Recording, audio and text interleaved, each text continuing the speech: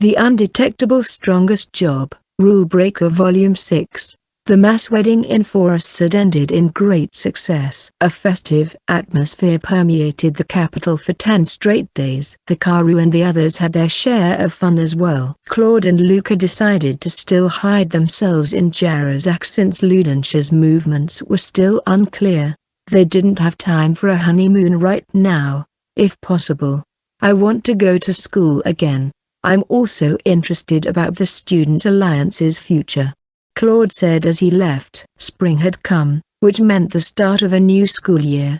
As soon as the wedding ceremony ended, Professor Mikhail and Professor Ma left Forest. Some time later, Hikaru returned to their apartment too. It feels great with the window open. The balcony was useless all throughout winter, but now it bathed in bright sunlight. Fresh air, still carrying a little chill, cleansed the somewhat stagnant air that filled the room from being closed for a few days. "What are you bringing with you?" Lavia asked Hikaru. "Just clothes, I guess." Hikaru and the girls were moving out. They might return someday, but he decided not to extend the contract on the apartment. They wasted no time in preparing even though they just came back. They didn't have much personal effects in the first place, but they did end up with some things after living here for more than half a year. "Hikaru-sama, what about this?" Paula was carrying a dragon stone the size of a rugby ball. Drake, who was nibbling on biscuits on the table, suddenly straightened up. "I wanna eat it. I wanna eat it." "I have to. It's a dragon stone." "Okay, go ahead." "Come on. Just a little." "Wait, really?" "Sure. It might have some use. But right now I have a feeling we somehow have to do something against dragons." According to Drake, dragons went around the world fighting evil, or rather, exterminating them. If that's the case, they could have taken care of the dragon rampaging in Unelporten, Hikaru thought. Apparently though, there weren't a lot of dragons in the human world, and they weren't around all the time too. Also for uncertain reasons, dragons' numbers were dwindling. As a result, forces of evil were getting stronger. Or at least, that's what Drake thought. Hikaru ended up killing one of these valuable creatures, but the dragon attacked him first, giving him no other choice. He decided to destroy the huge dragon stone to make up for it. Incidentally, investigation revealed that the Earth Dragon's rampage was part of Ludensha's head's experiments to inject the new weapon into strong monsters. The central government had custody of her as of the moment. She would soon be judged for her crimes. Although, the Queen was worried about provoking Ludensha. "I'm eating it, then." "I'm really going to." "Okay, help yourself. How are you even going to eat it?" "Just chew on it, or..." Drake gnawed at the dragon stone on the table. It was too big for his mouth at first, but then the dragon's mouth slowly expanded. Like a snake swallowing an egg, the dragon stone went straight down to his stomach. Hikaru could tell where the stone was exactly, at the bulging part of Drake's stomach. "Are you okay?" "I'm kinda tired, good night." "What?" Drake dozed off and dropped on the table. Hikaru and the others panicked, but Drake was apparently really just asleep. Does he need sleep to digest the stone? Hikaru wondered. Unfortunately, Drake was never good at explaining things. The White Dragon had plenty of useful information, though he never just shared them without being asked first. Then again, Hikaru couldn't ask questions he knew nothing about in the first place. When asked about other dragons, he only said they might be around, but he didn't know which ones exactly. Not really a helpful answer. "I wish he'd wake up before we head to Virushin," Hikaru muttered as he left the apartment together with Lavia. They couldn't use the Draken Passage without Drake. Without his help, they would have to pass through either Ponsonia or Einbeast to get to Virushin. "We can take it slow. It's not like we're in a hurry," Lavia said. "We'll be stopping by a lot of cities as well. You get sick in carriages, though." You should stop reading books while traveling in a carriage." But Lavia always brought books with her on long trips, but she also always got motion sick when riding rocking carriages. When that happened, Paula would use her healing magic on her, then she would start reading again. get sick once more, and the cycle went on. But whenever Lavia didn't feel well, Hikaru let her lie down on his lap, which made him just a little happy. There's quite a lot of people. Hikaru entered the academy with Lavia. They left Paula to watch Drake just in case he threw up or something. She was enthusiastic about packing, though. New students and students returning from their winter break were about. Snow still remained under the shades, but trees in the campus were starting to sprout new leaves. Not wanting to get dragged into helping out, Hikaru used group obfuscation to avoid Professor Mikhail, who was using the students to ready the training grounds. "Hi, Hikaru." Katie was in her laboratory. With the return of the other researchers, the lab was now tidy and in order. They moved to a different room. "I'm quitting the academy," Hikaru said. Katie's brows twitched. "I had a feeling you would. You're not really the studious type. I learned a lot from Professor Mill, though." "Really? It's unfortunate you can't say your goodbyes, then." "She's back home." "Wait, really?" Apparently on her way back to the academy with Mikhail. She was called back home by force. She had avoided all the marriage interviews during winter, saying she'd attend them during spring, but instead went to watch the mass wedding and then tried to go back to the academy to escape. Her plans were obvious, however. Her family sent someone after her. "That's just like her, I guess," Hikaru said. "Yup." Katie chuckled. "By the way, is Drake doing fine?" "Why yes, he's well." "It's fine. I won't fiddle around with him, rub him, or even try to lick him." "He's not here today?" "He fell asleep after devouring the dragon's stone." Katie frowned. "You really shouldn't say something that'll make me curious right after you tell me you're quitting school. It's Drake's fault." "Forget about it for now." "I made some progress on my holy mana studies." "It's only a prototype, but I want you to have this." Katie took out a device that looked like a wristwatch from her pocket. It had a leather strap attached to a small metal box. The part that touched the arm was made of ore. It didn't have a dial. "Of course. What is this?" "By pouring mana into it, you can use holy mana for just a moment." "The conversion efficiency is by no means great, though." "This is amazing." Hikaru's eyes went back and forth between Katie and the device. She might have been able to study a dragon directly, beings that could manipulate holy mana, but reviving lost technology was no easy feat. One could say this was the invention of the century.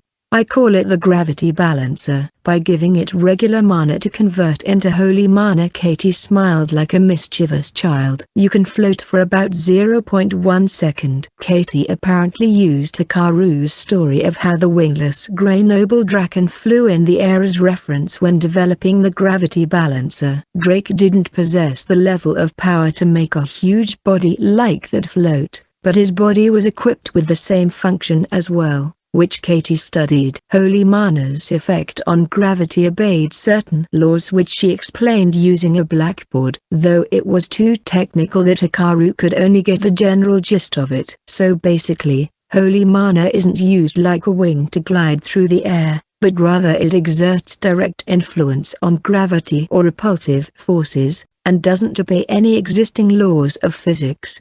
Instead, it has its own laws." "Exactly. I'm glad you catch on quick, but you don't seem that surprised." "Well, yeah. This world has magic, so that doesn't really surprise me at all. There's a similar air spirit magic spell called Air War which creates an air cushion. But this one works on a completely different fundamental principles." "Let's give it a try, then. Do you want me to do it?" Lavia said. "It requires mana, right?" Hikaru barely had any mana, but he thought there wouldn't really be a chance for Lavia to use it, unless she fell from a high place or she needed to land on water for a moment. Then again, she could probably use it to fly. However, Hikaru decided he would do the first test run. He didn't want Lavia to do anything potentially dangerous. "I'll try it first with my measly amount of mana," Hikaru said. Since he already had their party bracelet on his right arm, Hikaru put on the wristwatch-looking device on his left arm instead. With mana detection, Hikaru watched his mana flow into the gravity balancer. Then he felt his body become lighter, like all the hair on his body stood on end. This is incredible. Did you float? Yeah, it sure felt like it. You can think of it this way, that device's effects has a 2-meter radius range. Got it. Thank you. Though I hope I don't have to use it anytime soon. This needs more tests, Hikaru thought. Ha ha ha, right. I have a parting gift for you as well, Lavia. For me? Katie returned to the lab and came back with a massive book. Lavia's eyes brightened. Its leather binding was worn out, the blurry characters on the front unreadable. It was about 10 by 7 inches in size. Are these notes? More like a codex. It was left here a long time ago by someone from the academy. It was handed over to my lab by chance, but I never found it useful. What's it about? It's a grimoire. Advanced fire-type spirit magic is written in there. If I recall correctly, you use fire-type spells, right? Lavia could use widely known spells like Fire Breath, Flame Wall, and Flame Gospel. Only those who studied fire-type spirit magic could use anything more advanced than those. Most of them were either secret techniques known only to the one who developed it, or spells that were for exclusive use only. Not a lot of documents remained about them, and most of them were kept by royal families or research facilities. See, can I really have it? Of course. Just don't expect to find terribly destructive spells. It's just a bunch of tricky spells that are hard to use or requires much skill to cast. I even forgot about the book until now. Still, I'm sure it'll be of great help. Katie watched Lavia with a smile as she embraced the grimoire in her hands. After bidding farewell to Katie, they made their way to the training area where they found Professor Mikhail and his students, who just finished preparing the grounds. The professor wore a complex look when Hikaru told him they were leaving Scholarzade. I see. I knew you would leave one day. You probably don't have much to learn from this academy. But you being here really encouraged everyone. Mikhail's great sword students watched Hikaru with glistening eyes. They had practiced here a lot, but in the end, not one of them managed to land a hit on Hikaru.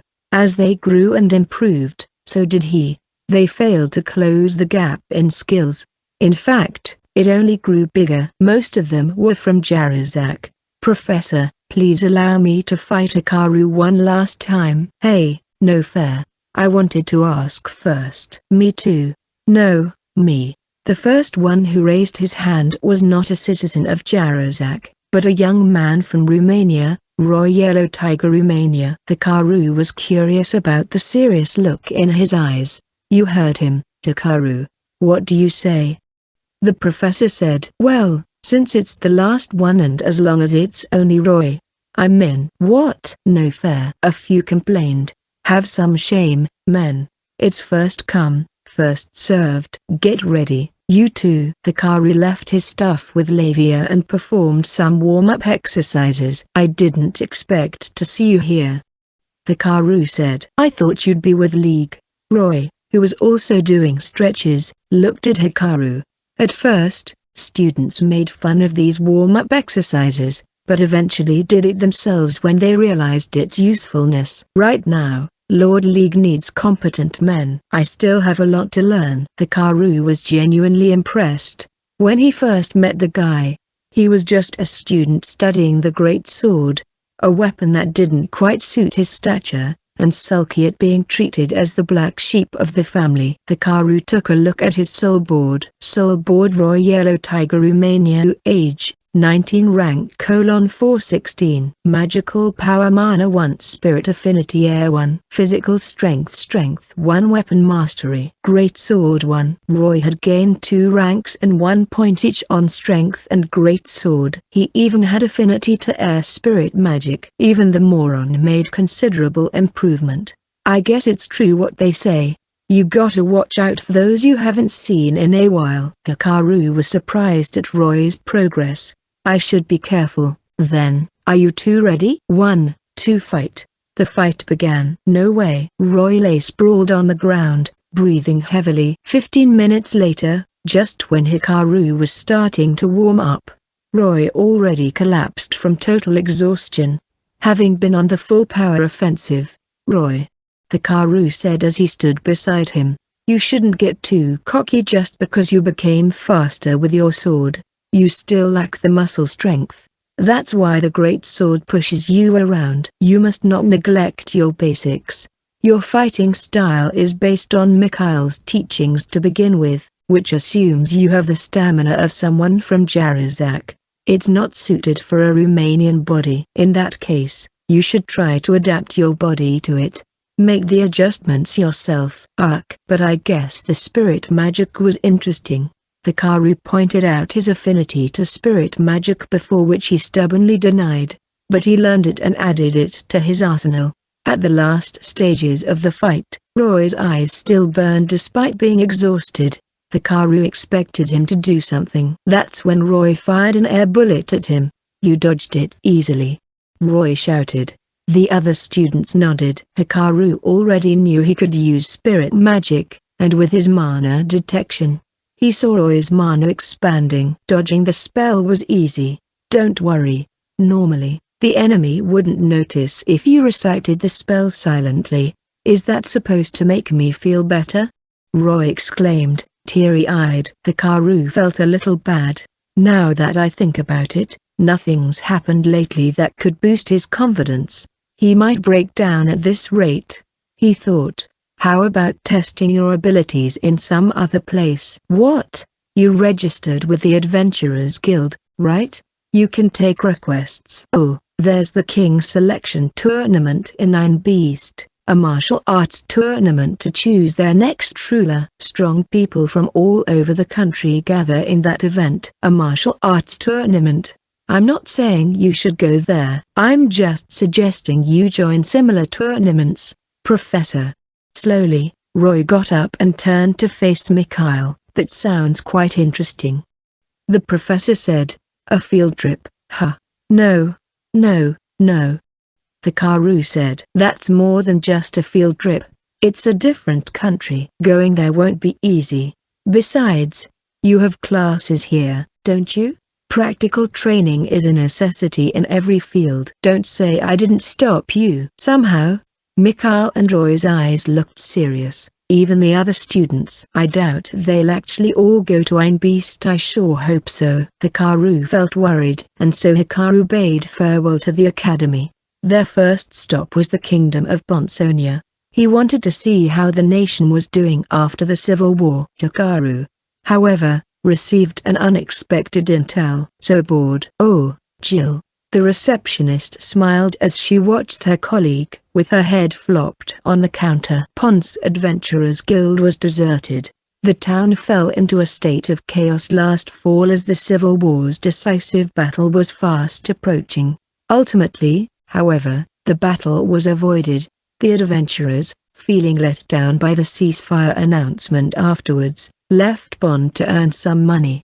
For a while, the whole town was shut down, and after the ceasefire, life didn't return to Pond immediately. As a result, requests stopped coming to Pond, leaving the adventurers jobless. To make matters worse, Iron Beast's King Selection Tournament would be held this year. Since adventurers were qualified to enter, ambitious people hoping to make a killing headed there. "Winter's come and gone. They can come back now." Jill, a receptionist with short, red hair, gently tapped the binder laying the counter. It contained untaken requests that couldn't fit on the bulletin board. "This past winter, adventurers went to the royal capital or nearby cities. After the situation in Pond returned to normal, there was no one around to take the requests and they just piled up. It's the first time in a while that we can relax." "I actually like this. I suppose you have a point." Jill pouted her lips as she looked at Gloria. As always, the latter's long, purple hair looked lustrous, her huge bosom bouncing up and down. And just like always, her slightly opened eyes instilled fear on Jill, as it was hard to guess what was on the woman's mind sometimes. She seemed to mean what she just said, though. Jill hated her busy life before this, surrounded by adventurers almost daily, accepting requests and processing goods at a fast pace. She always wanted a break and more personnel to help with the work, but now that they had nothing to do, she missed the hectic days. Humans were indeed wayward creatures. Oh, there's no people around. I thought the place was closed. Of course we're open. Can't you see the mountain of requests we have? Jill reflexively answered the familiar voice. Her eyes darted to beyond the counter and noticed the boy standing there. She didn't even notice him enter. Hikaru-kun? She blurted out loud. There were no other adventurers present in the guild. The place was completely empty. They all entered the reception booth. The other receptionist included proof of how much free time they had on their hands. Lavia took a seat beside Hikaru, while Jill and Gloria sat across, facing them. Paula was out securing them a place to stay, together with Drake, who was still fast asleep. So, how'd things end up like this? Hikaru said. Forget that. Jill said. About that girl. Jill stared at Lavia with scornful eyes. She had met her before, but her questions were left unanswered when Senkan of the Rank A Party Sweet Pleasure challenged Hikaru to a duel. She's Count Morgstad's daughter, isn't she? No. My name is Lavia. Just Lavia. Lavia showed her Forestier-made guild card. But you have the same name. And you look exactly like the one in the wanted poster. Wanted poster? Last I heard, the Count's daughter wasn't wanted anymore. Hikaru said. Well, yeah. I'm Lavia, just Lavia. She repeated, clinging to Hikaru's arm. And I'm Hikaru's girlfriend. What? Jill froze in shock, while Gloria grinned. Well, there you have it. So, what's going on here? Hikaru asked. Jill still hadn't recovered from shock and was useless. So instead Gloria explained the current situation in Pon's Adventurers Guild succinctly. You're short of hands, huh? What about the 4 stars of the East? They were summoned to the royal castle. Rank B adventurers sure have it rough. Getting promoted really sounds like a bad idea, Hikaru thought. Hikaru, I have a question. Gloria said with a downcast look. How many do you plan on marrying? Jill choked. Where'd that come from? Gloria, please shut up for a minute. I'm talking to Hikaru. If you're joking, it's not funny. I'm free to marry whoever I want, Hikaru grumbled. Lavia's embrace tightened. Ah, hello, Miss Lavia. You're smiling, but your eyes are dead serious. Wait, you don't trust me? Is that it? Well, I want to know if I have a chance, Gloria. Jill had been nothing but surprised in the last few minutes. Her mouth gaped open and shut, like a fish gasping for air. Nope. You don't have a chance. Hikaru said. I see. That's unfortunate. You probably just want my money, don't you? Gloria knew that Hikaru won 100 million gilans from his fight with Senkan. It was clear she was only asking these questions because of the money. Good grief, I thought you normally kept your scheming ways secret? Why? Of course, but it'll be much easier later if I show my future spouse everything right from the start. Dear Lord, she's terrifying. She made it sound like she was really after Hikaru. Suddenly, an image popped in his mind. Back when he thought Gloria was probing him for information. He followed her all the way back to her apartment where he saw her naked. Damn it, brain. Why are you recalling that now? That was an honest mistake. I didn't have any ill intentions. Gloria stared at him. Are you hiding something? This is why I hate this woman. She's too sharp. So how many are you going to marry? Lavia asked. Wait, why are you asking that? Well, there's one I want to be married to. At least. This is too embarrassing. I can't look at Lavia straight in the eye. Lavia's pale skin reddened just a bit. That's good, then. She said, smiling. So anyway, if you're staying in Pond for a while, there's a lot of requests I want you to take. Jill said. It wasn't as though she had fully recovered, but she somehow managed to regain her composure. What? I want to know who this woman he wants to marry is. Gloria said. What about the second one? Lavia asked. You still want to drag the topic on? It was clear Lavia meant Paula. But right now he didn't really have any romantic feelings for Paula. And he didn't plan on taking it further as well. I'll ask him that personally some other time. Jill said. What? Let's get back on track. Right. Now. Jill said, tapping the table. Oh yeah, I'll do what I can. Hikaru said. I did gather some materials on our way here. Hikaru's party did more than just travel on their way from Scholazard to Pond. They fought monsters to raise their soul ranks as well, while also testing out Lavia's new spells and Hikaru's gravity balancer. More levels meant Hikaru could enhance his abilities through the soul board. It was overall a necessary grinding in preparation for the future. Really? Do you have wolf grass or honey from rogue bees? I have both. Wow. Clients have been pestering us about them. This one's tough, but do you have slumber orchids? Sure do. We happened upon a forest barbarian so I killed it. Wow. Incredible. Jill was overjoyed. Hikaru actually planned to sell the materials in Pond. He recalled the requests he saw here from back then and gathered the notable materials. Where are they? Inside a bag out front. Jill got up quickly and bolted. Since there was no one around in the guild, Hikaru left the big bag by the entrance. Jill opened it and shouted in joy. I apologize for the behavior of my fellow receptionist, Gloria said, watching Jill with a dark glint in her eyes. It's fine. I'm glad she's happy. So there's really a shortage of people here, huh? Yes. Not only that, all the strong adventurers are being gathered at the royal capital. The royal capital? Is the civil war still going on? No, that one's been settled already.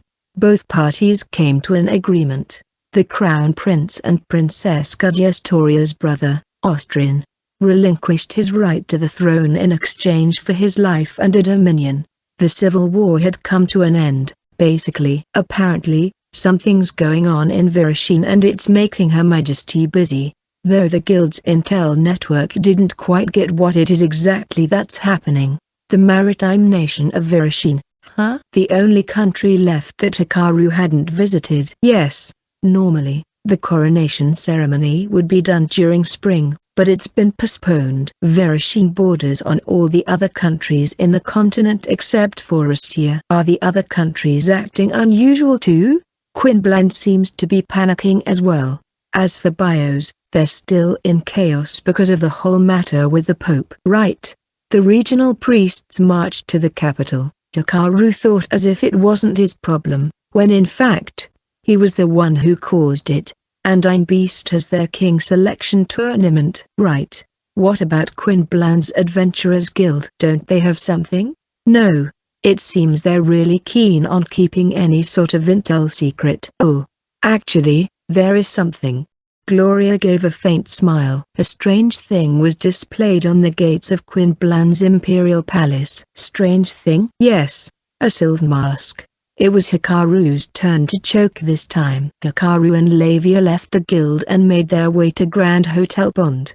They left the materials for now and let the receptionists pick what they needed. Hikaru, about that silver mask, are they referring to you? Probably.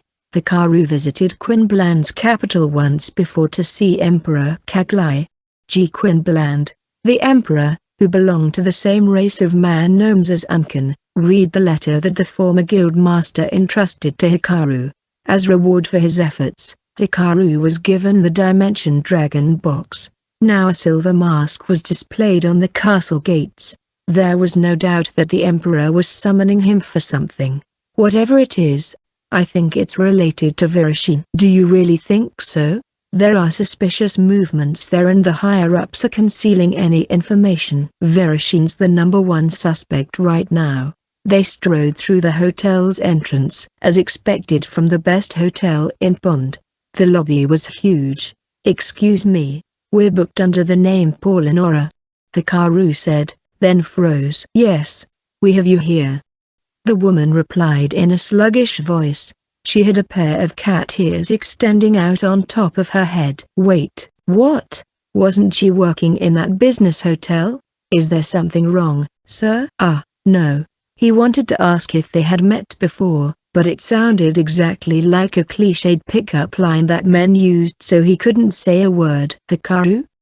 A voice called to him. "Oh, it's really you. Where'd you even go?" Hikaru turned around to see Silicatan. Silica was still not fluent in this world's language, so she wanted to speak in Japanese instead. Lavia, who was exhausted, went to their room. They sat facing each other in the lounge. As always, she wore a fine quality cloak. "So, I heard you were summoned to the capital. What are you doing here?"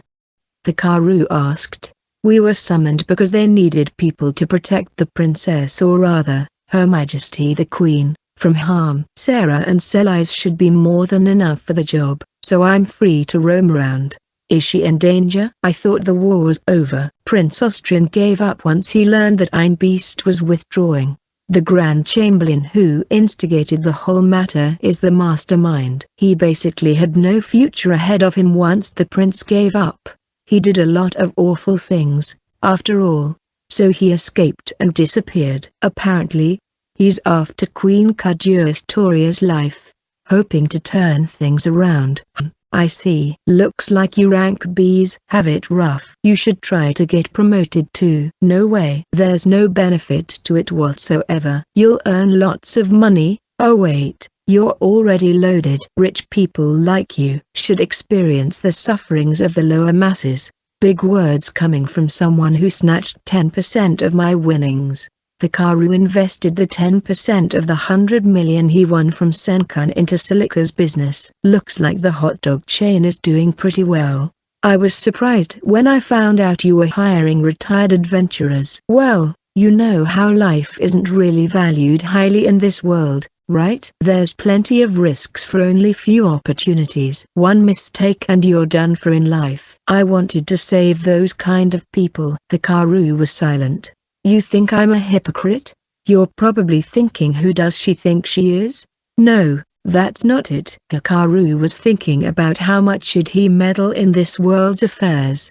He meddled into Lavia's life, so he took responsibility for her, which was what she wanted as well. Same goes for Paula, who would most likely stay with him until the foreseeable future. But what about the others? In Claude's case, he helped him out to some extent, and left the rest to the guy. He did the same for Konya and Gilbert too. With his soul board, he could save a lot more people, but doing so would eventually result in his secrets being leaked, and various kinds of people would come after him.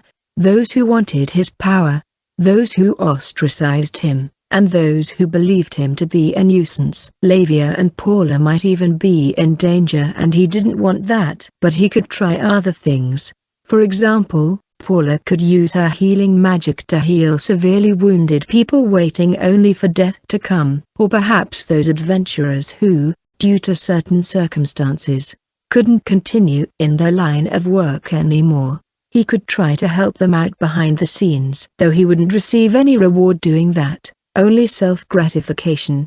In the end, it was a question of how much should he intervene into this world's affairs. The more he did, the more trouble would come after him. "What's wrong?" Silica asked. "You sure are strong." Silica was using all her power to intervene. She made a name as an adventurer, used her abilities as a mage to save people, and was now helping retired adventurers.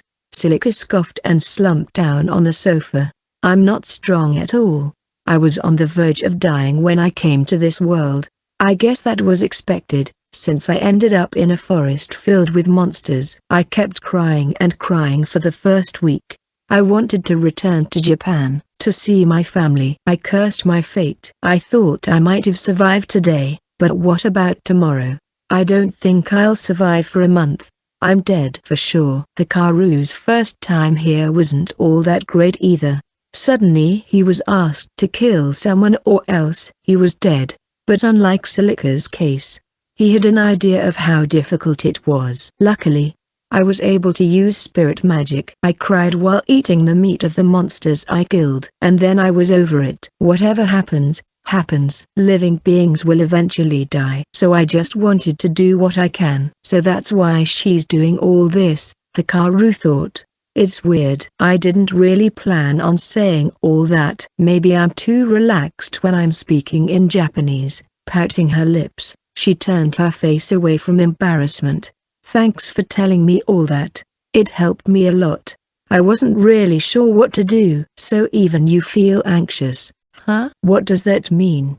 Acting like your rage is a good thing, young whippersnapper. You should experience what it's like to be a teen. After that, Silica talked about the hot dog chain business. Surprisingly, not a lot of funds was needed, and there were plenty of job applicants. She reluctantly screened all of the candidates and was actually helping those who didn't make it get other jobs as well.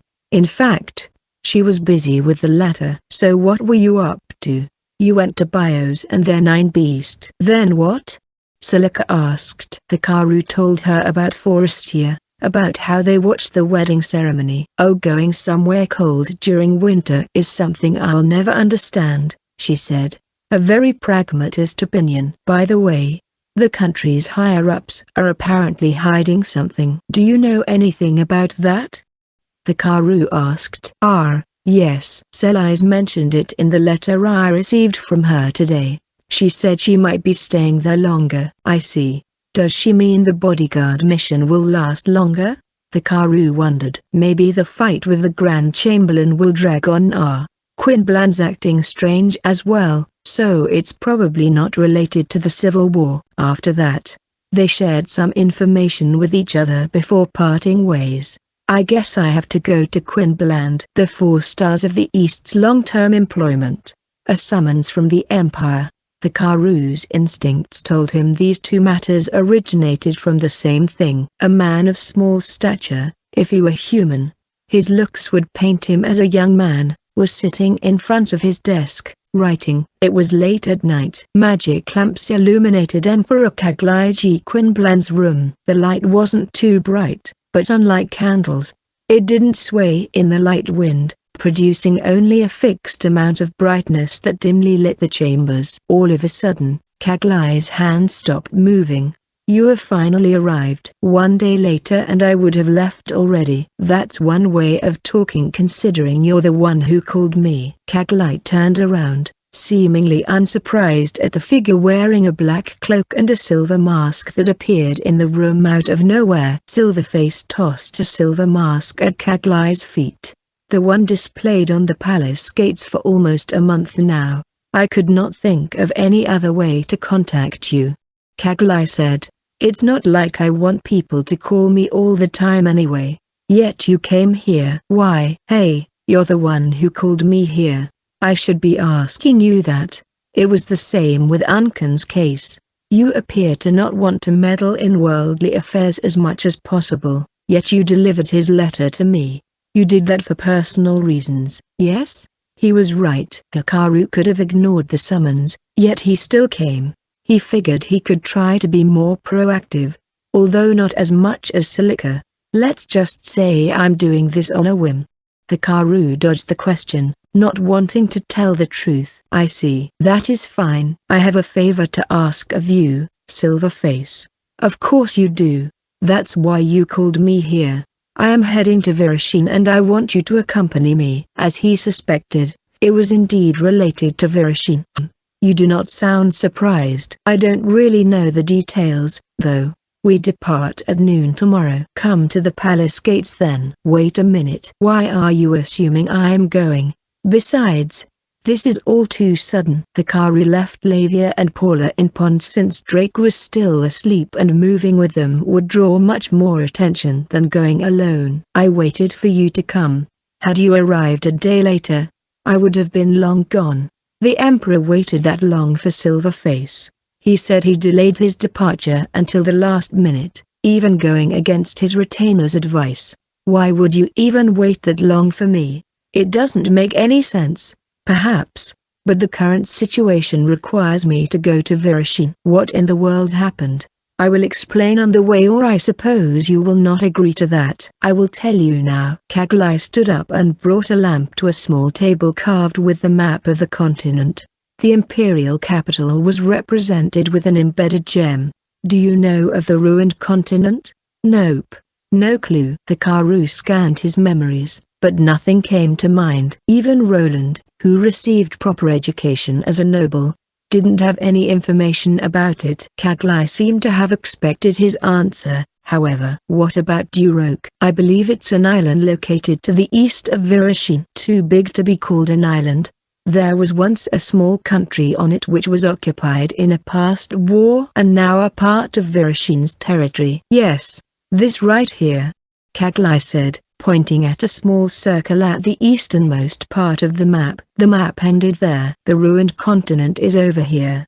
He placed the lamp further east, about twice the distance between Duroc and Virashin. I do not know how big it is, but its shoreline is at least as long as Virashin's, or even longer. So there's a continent over there. Gigantic sea monsters inhabit the east of Duroc. Going there is impossible today, at least. It was possible in the past? Exactly. Colonization had been attempted in the past, about 550 years ago, using Duroc as a base. That's a long time ago. I'm guessing something went wrong? The colonization took 50 years and a small nation was finally founded. Man-gnomes were also involved in the foundation. That sounds like a large-scale project, Hikaru thought. According to Kaglai, their population didn't even reach 10,000. There are barely any records of it left, but it is said that the continent in the east has a much harsher environment than here. What do you mean? The monsters there are strong. The people back then managed to survive because of the high-ranking adventurers accompanying them. If it weren't for them, they would have been instantly annihilated. The army couldn't be dispatched that easily as they were also needed for internal security, so at first they had to rely on adventurers. After 50 years of colonization, about 500 years ago from now, aggressive monsters started appearing in the eastern seas and we suddenly lost contact with the eastern continent. How far is it from Duroc to the eastern continent? About 15 days on a fast ship. Monsters sunk most of the ships that sailed from Duroc, and only a few that came from the eastern continent survived. Apparently, huge sea monsters were still being observed from Duroc. I see. But that sounds like monsters are simply ruling the seas. Is that really enough to call the place the ruined continent? It was because passengers who traveled from the continent to Duroc said there were supposed to be a lot more ships. A lot more ships? Ships that abandoned the continent and fled. What? They abandoned everything they'd built up over 50 years just because monsters appeared at sea? A problem arose on the continent as well. Wearing a complicated look, Kaglai pointed on top of the lamp, on the northern side. According to the survivors, there is a so-called monster den in the northern part of the continent where vicious monsters dwelled. Noticing the invasion of humans, they advanced to the capital, Land's Harvest, in great numbers and attacked the place. The capital was on the brink of collapse, prompting the people to escape. If you flee by ship, sea monsters await you, Silverface said. If you stay in the capital there'll be even worse monsters. Exactly. No information had been received in the past 500 years from the ruined continent, a place located beyond a closed-off area of the ocean. Why is information about the ruined continent kept confidential? We are not concealing information, mind you. The higher-ups of every nation know about this story. But this is all a matter of the past. We are not to go anywhere east of Duroc Island. That was all we needed to know. Hikaru heaved a sigh. He knew where this was headed. So, I'm guessing someone made contact from the ruined continent. Kaglai nodded. A fleet of ships believed to be from the ruined continent as the island of Duroc surrounded. As people who share the same ancestors, they wish to have a dialogue with us. However, their first words were, "You will pay for what you did 500 years ago." They thought they were abandoned. From what I know, Duroc has already fallen into the hands of the people from the New World. Kaglai said. Did a fight break out? I do not know of any details, but Virashin requested for assistance from every nation. They sense a great threat from these people. I see. Hikaru understood the situation. The waters to the east of Duroc were infested with huge sea monsters, and a fleet went past them. These people clearly had the forces to do so.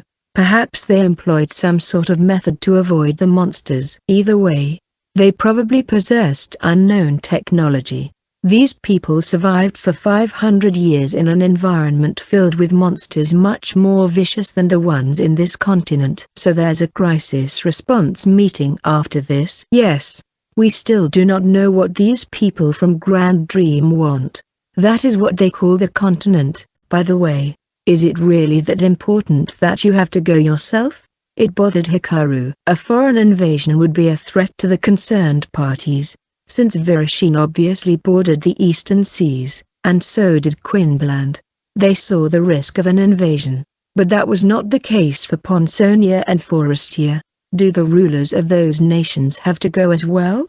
Hikaru thought. Kaglai smiled. It was the first time in history that Virashine, a nation that boasted absolute confidence and prided itself to be the number one in the whole continent when it comes to the sea, sent such a humble message.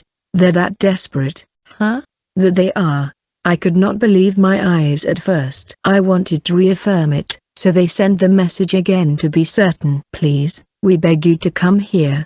It's a matter of utmost importance that concerns the whole continent.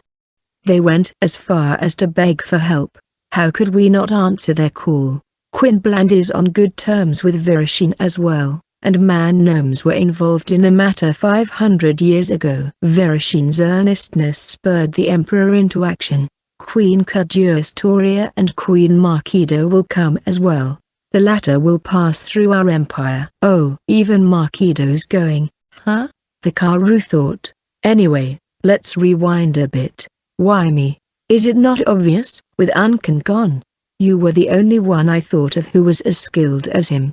No, you are even better than him. I thought there were competent man-gnomes back in your hometown. I had already asked for their help. What on earth is going to happen anyway? This is just my hunch, but I sense a battle coming. Instinct. Hikaru checked Kaglai's soul board. Soul board Kaglai G. Quinbland age, 73 rank, 38-4. Vitality natural recovery 1 stamina 3 perception smell 2 magical power mana 4 spirit affinity air 2 physical strength 3 weapon mastery sword 3 agility power burst 1 dexterity 3 tool mastery musical instrument 2 willpower mental strength 8 charisma 5 heroic nature 1 appeal 2 intuition instinct 2 insight music 2 natural talent 1 memory 1. Like Hikaru, he had 2 points on instinct. The Emperor could sense things even with only limited information. So there's a high chance of a battle breaking out. What do you want me to do? Hikaru asked. I want you to obtain information. Kaglai immediately replied. These people from Grand Dream do not know anything about us. And we do not know anything about them. Just gather as much information as you can. And that's supposed to be good for the Empire? Kaglai smiled.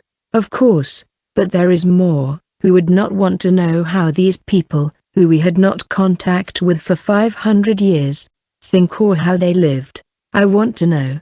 I want to know faster than anyone else. We might find something we can use in our negotiations, and perhaps we can even settle things peacefully. Above all, my curiosity will be satisfied. Sneaking into unknown territory is a feat only you can do. Am I right? Hikaru thought about it for a moment. Lavia and Paula were in Pond waiting for his return. But if he went to Virashine, he would have to go with Kaglai, who already pushed his departure to the last minute. If he didn't go with him, he might miss the first contact with the people from Grand Dream. He could use the Draken Passage, but Drake should still be asleep. Departure was at noon tomorrow. If he went to the Adventurers Guild first thing in the morning, he could send a message quick. He instructed Lavia to visit the guild every day in case he sent a message. Okay, I'll go with you, but no one will know about me. Just prepare one more carriage that I can use as camouflage. Don't worry about food and other accommodations. I'll deal with those myself. Will coin do for your reward? No. That'll only get in the way. Besides, I'm not in any need of money right now. Let's see, I'll take one rare book from the palace library. You sure are a man of few wants. Do you want to visit my hometown? There are even rare books over there. I'll pass, that'll only come back to bite me later on. It felt like the Yakuza had its eyes on him. I see. Very well, then. So we have a deal? Kaglai held out his right hand, hoping for a handshake. Then the wind blew, ruffling the curtains, drawing the Emperor's eyes in that direction. It took a bit of time before he realized that Silverface had disappeared. Good morning, Paula. Good morning. By the way, Drake opened his eyes a little bit just now. The girls were staying in a room in Grand Hotel Bond. Drake was sleeping in a basket, covered with a blanket. At a glance, he looked like a white furry puppy curled up on his bed. His belly's gotten a lot smaller. Yeah. At first, Drake's stomach bulged too much after swallowing the dragon stone. It was actually possible to see where the stone was exactly, but now, it was hard to tell with just a glance. His tiny body was digesting the stone. It looked like he was really just asleep. He breathed normally and his body was warm. Sorry, Paula, but could you look after Drake today too? Of course. Are you going to the Adventurers Guild? Take care, then. Lavia made her way to the guild alone to check if Hikaru sent a message. As always, there weren't a lot of adventurers around. Aurora, her face gloomy, stood quietly behind the counter. Her dismal aura was a waste of her beauty. I have a message for you, Miss Lavia. Really? Is it from Hikaru? Lavia wondered. The guild has finished assessing the materials you brought the other day. Oh, you meant that? Hikaru was told by Jill to wait for the computation until they could find places to sell the materials. The total amount is 687,200 gallons. Lavia's eyes widened. It was quite a lot of money. Still, it was nothing compared to what was in Hikaru's account as of the moment, around 90 million gallons. Aurora explained how they arrived at the number. She also included the materials in the explanation, which would take some time, but Lavia didn't have any plans today, so it shouldn't be a problem. She ended up listening quietly as she found the receptionist's voice pleasant to the ears. That is all. Thank you for listening. Aurora bowed, and so did Lavia. Thank you too. If you'll excuse me. Then, oh, one more thing. What is it? We received a message from Hikaru this morning. What? You should have told me that first. As promised, Kaglai prepared a carriage for Hikaru where he stayed most of the time. A total of 20 carriages and 500 knights were headed to Virashin. It was quite the spectacle. Hikaru checked the knights' soul boards, but none really stood out, so he stopped. One had 4 points on sword, while most had 3. A few even had only 2 points. Ponsonia's knights are a bit stronger, Hikaru thought. Forestier's about 2 levels weaker overall, though. A remarkably elegant carriage was prepared for the Emperor. Hikaru's mana detection, however, sensed it wasn't Kaglai who was riding in it, but his double. The real Kaglai was in a carriage behind Hikaru's. Hikaru couldn't help but give a strained laugh. It was as though the Emperor was telling him, you will protect me if something happens, right? He seemed to have high hopes on his abilities. Hikaru's existence itself was being kept secret, but this kind of special treatment drew attention. Moreover, he stayed inside all day and disappeared at night. All he did was have dinner secretly in town and buy food, though. The knights visited the pubs in town as well. Hikaru followed them without his mask and sat on a table beside them, listening closely to their conversation. I know who's riding in that ghost carriage, one said. Of all the things to call it, they came up with ghost. Huh? He couldn't blame them, though. He did try to hide himself the whole time. The knights huddled together and talked in low whispers, never letting go of their beer mugs. Really? Who is it? Don't tell anyone else about this, okay? Apparently, it's the daughter of His Majesty's distant relative. She'll be married to someone in Virashin. What? That calls for a celebration. Why hide her? Well, it's her looks. Not much to look at, huh? You're being disrespectful. Who cares at this point? We're guarding a carriage we know nothing about. Strengthening our alliance, huh?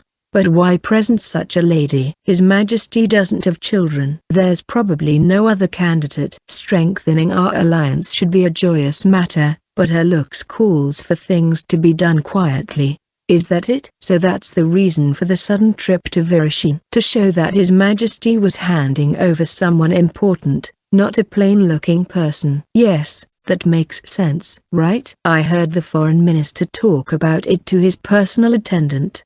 He said there's no other explanation. Wait, that sounds like even the foreign minister doesn't know the truth. That's strange, then. The foreign minister and the prime minister sounds like they'd know. Well, they both stayed behind in the capital. Hikaru didn't even know he became Kagli's distant relative. It would seem that any information related to him was kept top secret, probably to show that he was valued Hikaru that much. Well, aren't we good at making arrangements? Part of him only escorted the emperor because it felt like he didn't have much of a choice. However, he also wanted to visit Virushin at least once. Furthermore, it was the first time he'd heard of the ruined continent. He didn't want to flat-out reject Kagli as he thought he could build a good relationship with the man.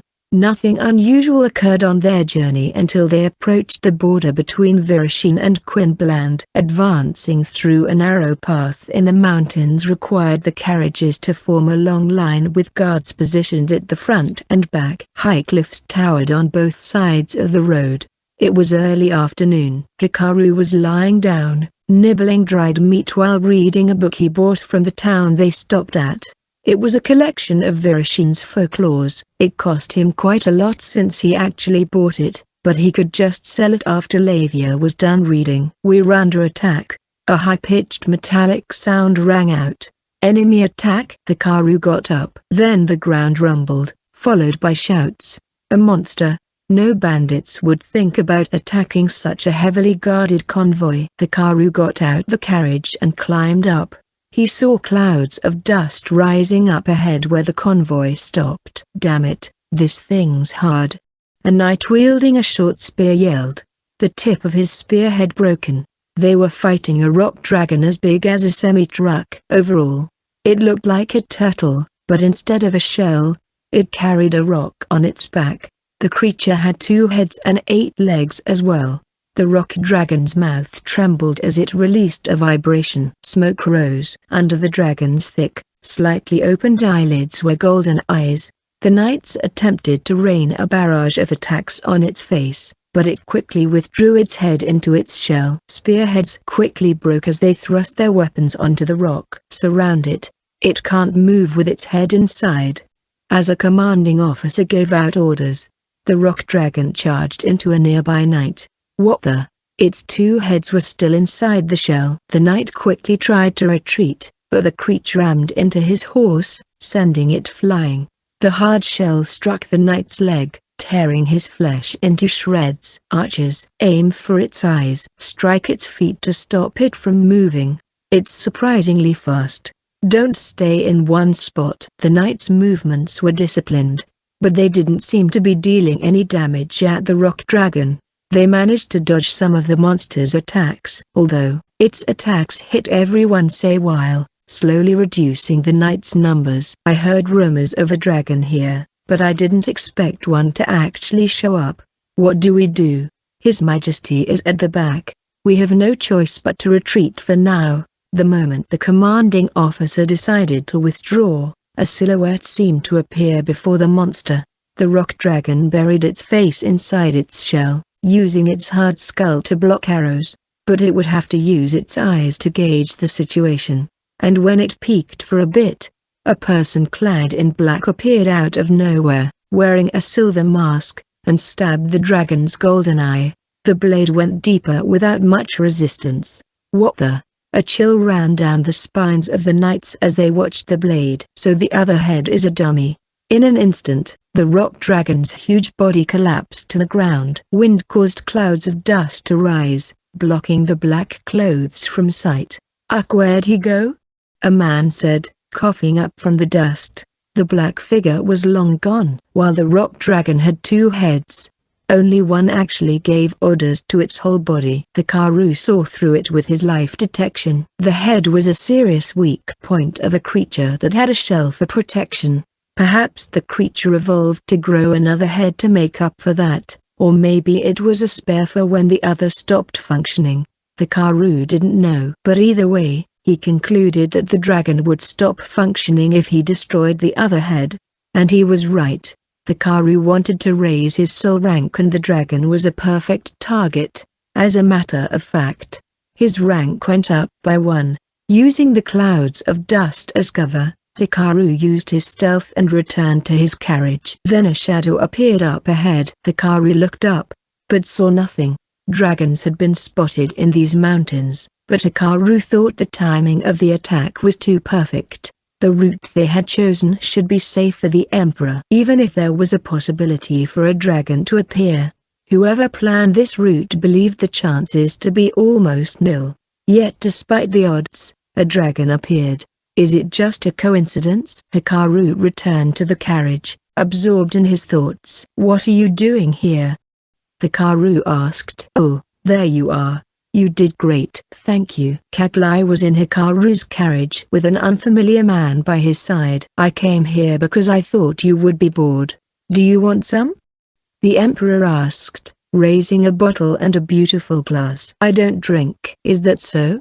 Then we will drink ourselves. Your Majesty, if you want to drink, you may do so alone.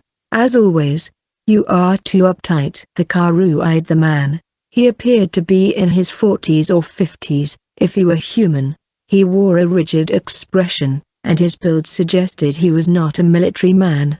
I serve as the Empire's Prime Minister, the man on top of the internal government. I thought he stayed behind. We'll end up creating an opening without me around. The Prime Minister said, as though reading Hikaru's mind. It won't last long. But I pretended to stay in the capital and tagged along quietly. I am pleased to make your acquaintance, Sir Silverface. Likewise. Thank you for taking care of the rock dragon. When I heard a dragon appeared, my blood froze for a moment. So you already know. Yes, our knights still need more training. It's not their fault. The enemy was just too much for them to handle. That makes me feel at ease. We'll pay you for the kill as well. The man didn't pry much and only mentioned the necessary information. He didn't trust Hikaru, but he didn't perceive him as an enemy either. This type of person isn't so bad, Hikaru thought. Come take a seat, Silverface. We still have a long way to go, Kaglai said cheerfully. The maritime nation of Virashin's capital, Vilzentra, had a huge harbor. All sorts of vessels came and went, fishing boats, warships, merchant ships, among others. This might pose a problem during emergencies, but Virashin's powerful navy was headquartered next to the capital, effectively avoiding any sort of issues. Wow, incredible! Sitting on top of the carriage, Hikaru couldn't help but be moved by the scenic view as the vehicle passed through a hill. The sea glittered as sunlight reflected off its surface. Countless sailing vessels departed and docked. The port was so enormous that a whole day wouldn't be enough to walk from one end to the other. As a matter of fact, the entire coastline was the harbor. There were reefs out in the open sea, which prevented waves from forming near the port. Vilzentra was a city built on a flat land. From afar, however, it looked like the center was elevated. There was a simple explanation for this. The buildings at the center were just bigger. The ruler of Virashin, or rather supreme leader as they were called, lived in the biggest building around. The capital didn't have walls, as it was surrounded by steep cliffs. A city that flourished on a plain, that was Vilzentra. It's unlike any other place I've seen before. This should be fun. Hikaru was already in a sightseeing mood. The citizens cheered as Kaglai's convoy entered Vilzentra. They weren't putting on a show. They seriously welcomed the Emperor. Quinblind being in good terms with Virashin was indeed true. Emperor Kaglai, thank you for coming. A young, silver-haired man wearing silver armor arrived, carrying a gorgeously adorned banner. He was already dismounted from his horse and kneeling down on one knee. "Thank you for coming to meet me," Kaglai said from his carriage's window. He had moved to the most extravagant vehicle in the convoy. "I will show you to the state guest house. Please grant me permission to ride a horse." Permission granted. The young man got up, mounted, and brought his horse close to Kaglai's carriage. There were 3 knights between him and the emperor, however. "Are you perhaps related to General Landon?" Kaglai asked. "So you remember my father, your majesty." "Further, I see you are the general's son." "Yes, your majesty." "My name is Luke Landon. I'm following in my father Gaspar's footsteps and serving in the navy. As of the moment, I'm the commanding officer of the younger knights." "I see." "General Landon was a kind man who treated me well." Kaglai and Luke were engaged in a conversation as the convoy proceeded onward. Hikaru was in a carriage behind the emperor. He was surprised to find out Luke's position despite being so young. Apparently, his father Gaspar was an admiral of the Virashin Navy, the nation's pride. Unfortunately, he passed away due to an illness. Kaglai sure has a lot of friends. It's only natural, I guess, when you live that long. They unpacked as soon as the convoy arrived at the guest house. Kaglai changed clothes and immediately made his way to see the supreme leader, attendants in tow. As the emperor said, he really did delay his trip until the last minute. When they arrived at the supreme leader's residence, the biggest building in the city which looked like a mansion but was actually a castle, a number of extravagant carriages were already parked outside. Hikaru looked at the banners. "Ponsonia, Forestier, and I take it that plain-looking carriage belongs to the church?" No one noticed Hikaru with his stealth on. Slipping through the carriages, he stayed close to the wall while following Kaglai, not letting him out of his sight. He had his mana detection on at all times too. Deeper into the mansion they went. After about 10 minutes of walking, they finally arrived at their destination, a double door. Beyond it was a room covered in red carpet. A balcony faced the harbor, warm light shining in through the window glass. Located on the 7th floor, the room had a commanding view of the harbor. The round table at the center could seat 10 people. But since only 5 people, more or less, would be seated, it shouldn't be a problem. Aside from the table, there was no other furniture in the room, leaving a huge space. That should have been the case, at least. But right now a lot of people filled the room, civil officials, knights, among others. "Man, it's really crowded in there." "Looks hot too." As Hikaru suspected, the window was left open to let fresh air in. Otherwise, it would get too hot inside. Hikaru watched the situation from the skylight above. The room was actually built like a penthouse, and the only way to get inside was through the mansion. As such, security was lax on the roofs. "Queen Kaguya, I have been wanting to meet you." In full view of everyone, Kaglai greeted Kaguya of Ponsonia. News of the alliance of these 2 warring nations reached the other countries rapidly. This was actually Kaguya's first meeting with Kaglai, as she wasn't allowed to participate in national politics. Kaglai approached her and held out his hand. She took it, shaking it firmly. A sound of amazement came from the onlookers. Kaguya's tense expression loosened a bit. It was difficult for her to take the initiative. This was her first big stage and she was still clueless, so Kaglai helped her out a little. "Thank you for the concern. Do not mention it. We are allies, after all." They seemed to be communicating with their eyes alone. "Long time no see, Emperor Kaglai." "Ah, if it isn't Queen Markido." "You have not changed a bit." "That's my line." Spirit elves' appearance barely changed with years, while man-gnomes had lifespans 3 times longer than humans. This was the second time Markido and Kaglai met.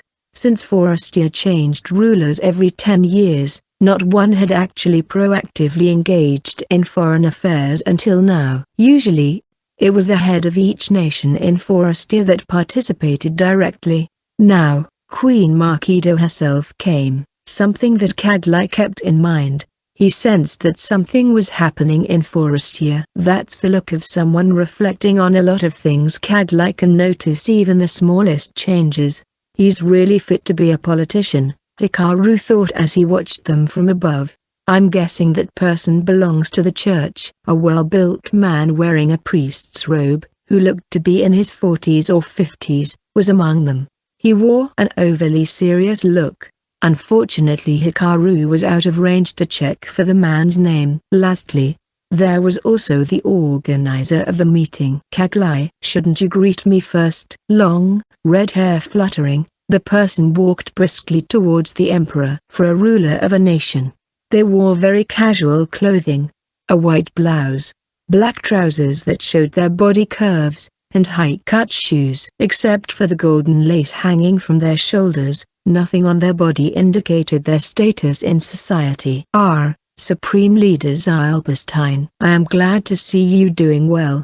You can relax a bit. No need to be too formal. They appeared to be more or less 30 years old, their voice full of life.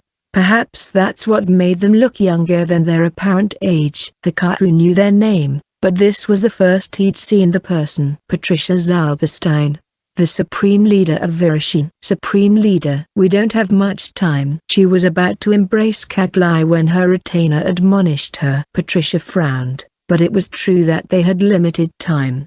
Okay, we have a lot of catching up to do, but I want to cut to the chase for now. Please wait a minute, Lady Zylberstein. I told you to call me Patricia. Kaglai. Supreme Leader, there are too many people here in this room. Are you going to ask some of them to leave?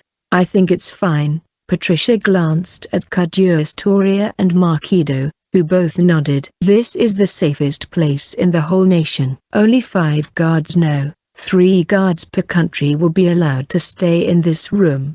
The knights expressed their grievance, but refrained from complaining too much as it could be taken as doubting Virushin. Reluctantly, the men left the room. There were so many people that Hikaru failed to notice them before, but among those who left were 3 members of the 4 Stars of the East. Only Selais remained as part of Kaduastoria's security detail. They appeared in the seas east of Duroc about 2 months ago.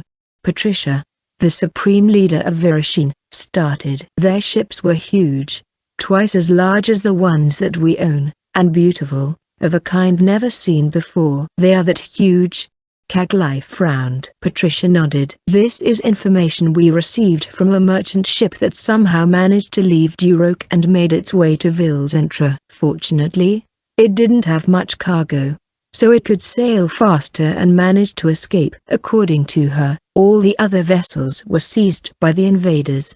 That proved just how fast the enemy's ships were. For the first 8 days, they simply surrounded the island. We sent ships to scout but none returned. So they were seized as well? Kaduastoria asked. It would appear so.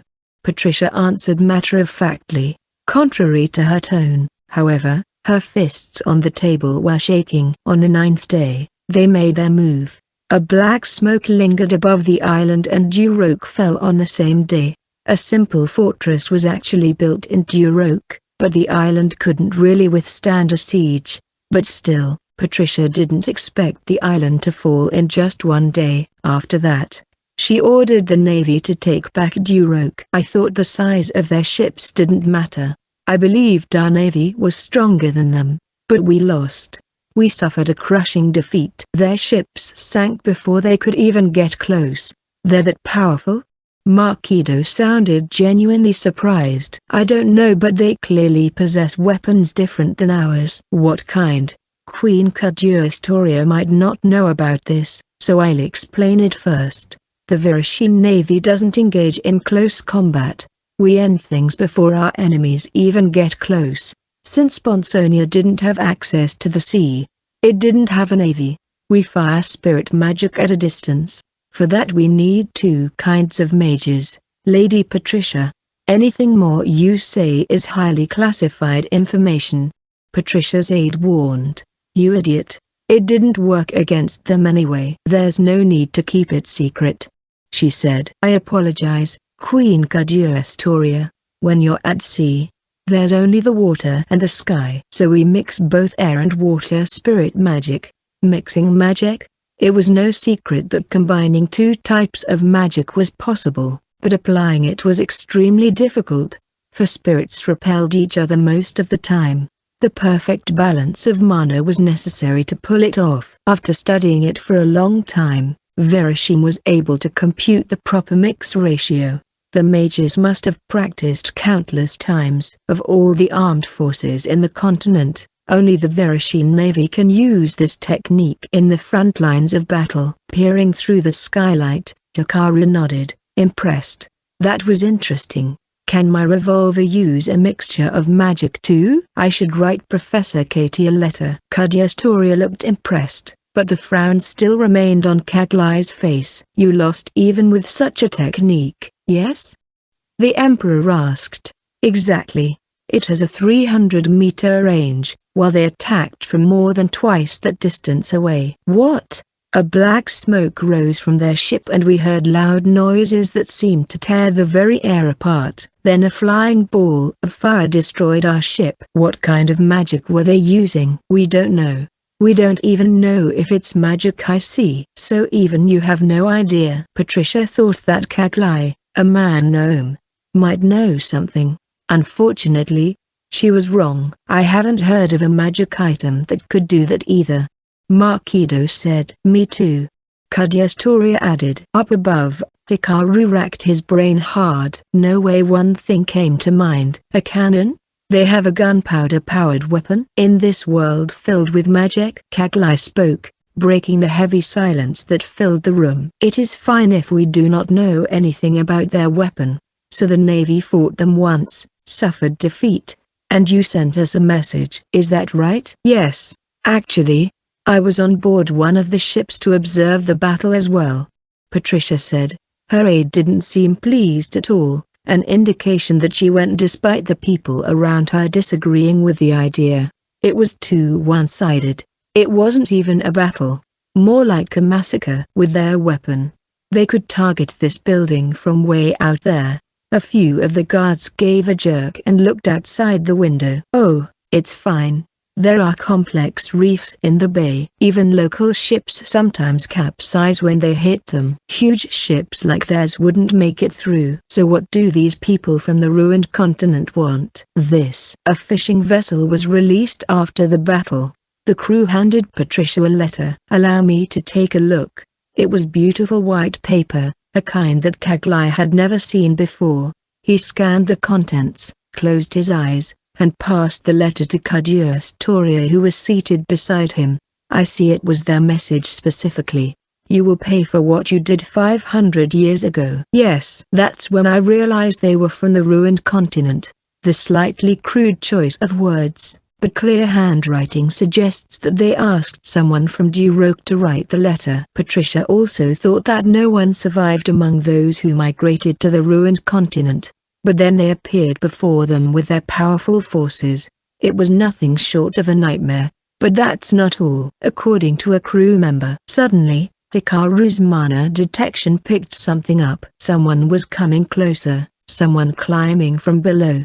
They're coming from below? It looks like they're scaling the wall, but it should be in plain view from a watchtower. The person was not coming from the balcony side.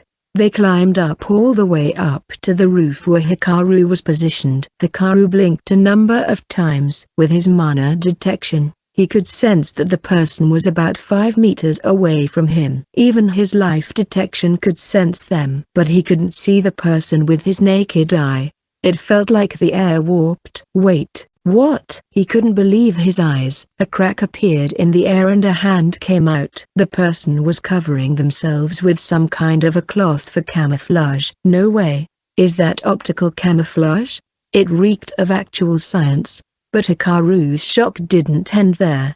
The color at their hand was purple. The person muttered something in a language unknown to Hikaru and chuckled. Their cheeks were purple, their hair silver-colored, almost close to being pure white. As Hikaru watched them pull out a memo pad and a pencil, he was convinced this person was a spy from the ruined continent. But that's not all. According to a crew member, Patricia couldn't finish her words. Sellies of the 4 stars of the East stood alone behind Kaguya. Normally, it would be knights guarding her. But having a skilled woman might come in handy. Since all members of the order were men, Selise was selected. Kaguya was a down-to-earth person, so she got along with Selise. The adventurer could remain here in this important meeting because the queen wished for it. Kaguya thought adventurers might notice signs of danger that knights couldn't. Selise sensed someone's presence up on the roof. Your Majesty. Selise quickly pulled Kaguya close and leapt back. The skylight shattered. Something was falling from above. A person crashed on the round table along with pieces of glass. Guards rushed to protect their lords, a few drawing their swords. A figure clad in a black cloak was on the table. Who the hell are you? A guard demanded. Can't you tell? The silver-masked stranger answered. The muffled voice sounded familiar to Selise, but she couldn't identify who it belonged to specifically. This here is a spy from the ruined continent. The masked boy lifted up what appeared to be cloth, revealing an unconscious man with purple skin. It can't be! Patricia exclaimed.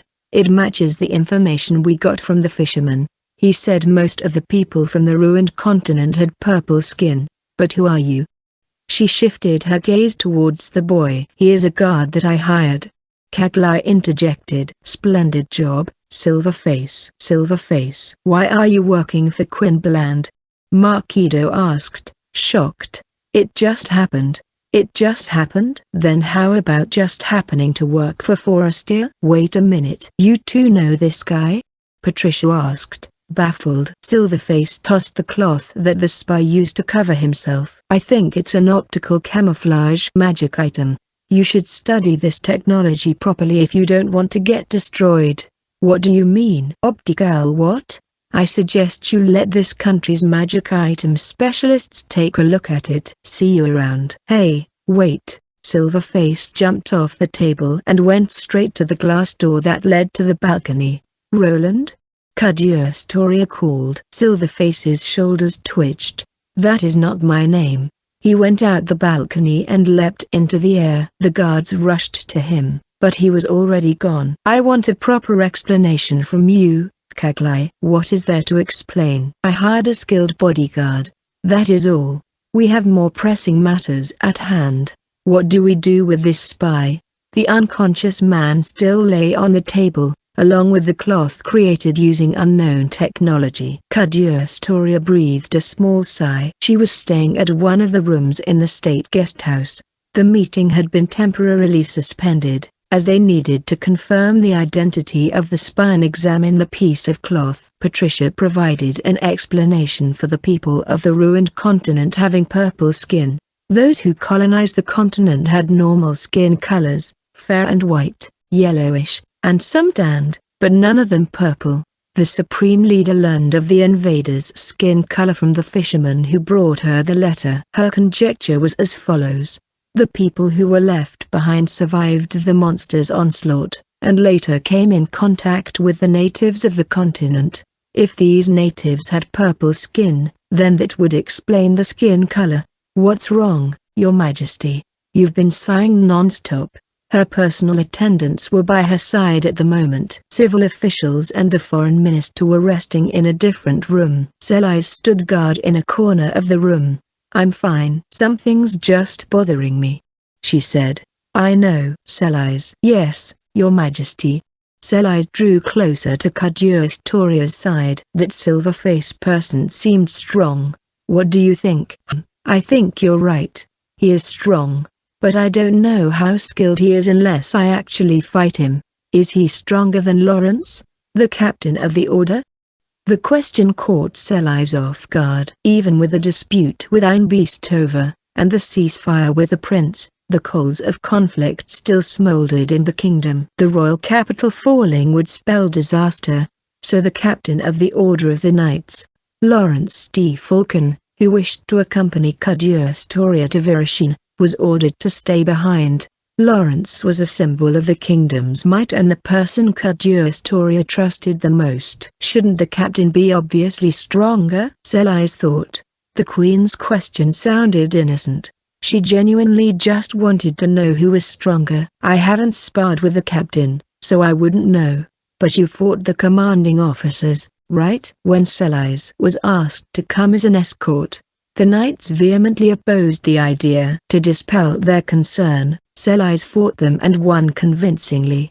Next, the commanding officers challenged her and lost, though it wasn't a crushing defeat. They had no choice but to acknowledge her strength, albeit begrudgingly. Then the captain is stronger. I see. Hikaru nodded, though she didn't appear convinced. With all due respect, Your Majesty, have you met this silver-face fellow? The queen went silent. After a while, she spoke. Yes, I think I met him before. Did he introduce himself as Roland? No. He does not even remotely resemble Roland, but for some reason, I always think it's him. Who is this Roland? She was silent once more. A noble who's no longer with us. I see. Selise had absolutely no idea why Hikaru thought Silverface was Roland when he was dead. She also didn't know that Hikaru, wearing a sun god mask, fought the captain of the order before and won. Even though he wore a different mask now, Hikaru had a hunch that the boy who defeated Lawrence and Silverface were the same person. She believed that her hunch was right. It must be fate. Selise was already back by the wall. None heard Hikaru's words. Interrogation. The spy from the ruined continent who appeared during the meeting and was captured by Silverface was now being questioned. His body appeared slender, being 190 centimeters tall and having long limbs, although still muscular overall. His hair was short, his skin purple. The questioning was going slowly as the interrogators couldn't understand the language he was speaking. What do we do now? Don't look at me. This is all pointless if he can't even speak our language. But the supreme leader and the other big shots are waiting for results. The interrogators gathered around to discuss the situation. The spy's belongings lay on the table, a memo pad made of plant fiber, and a pen, both things not available on this continent. The pen, especially, got their attention. Instead of the ink and the pen being separate, this pen was 2 in 1. They curiously scribbled on the memo pad with it. These notes, they're written in their language, right? Probably. It could be a code, but either way, I have no idea what it means. The invisibility cloth was not here. It was already sent to the lab of the best magic item specialists in Virushin for examination. No, that guy can probably understand this continent's language. Hikaru sighed as he watched the interrogators secretly with his stealth on. He saw the spy peering at the meeting below from the skylight and taking out a memo pad and pencil. He was going to listen and take notes. Then again, even if the spy could understand them, there would still be no point if he didn't want to speak. Torture was an option, but Patricia forbade it. They could use the spy as a bargaining chip. He was the only card they had up their sleeve. They might not be able to use him if he got hurt. Time to see the guy. Then, Hikaru quietly slipped out of the room and made his way to the prison located inside the Supreme Leader's residence. It was clean and spacious.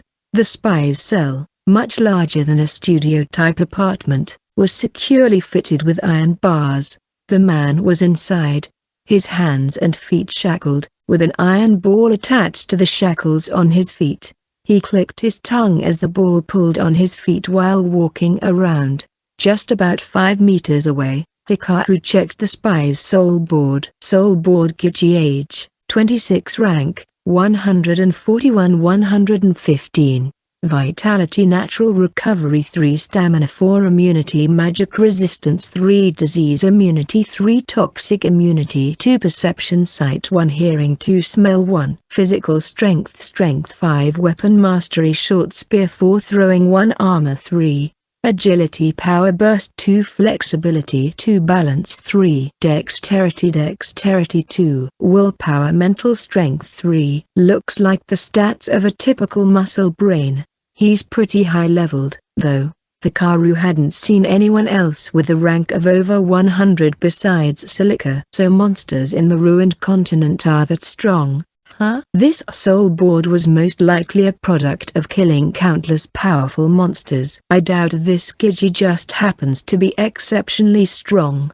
If one spy is at this level, this continent will surely have a hard time. Ponsonia's knights were stronger than most, if not all, of the forces from the other nations. This Gigi could be as strong as one of their commanding officers, if not stronger.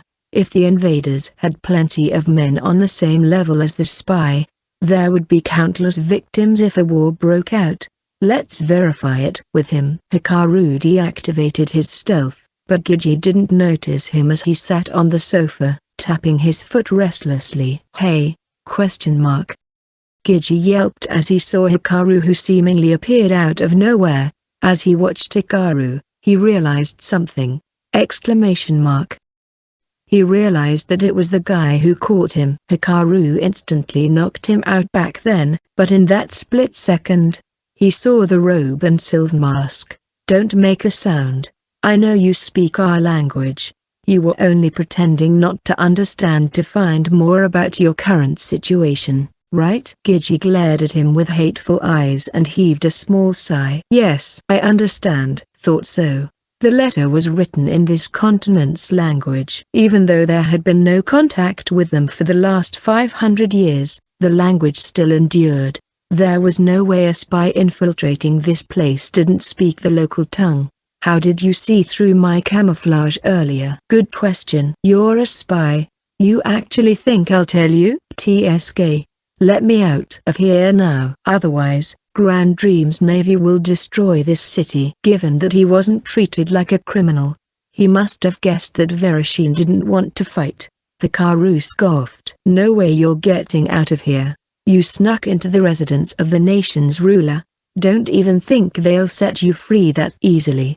Then I wait for my friends to come." "You, destroyed." He still sounded arrogantly confident. Hikaru sensed something odd about the actions of both the spy and the ruined continent's forces. They had Duroc surrounded for 8 days. That's too long. Were they negotiating with the island's residents? Still, they should have considered the possibility of Vereshine reinforcement arriving, and settled things quick. When they finally launched an attack, Duroc fell immediately. There had to be a reason for them to wait 8 days. If most of them were as aggressive as Gigi, they would have attacked sooner. "You're a spy, right? Are you strong?" "What? I'm literally asking if you're actually skilled." "Of course, you caught me by surprise. Otherwise, there is absolutely no reason I would lose to you." Is he bluffing? Or is that what he really believes? He's pissed. Looks like it's the latter. A spy shouldn't let his emotions show. Hikaru recalled how Gigi clearly wasn't the undercover type, judging from his stats. "I see, so you believe that you can win against us even on land." "Of course. Grand Dream's monsters are strong. We fight them all the time. Losing against you is impossible. But the higher-ups don't want war, right?" "Yes, but..." Gigi was caught by surprise. "You tricked me." Hikaru laughed. "I'm so glad muscle brains are so easy to manipulate." Gigi fell for Hikaru's trap. After surrounding Duroc for 8 days, the invaders attacked and gained control of the island immediately. A man who clearly wasn't suited to be a spy was snooping around. These two matters were connected. Hikaru only had one guess. The invaders were divided into 2 factions, those who wanted to settle matters peacefully, and those who wished to go to war. The commander probably wanted to conquer Duroc peacefully, but with negotiations still not settled after 8 days, the pro-war faction grew impatient and launched an attack. Gigi either acted arbitrarily, or was ordered by someone from the pro-war faction to do some snooping around. A spy with no detection or stealth skills, solely relying on optical camouflage, was nothing short of a nightmare to Hikaru. Something was off right from the start. The letter mentioned paying for something that they did 500 years ago. But they couldn't possibly hold a grudge that long. In that case, the message was a preface for a negotiation. A smart commander was trying to negotiate with Vereshine to gain something. "You will pay for this. I will not talk anymore." "You just did," Hikaru thought. Hearing the ruckus, the interrogators were heading towards the cell. Hikaru decided to leave. Why did these people suddenly decide to cross the sea after living in the ruined continent for 500 years? Hikaru wondered as he activated his stealth. They developed cannons and were able to take down sea monsters. What do they want? Even if they had large ships, conquering a whole nation like Virushin would be nigh impossible. Assuming they captured the capital, forces from nearby areas would advance towards them, leaving them no choice but to retreat. They should know that. They must have some sort of an objective. They wished to gain something. But what? If Virushin and the other nations knew, they would have the upper hand both in negotiations and in battle. 1. The translation team begs to differ. A polity holding grudges for far longer than 500 years is common. Hikaru met up with the girls who arrived later than him. Since the Grand Hotel chain had a branch here too, Lavia booked a room there. The hotel was huge, able to accommodate 1,000 people. Dark brown wood was used for its interior, creating a relaxing atmosphere. Drake's still asleep, huh? Hikaru frowned as he watched the Draken sleeping in Paula's arms. His stomach had shrunk in size considerably. One wouldn't even think he swallowed something whole. I think he'll wake up soon, Paula said. Probably. Sorry, but could you look after him a bit longer? Of course. Paula accepted the task and happily carried Drake to the bed. After that, Hikaru explained everything that happened so far to the girls. So you're thinking that these people from Grand Dream are not looking for war? Lavia said. Yeah. What do you think? I'm not sure. I think it's possible for a grudge to remain even after 500 years. I see. Their tenacity would be terrifying if they came all the way here out of unjustified resentment. What are you planning to do now, Hikaru-sama? Paula asked. Gather intel, I guess. We can't make a move unless we know what they're after or what kind of equipment they possess. But they're out at sea. Hikaru, you can't be thinking of using that. Lavia looked shocked. No. I don't plan to use that. He was referring to the fire magic written on the grimoire they received from Katie. Lavia tested some of the spells on their way from Forestia to Pond. Every one of them had its quirks. For example, Flame Drop was a spell that produced a bright, super hot white flame as small as a pinky nail. All it did was trickle down, not enough to melt metal precisely, and not suitable for starting a fire. The drop of flame simply melted the ground and sank deeper and deeper.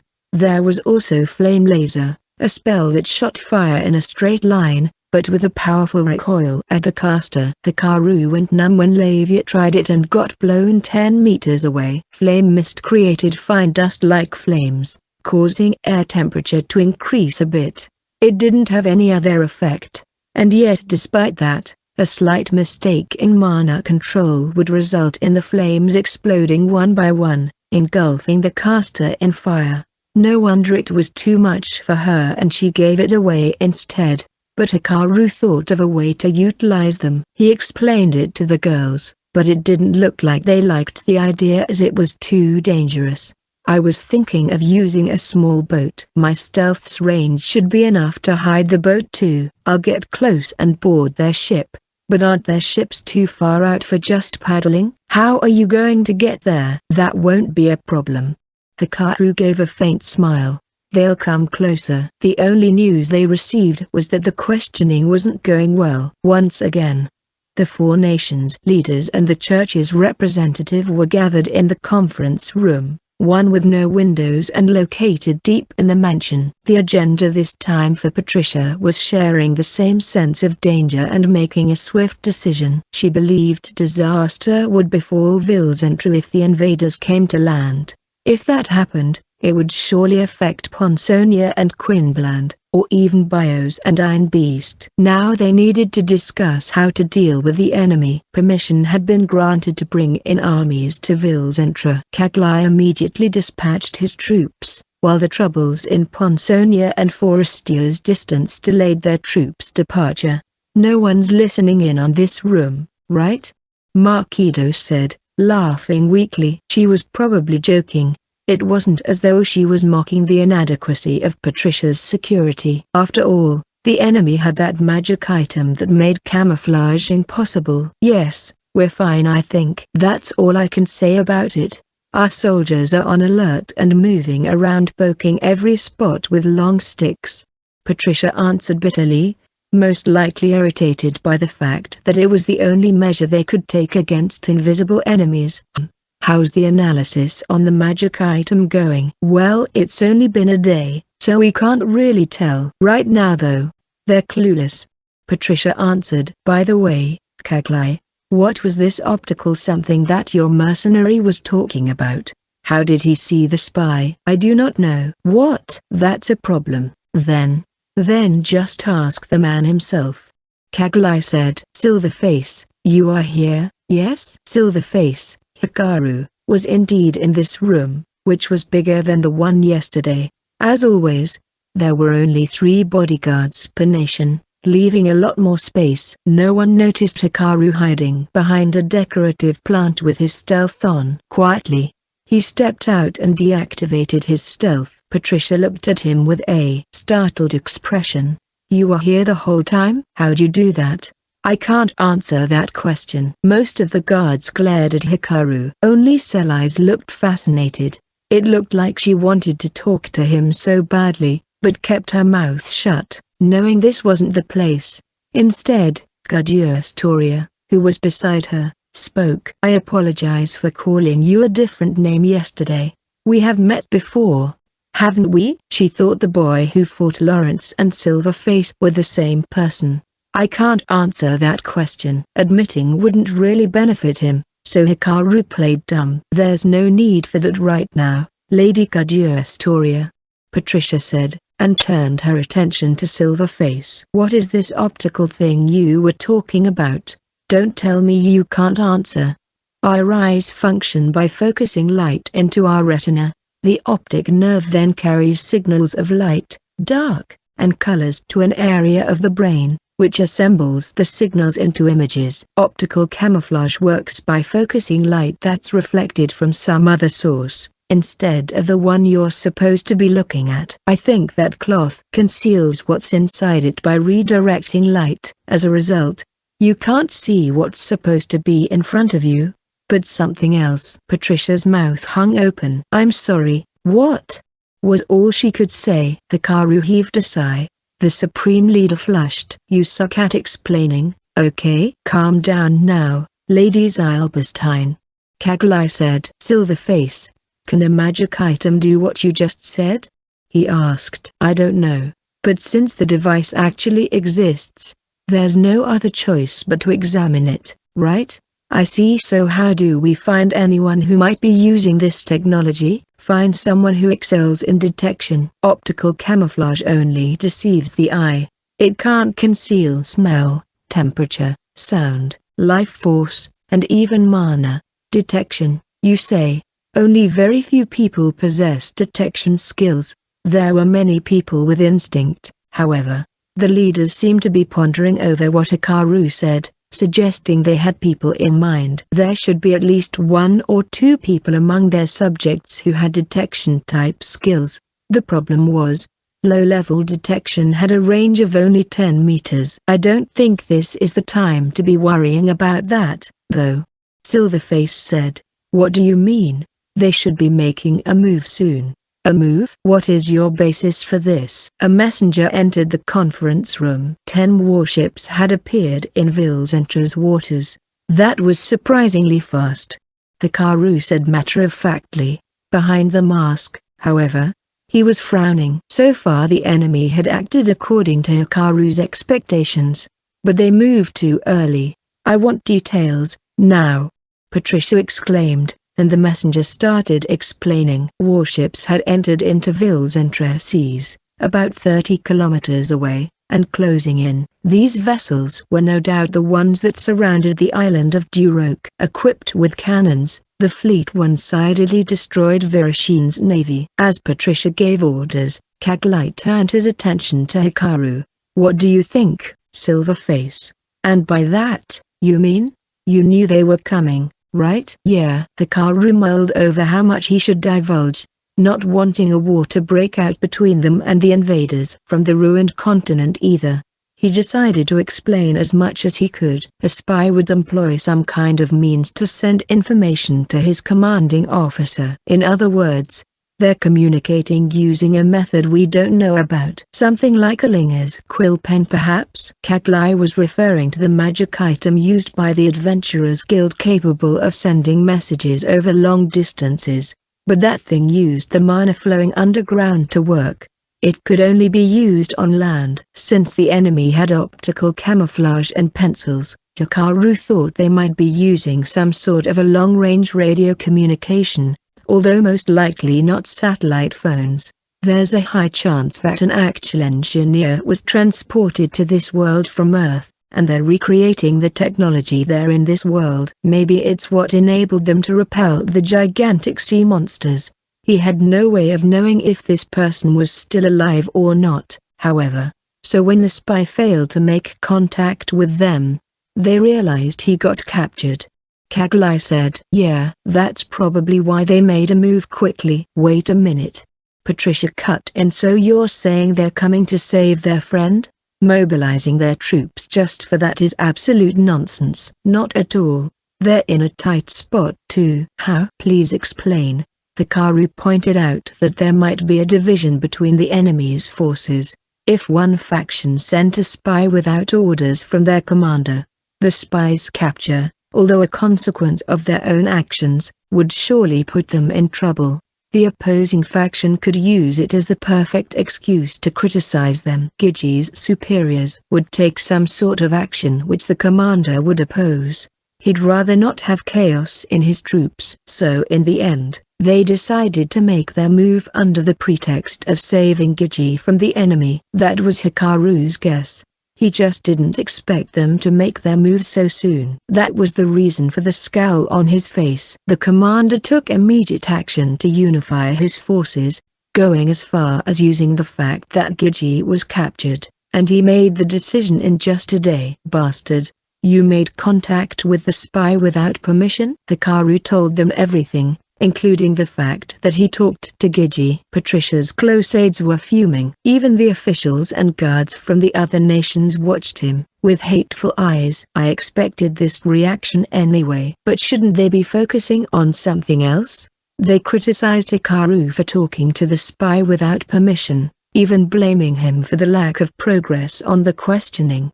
They probably just felt disgraced that he caught the spy first, all the more so when he acquired information that the interrogators couldn't.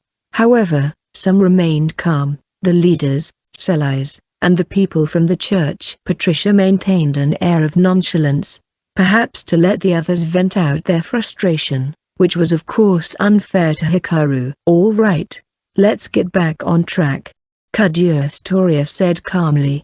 Some of them still wanted to voice their displeasure, but Patricia raised her hand, silencing them. "This is not the time for that. I'll talk to Silverface later." "You're fine with that, yes?" No, we don't have anything to talk about," Hikaru thought. The people around him nodded reluctantly, a few of them still scowling at him. "So now the question is, will they attack or not?" Patricia asked. "I don't think they will," Hikaru said. "Why do you think so?" "They should ask for the spy to be released first. That will be a chance to negotiate. So we'll have the opportunity to find out what they want," Astoria said, reading Hikaru's mind. Some of the civil officials present seemed to assume that war is what the invaders were after. It showed just how wise Astoria was. She already realized that the enemy were trying to obtain something that would benefit them. "Very well. We'll just confirm things during the negotiation," Patricia said. Assuming that a messenger would come, the supreme leader then started giving orders, strengthening surveillance and how to deal with the messenger if one arrived. "So what are you going to do?" Makido asked Hikaru, who was just thinking of disappearing. "I don't follow. Don't play dumb." "What are you planning? Surely you're not just going to sit around and do nothing." "You're right. I actually need a small and fast boat." "Approved." Kaglai immediately vouched. He must have quickly realized that Hikaru was planning to board the enemy's ship, It was this type of work that the man gnome hired him to do in the first place. Before that, I need you to come to my office, Patricia said. Kaglai, I'm borrowing him for a bit, okay? She didn't want to let Hikaru go. Whatever. I do have some questions anyway. The meeting was adjourned. Patricia's office was a lot bigger than Hikaru expected. It had a huge table, good enough for 10 people. Around it were 2 sets of tables. Does she get like 2 parties of guests or something? Hikaru wondered. When he saw the piles of documents, however, he realized the tables weren't for guests, but for Patricia's close aides. You may all leave. You can't be serious, Supreme Leader. We can't leave you alone with this shady fellow. I said leave us. Now. Patricia's severe tone prevented the aides and officials from speaking anymore. They left the office with disgruntled looks. With the guards also leaving, Patricia and Hikaru were now alone in the room. Are you sure about this? Hikaru asked. It's fine. With your skill, hurting me would be easy. Am I right? Yeah, but we have an emergency. Should you even be talking to me right now? The fleet was spotted just moments ago. I still have a few hours before a messenger arrives requesting for the spy to be released. Right now, obtaining information about you is much more important. You seem to have taken quite a liking to me. But for the record, them demanding the spy's release is just my own guess. Only idiots would think about attacking with only 10 ships. We may have lost once, but we still have more than 200 ships to spare. Oh, Verishin's military was much bigger than Hikaru expected. That's why Vilzentru appeared to be calm. It made sense now. That's why Patricia didn't order an evacuation. If push comes to shove, the Navy can act as shields. They were prepared to overwhelm the enemy with numbers even if it meant getting battered and bruised. She didn't make such a move yet, as there would be no benefit on both sides. The enemy would be completely annihilated, while her forces would suffer a devastating blow. Patricia wanted to discuss things peacefully if possible. She has the presence of mind, in spite of her language. Maybe her crude way of speaking is just a camouflage. I have to keep an eye out for her. So who are you? She asked. I'm Silverface. I know that. I'm asking where you're from and where have you been until now. I doubt you're Kaglai's protege or something. You're acquainted with Queen Marquido and Miss Storia, someone who hasn't been at the center stage of politics before. We can't let a strange and suspicious guy like you get too close. I see. So you'll have peace of mind if you knew my identity. Exactly. Hikaru scoffed. If I don't answer your question, or if my answer won't clear your suspicions, you're going to arrest me. Is that it? How many men do you have on standby in the next room? Good, you already know that much. That'll save us some time. So who's your friend hiding behind the curtain? Patricia arranged for plenty of men to be on standby in the next room just in case something happened. She must have expected Silverface to sense the bloodthirst oozing from them. I didn't think you'd noticed. You thought you could use your men's bloodlust for cover? You're one really eerie guy. How can you even guess right so easily? It was all thanks to his detection skills. Of course, all he had to do was put together the information he gathered with it and he would have his answer easily. No point in hiding. Then, you can come out, Dennis. Dennis? That name sounds familiar. The man who stepped out from behind the curtain was none other than the church's representative who attended the meetings. He wore a gray robe, and a small cap rested on his blonde hair streaked with gray. He appeared to be around 60 years old. Although his body was starting to decline due to age, his eyes were full of life, watching Hikaru warily. Hikaru didn't pay much attention to him as he was from the church. But now he was curious. As the man got within the 5-meter range, Hikaru checked his soul board. Soul board Dennis Lucrum age, 64 rank, 318. Vitality Stamina 2 Immunity Magic Resistance 2 Perception Sight 1 Heaven Eyes 1 Magical Power Mana 8 Willpower Mental Strength 6 Faith Holy 7 Healing Magic 4 Support Magic 3 Intuition Instinct 5 Intelligence language comprehension 1 language output 1. The old man had high mana, instinct, and holy stats. He also had a mysterious skill called Heaven Eyes. That one skill aside, his other stats seemed to have been earned by walking the path of God. Sophie of the 4 Stars of the East was also an outstanding healer, but Dennis seemed even more powerful than her. Only 1 point is required to unlock Heaven Eyes. That sounds too low. It's probably similar to Heaven Sword and Heaven Shot. If a minimum of 5 points on throwing is required to unlock Heaven Shot, sight might be maxed at 5. Still only 1 point to unlock Heaven Eyes is strange. Does it unlock in combination with other skills? Mental strength and holy stats stood out to Hikaru because of how high they were. Patricia seemed to trust his eye in judging people. Hikaru wasn't aware of the specifics, but it was clear that his skill was something else. Well, is he innocent? Patricia asked Dennis. What did I even do? Hikaru said, playing dumb. Dennis kept his eyes fixed on Hikaru. Just stand there quietly. Patricia said. So Dennis, what's... Dennis suddenly kneeled down on the spot. Finally, I have laid my eyes on one. I was half in doubt as I never had the chance before. Please forgive my rudeness. What? Even Hikaru was confused. What are you saying, Dennis? Patricia exclaimed. Silverface. What did you do to him? I have no idea what he's.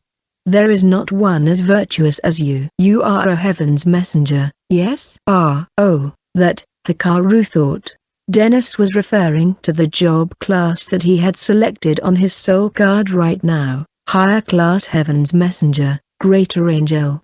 Hikaru only used for its extraordinary function that allowed him to choose and stack 5 job classes at once. It wasn't like he was pretending to be an angel or anything. You can tell? Hikaru said. Why? Of course I am a servant of God. Dennis bowed even deeper. What's going on here? Patricia was getting more confused. Supreme Leader. This man is wearing a mask for a reason. I can, however, vouch for his identity. This man will never commit any wrong. No. I definitely will. I'll do awful things if the situation calls for it. Hikaru knew the church was searching for people with a Heaven Messenger related job class, but he never expected them to be able to sense one and revere them. Can he see them with his Heaven Eye? He wasn't completely sure, but that seemed to be the only explanation. Hikaru regarded Dennis suspiciously. You must be wondering why I revere you, Lord Silverface. It is because of the words that were left to us by the saints. Oh, the old books. The older books, scriptures, so to speak, contain the actions and words of the saints.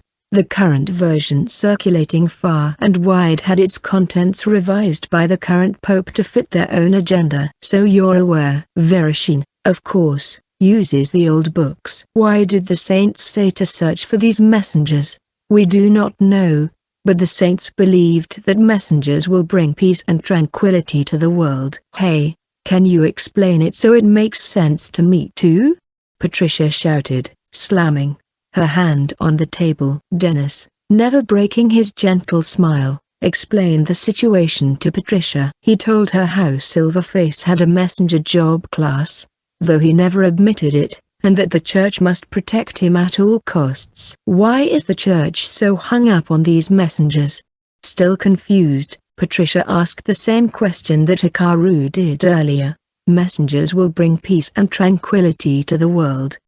Dennis gave the same answer. Patricia eyed Hikaru suspiciously, but he only shrugged. He didn't do anything. Dennis was simply acting of his own accord. The Supreme Leader wanted Dennis to verify if Silverface could be trusted or not. He received not just a perfect score, but higher than that. So Dennis was at the meeting for his eyes? You are indeed a messenger, Lord Silverface. You know that my eyes are special. Lucky guess. It didn't look like you were judging me by my voice or smell. Well, no, I only took part in the meeting as a member of the church and playing our role in this situation. The Supreme Leader asked that the Temple Knights be the ones to lead the evacuation of Vilzentra's citizens. So she's considering the possibility of an evacuation too. But with you here, we might not have to do anything. You give me too much credit, Hikaru thought. Dennis clearly thought otherwise. Afterwards, Patricia asked more questions. Why was he with Kaglai, how he remained hidden, among others. Hikaru answered as much as he could, but most of them didn't seem to satisfy her. What the hell are you? I think finding out I'm not an enemy is a good thing, if you ask me. A knock came at the door. A small boat from the enemy fleet is heading towards us carrying a messenger flag. A man reported. After that, Patricia became busy, and Hikaru left the room. It's their job from here on out. Time for me to get some information. Hikaru stepped out of the office and into the hallway. Dennis seemed to have something he wanted to say as he watched Hikaru's back. But right now, Hikaru had nothing to say to the man. He finally recalled who he was. Hikaru found the priest's name on the notes that Scott Fairs left in the tower in Bios, the home of the Pope, back in Agiopol. Hikaru sent the letter to Dennis, who in turn, used it to mobilize the regional priests and remove the Pope from his seat. He thought Dennis went to Agiopol. I don't really need to come forward every single time. I hate acting like someone owes me a favor anyway. Activating his stealth, Hikaru left the Supreme Leader's residence. I'm back. I asked for a boat, and I was thinking of going alone. At times, we take out the wicked. At times, we leave mysteries behind, and sometimes, we incur grudges from people. And sometimes, we act with no regard for others. As soon as Hikaru entered the hotel room, Hikaru saw two girls wearing black cloaks and silver masks. We move in the darkness of the night and shine like the morning star. We are, spreading both arms. Lavia and Paula brandished their staffs. Silverface. Silverface. The room went completely quiet and as still as death. What? Not much of a reaction. Lavia said nonchalantly, removing her mask. No, this is too embarrassing. Paula said, covering her face with both hands and crouching down on the floor. Ah, my bad. Hikaru apologized. Whoa. What in their world? Now that just sounds too forced. Lavia said. No. What's going on? Hikaru asked. Hikaru returned to the hotel to inform them of the current situation and he was greeted with this. In a way, he was caught by surprise. Don't you remember? We bought masks since we sometimes need to conceal ourselves too. They bought the cloaks and masks just in case they needed it.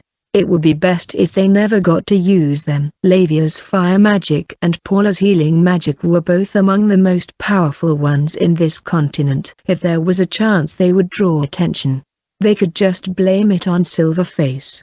Okay, so now what? So we thought I'd be more interesting if we had like a trademark pose. More interesting? I read something similar to it in a book a while ago.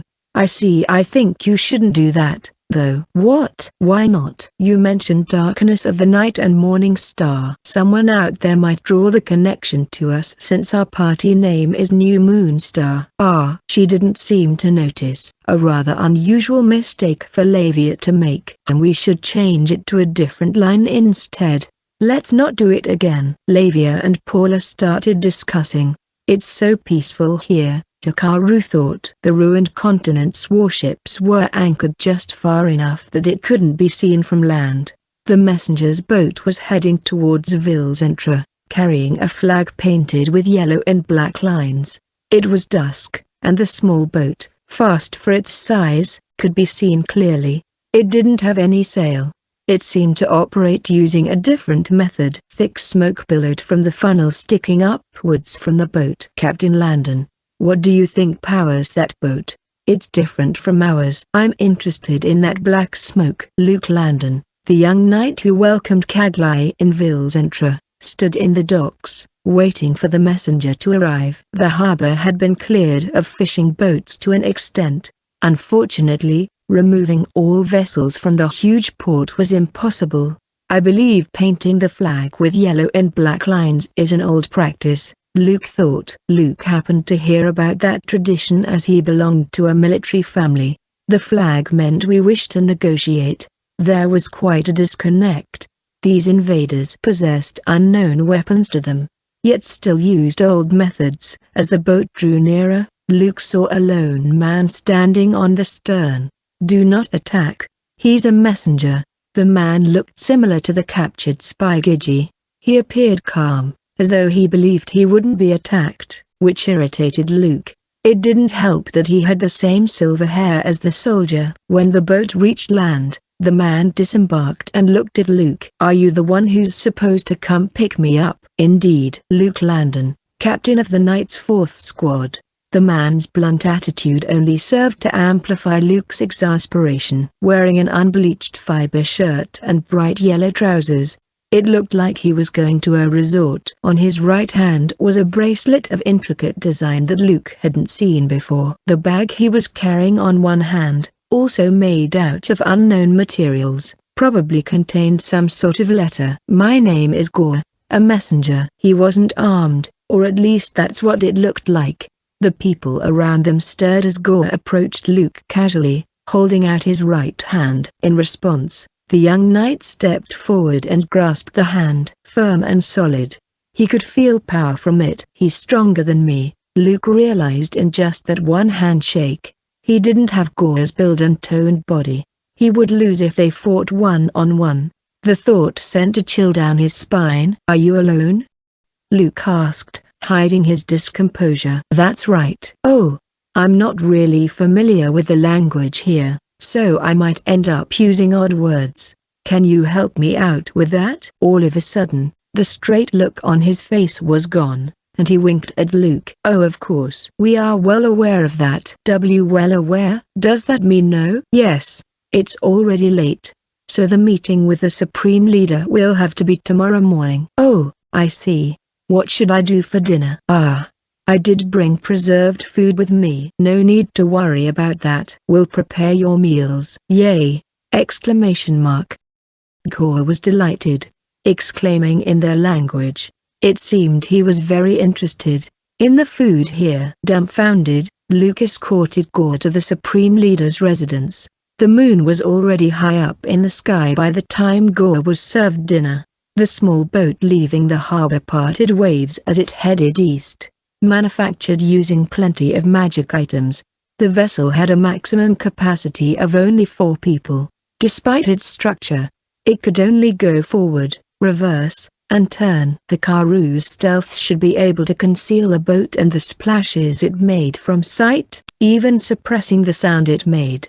It still left a wake in its path, but since it was a small vessel, it wouldn't really draw attention. That must be it. He could now clearly see the huge warships, almost as big as car ferries. Their bottoms were painted black, while the hulls were a uniform white, clearly different from this continent's practice where materials were used as they are. What caught Hikaru's attention was the searchlight that scanned the surface of the sea. It actually grazed his boat just moments ago. "Looks more like a battleship. There's like a few centuries difference in technology here." "These things are equipped with cannons too." No wonder Verishin's navy lost. As Hikaru inched closer, he activated his mana detection. Men in pairs patrolled the whole place in a fixed route. It's almost midnight. Out of the 10 ships, one was clearly bigger, positioned as though it was being protected by the rest. Hikaru planned to sneak onto it. He took out a rope with a hook attached to it and started whirling it around. The hook caught the railing perfectly with barely a sound. It was easy enough with his 10 points on throwing. Having checked that no one was around, he quickly climbed up the rope. Hikaru made it to the ship's deck. Behind the cannons were shells covered in huge sheets. After collecting the rope, he weaved his way through the cargoes. The routes the patrols took were well thought out. No matter where he went, he encountered patrols along the way. Not just the civilization. Their way of thinking is advanced as well. Who the hell called it the ruined continent? There's like a 300-year difference in civilization here. None of them noticed Hikaru with his stealth on. Of course, he took cover behind objects, or climbed on top of cargoes, as he waited with bated breath for the patrols to pass him by. He checked the men's soul boards as well. He came to a conclusion after the 10th one. None of them have stats as high as that spy Gigi, but for foot soldiers, they're still quite high. Of the soldiers, knights, and ordinary adventurers Hikaru met, most of them had a max of 2 points on weapon mastery, but the majority of the patrols here had 3, while very few had 2. They could probably have quite the career as adventurers. Gigi was a level stronger with 4 points on short spear. That's probably why he worked as a spy. There were 2 more things he noticed. First, their soul ranks ranged from just below 100 to around 120, an indication that powerful monsters inhabited the ruined continent. The second one was surprising. Not one of them can use magic. They didn't even have the magical power board unlocked. Hikaru even suspected that perhaps they didn't have it on their boards in the first place. They did. Of course. This is worth investigating. Out of pure curiosity, Hikaru headed to the soldiers' sleeping quarters to check their soul boards one by one from the corridor. Indeed, not one of them had unlocked magical power. A ship full of muscle brains. Hikaru imagined a bunch of half-naked, brawny men rowing a boat while laughing out loud. This ship was powered by sorcery, of course, so that wasn't possible. This is well made, Hikaru thought. The ships anchored in Virashine were packed with some sort of magic items which he could sense with mana detection. But this ship was different. Despite its huge size, it barely used any magic items. The light inside utilized fuel to burn, and the crew used voice pipes to communicate. There was an exception, however. In the middle lower part of the ship, Hikaru could sense enormous mana, possibly a magic item and the vessel's source of power. Probably around here. Not a lot of people roamed the bridge out front, which meant they were in the lowest level of alert status. The commander's office didn't seem far. Hikaru could sense 2 people inside. I can't hear. With the door closed shut, Hikaru couldn't find out what was going on inside. He concluded that this was the commander's office as it was bigger than the rest, and he could sense magic items inside the room. Should I open the door a little? It's not really that bright out here. Hikaru's instinct said it was a bad idea. Unfortunately, the people inside were more than 5 meters away, so he couldn't check their soul boards either. He listened carefully to one of the pipes, and heard conversation, although faint. Come on, read this one more time. We are people of Grand Dream. You've studied this a number of times already! Exclamation mark. They used their own language halfway. It sounded like they were studying this continent's language. Hikaru couldn't hear the rest. The language barrier is really huge. There's no point in eavesdropping or reading documents when I can't even understand a word. Even if he didn't discover what the situation was internally, finding out what equipment they possessed, the troops' composition, how advanced their civilization was, and their objective, would be more than enough. Hikaru jumped at the sounds of footsteps coming from up ahead. He'd let his guard down. The passage he was on was dimly lit to save fuel, but it was too narrow for 2 people to walk abreast, and no place to hide either. Hikaru thought his only option was to stick to the ceiling. A man knocked at the commander's office's door, saying something in an annoyed tone. Hearing a faint answer from inside, he opened the door. What now? Should I go in with him? It's too dangerous. Well, I don't know the situation inside. The man stepped inside. It's much brighter inside than I expected.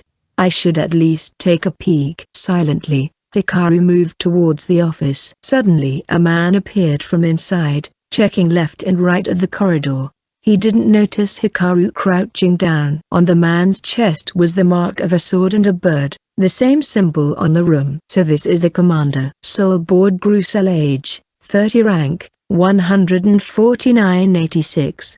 Vitality natural recovery 12 stamina 9 immunity.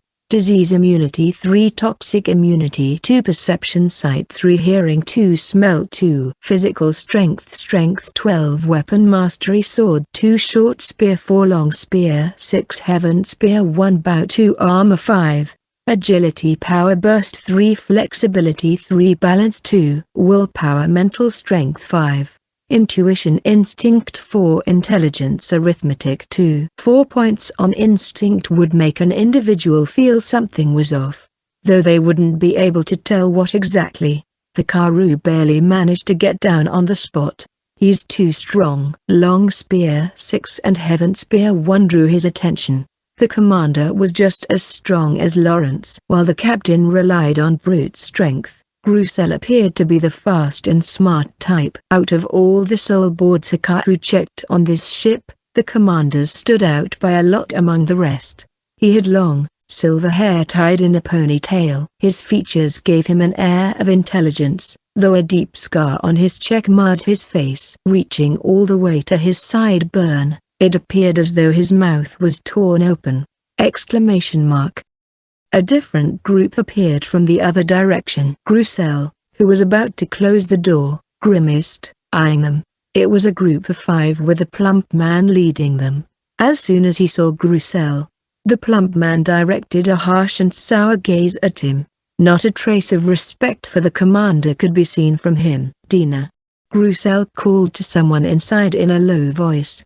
A young woman came, and the commander hid her behind him before letting her out of the room. Dina scuttled towards the opposite direction from where the group came, in other words, to where Hikaru was. Hikaru quickly climbed the walls and stuck to the ceiling, watching the woman pass by below him. Judging by her stats, she was a civilian. The only thing that stood out was her 2 points on both language comprehension and language output. Like everyone else, she hadn't unlocked the magical power board. Grucel faced the plump man before entering the office together. One man who remained outside, smiling obscenely. The man disappeared into the direction Dina went.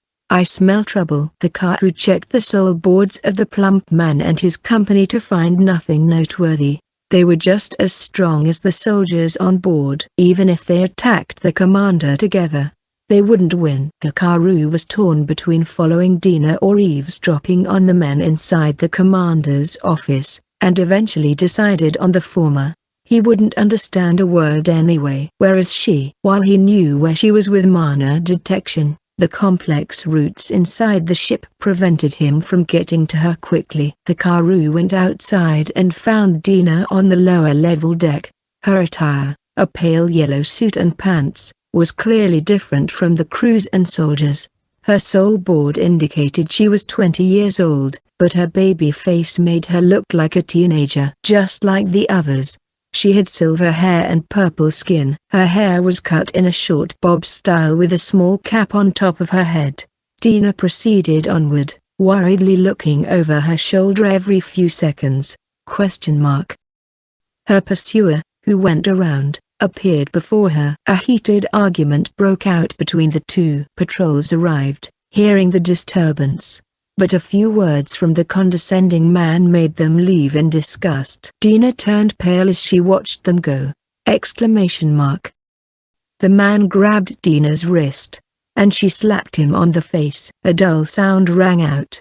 Oh, wrong move. The man, his face red, swung a fist towards Dina. She closed her eyes, preparing herself. Then all of a sudden, her body flung backwards like an arrow. The man who missed his swing had no idea what just happened. And neither did Dina. She felt someone catch her. She turned her face to see a figure wearing a silver mask. You can't hit a guy like that. You should pretend to obey him to buy time and ask for help from someone more powerful. Hikaru was on the same floor as Dina. He hurled the grappling hook he had and pulled her back with all his strength.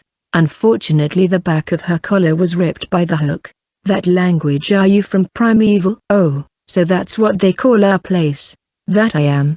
By the way, Hikaru grinned behind his mask. You'll scream if you jump down from a high place, right? What? I sure hope you do. What? Dina had no way of knowing, but Hikaru had group obfuscation activated at this point. All she knew was the masked figure dashed at a great speed towards the edge of the deck, carrying her, and they threw themselves in the air. She screamed.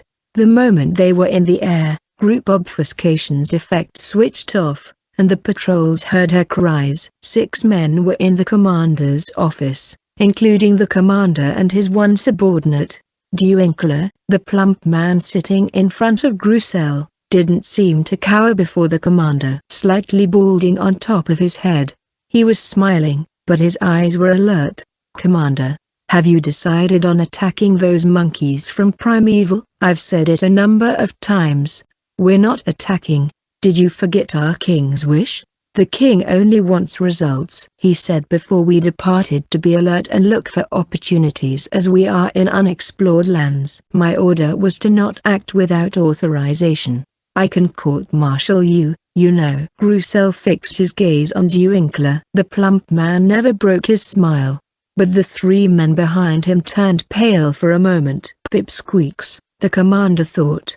"What I'm saying, Commander, is that not everyone agrees with your methods. Do you remember how much we had to sacrifice just to get here? How many died in studying the magic item that repels the sea monsters away? How much did we spend in preparing all this? Yet you still insist on your half-hearted methods.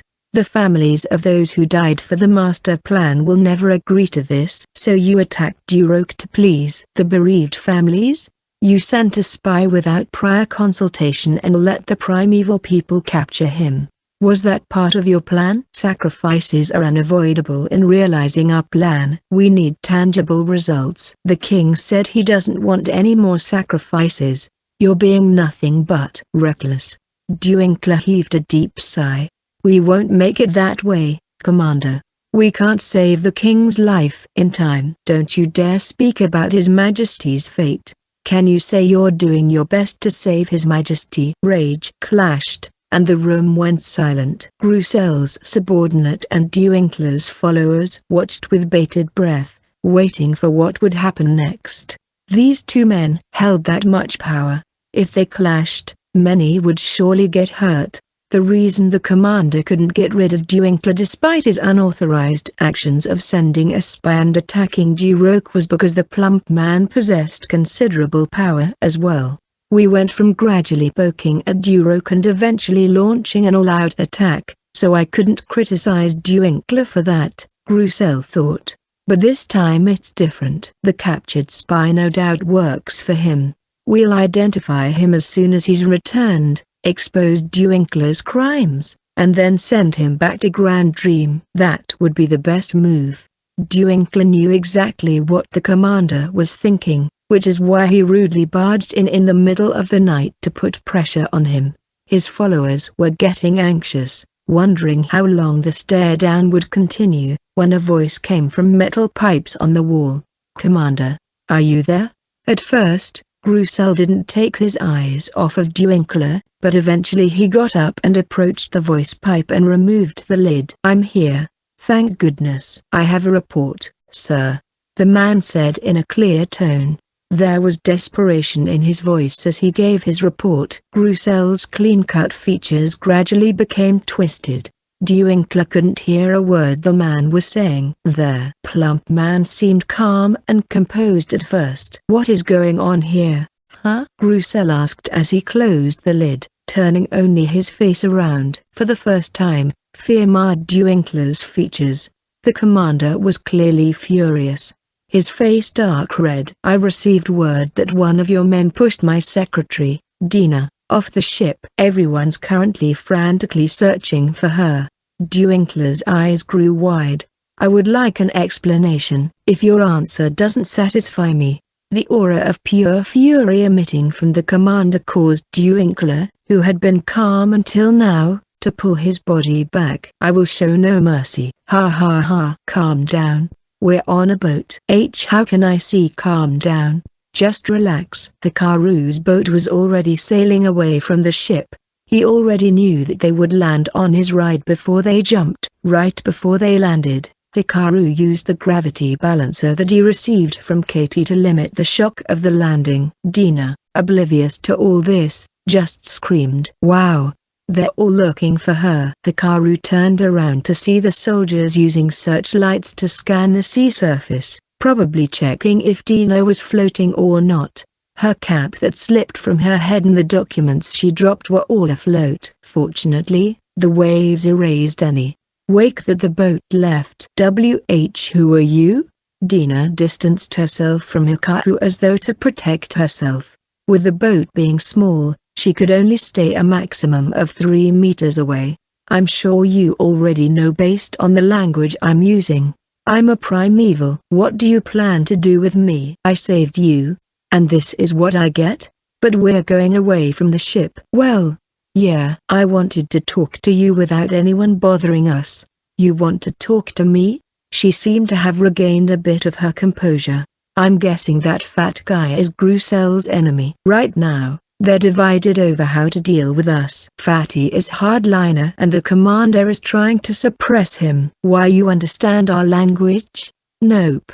But it's an easy enough guess to make. She'd find out right away if he was lying about knowing the language, so he told the truth. Hikaru didn't want to say just how much he knew. Of course, we're done here. Please take me back to the ship. No can do. Why not? There will be trouble if I don't get back. The rift between Fatty and Grusel will become critical. Dina nodded. The commander seems to like you a lot. I'm not special or anything. The commander values his subordinates dearly. All the more reason not to take you back. What? If you become our guest, Grusel will think twice before attacking us. Am I right? He just sent a messenger for one spy. But think about it carefully. What's the disadvantage in you leaving the ship? The interior conflict will grow more serious. All because they thought one of the Fatty's men pushed you off the ship. Hikaru made it look that way. Dina started panicking, worried that she would become the trigger of a conflict. But I will tell the messenger in Vilzentra this. Dina fell off the ship, but she's safe under our custody. She's fine, with no injuries. She's worried about the discord between the fat guy and Commander Grusel.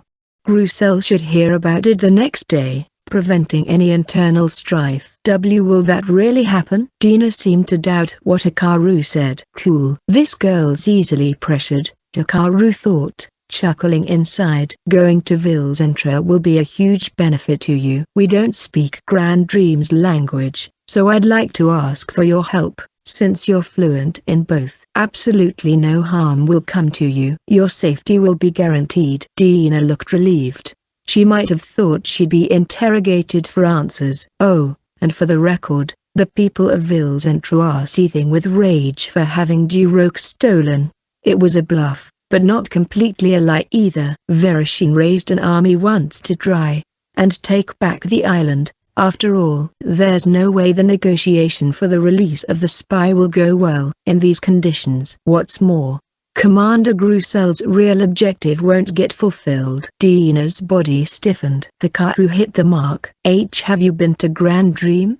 Nope. Then how do you know about our purpose for coming here? Just to guess. You're not here to invade us. Dina nodded. Now for the crucial part. Yes. Not invasion. You need something that can only be found here in this continent. Dina nodded once more. But there are those that wish to invade us, which explains the inconsistent approach. Exactly.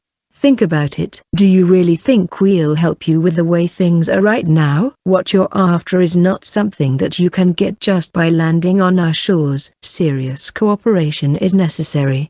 It was just a hunch, but Hikaru seemed to have hit the mark again. That's right.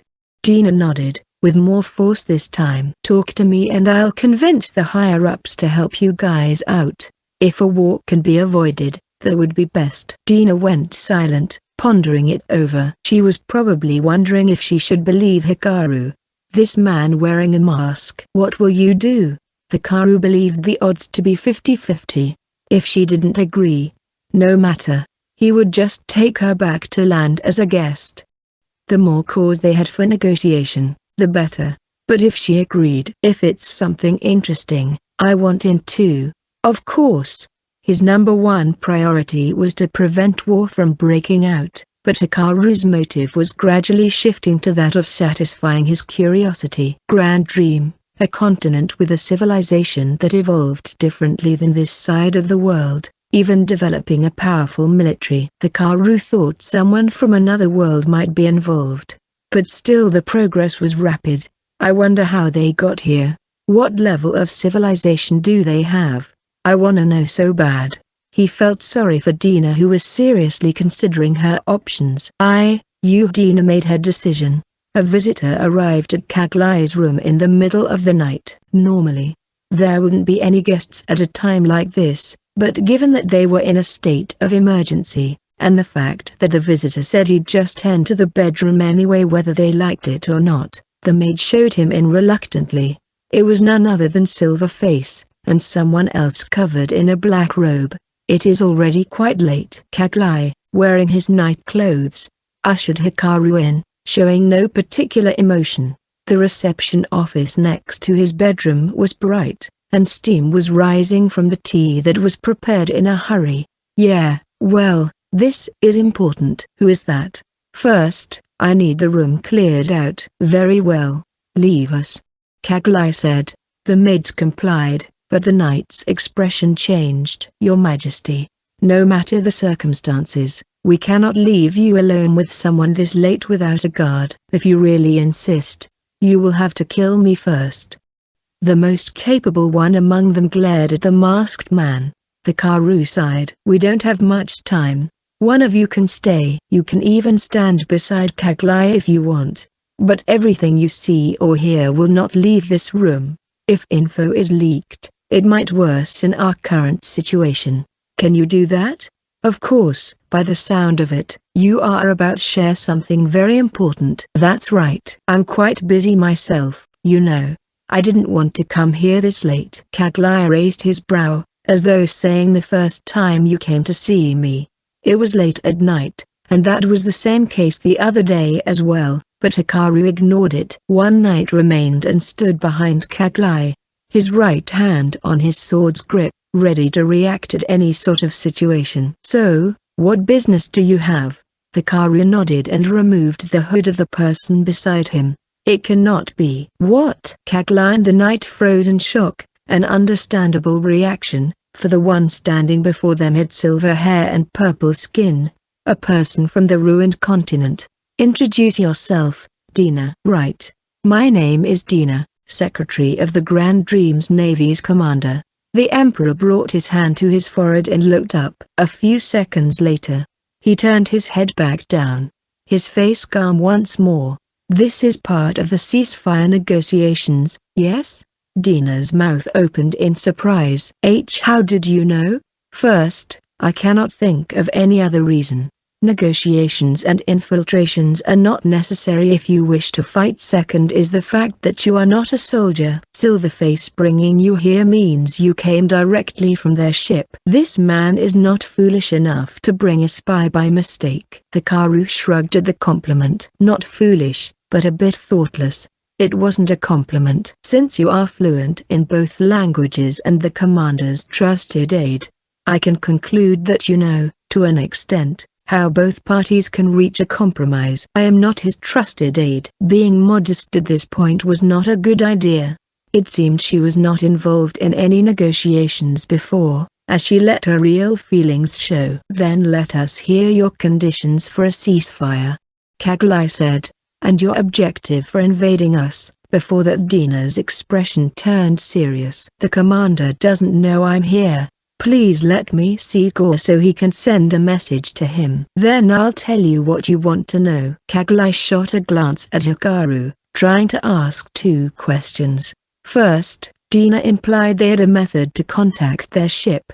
Do you know what it is? Hikaru didn't know. Second, how come the commander does not know about this? How did you bring her here? Hikaru didn't want to answer. He shook his head twice. I understand. I will let you see Sergor, then.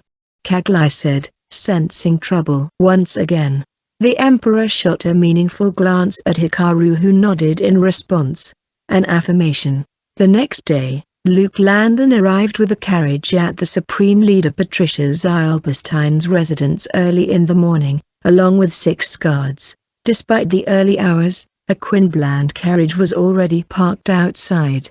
Its doors closed, making it impossible to see who was inside. What's a carriage from Quinbland doing here so early in the morning? The carriage that Luke led carried the messenger from the ruined continent, Gore.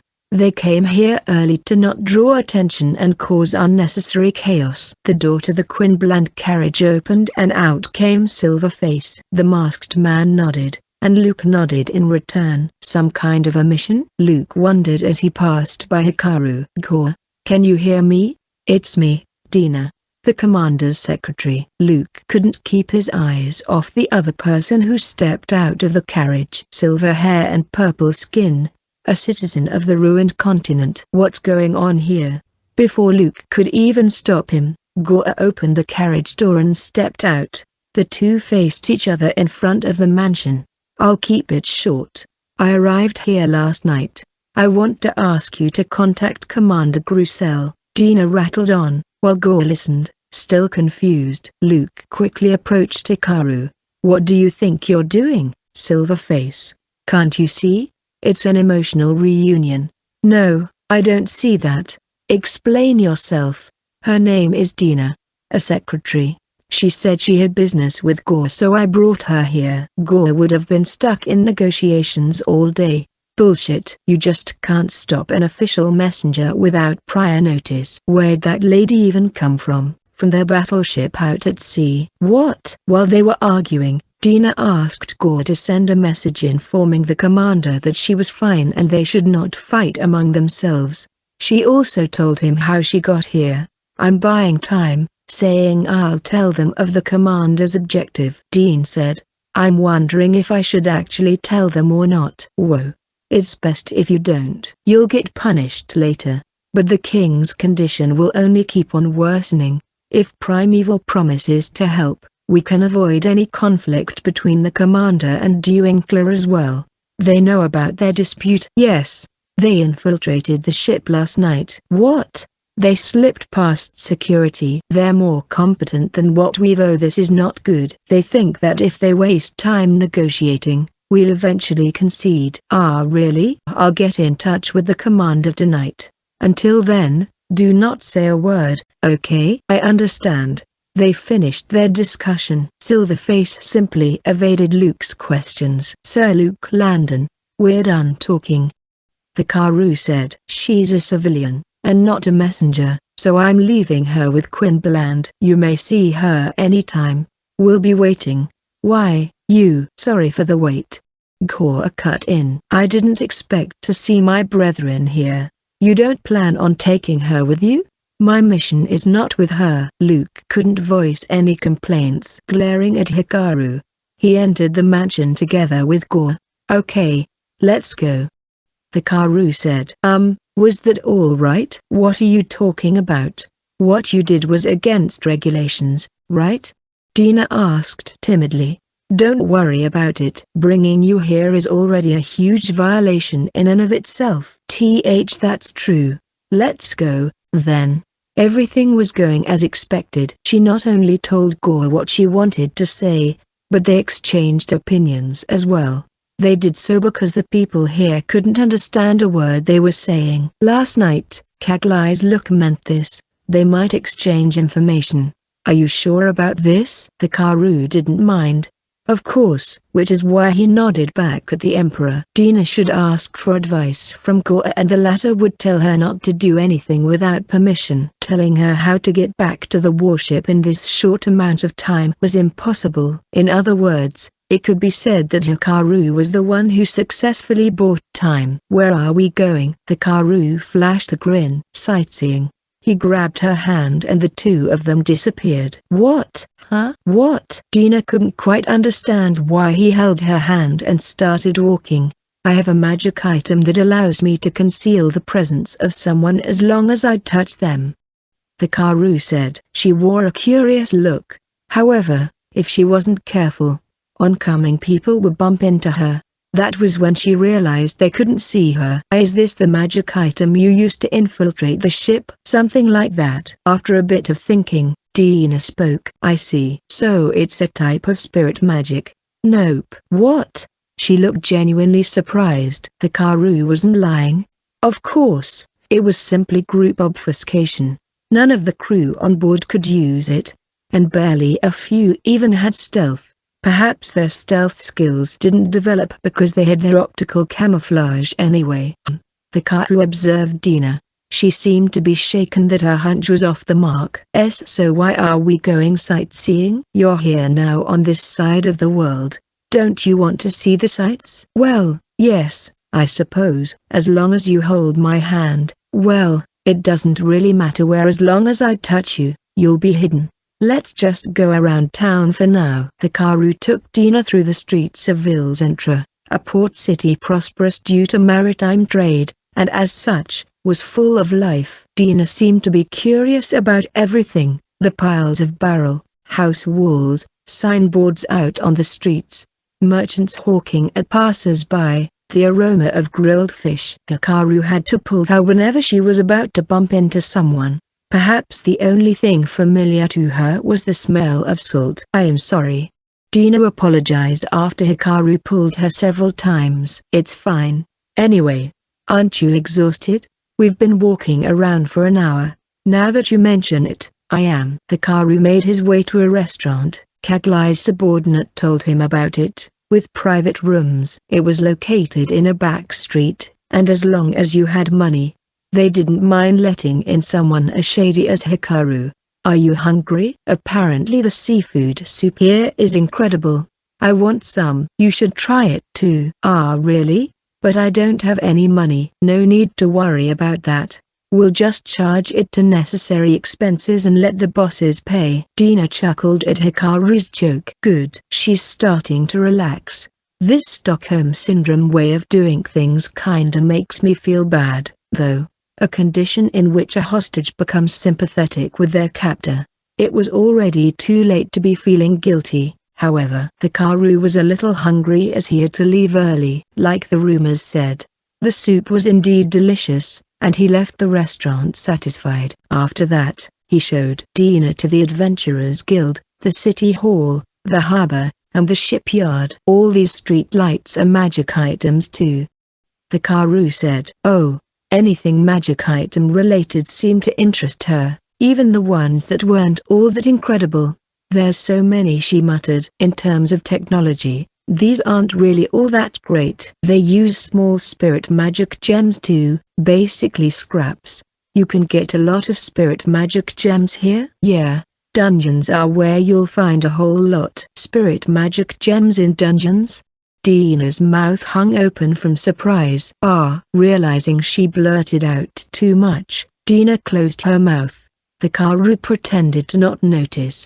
There's hot dogs over there. Wanna try some? What? Hot dog? You mean a light snack where a sausage is served in a bun? Pond hot dog is actually quite famous. Their sauce is especially good. Hikaru deactivated his stealth and purchased from the hot dog chain he invested in. They sold in half sizes too, where one hot dog was cut in half. Hikaru ignored the super spicy option. Instead he chose the standard ketchup and mustard, and one with salsa sauce. Here you go. Hikaru said as she handed Dina the standard flavored one, while he had the other. Thank you. This really is tasty. The sausage is average at best. Hikaru said. Really? I think it's delicious. Dina said, a curious look on her face. I'm glad both our civilizations invented hot dogs. Yeah, it's amazing. The meat is different, though. There's a chance that Grand Dream's livestock industry hasn't really developed that much. Hikaru gathered information little by little. After that, they spent some more time going around town. Dina seemed to be getting exhausted past noon, so they decided to cut the sightseeing short. Let's head back for now. Although, if there's something you want to see, just tell me. Dina, seated on a bench under a tree, looked troubled. There's one thing I want to see, she said with resolve. Magic. She showed interested in anything magic item or magic related. The people of the ruined continent couldn't use magic. Hikaru believed these two were connected. Sure. but he pretended like he didn't realize it yet and accepted Dina's request. Hikaru had someone in mind when it came to magic. At times, we take out the wicked. At times, we leave mysteries behind.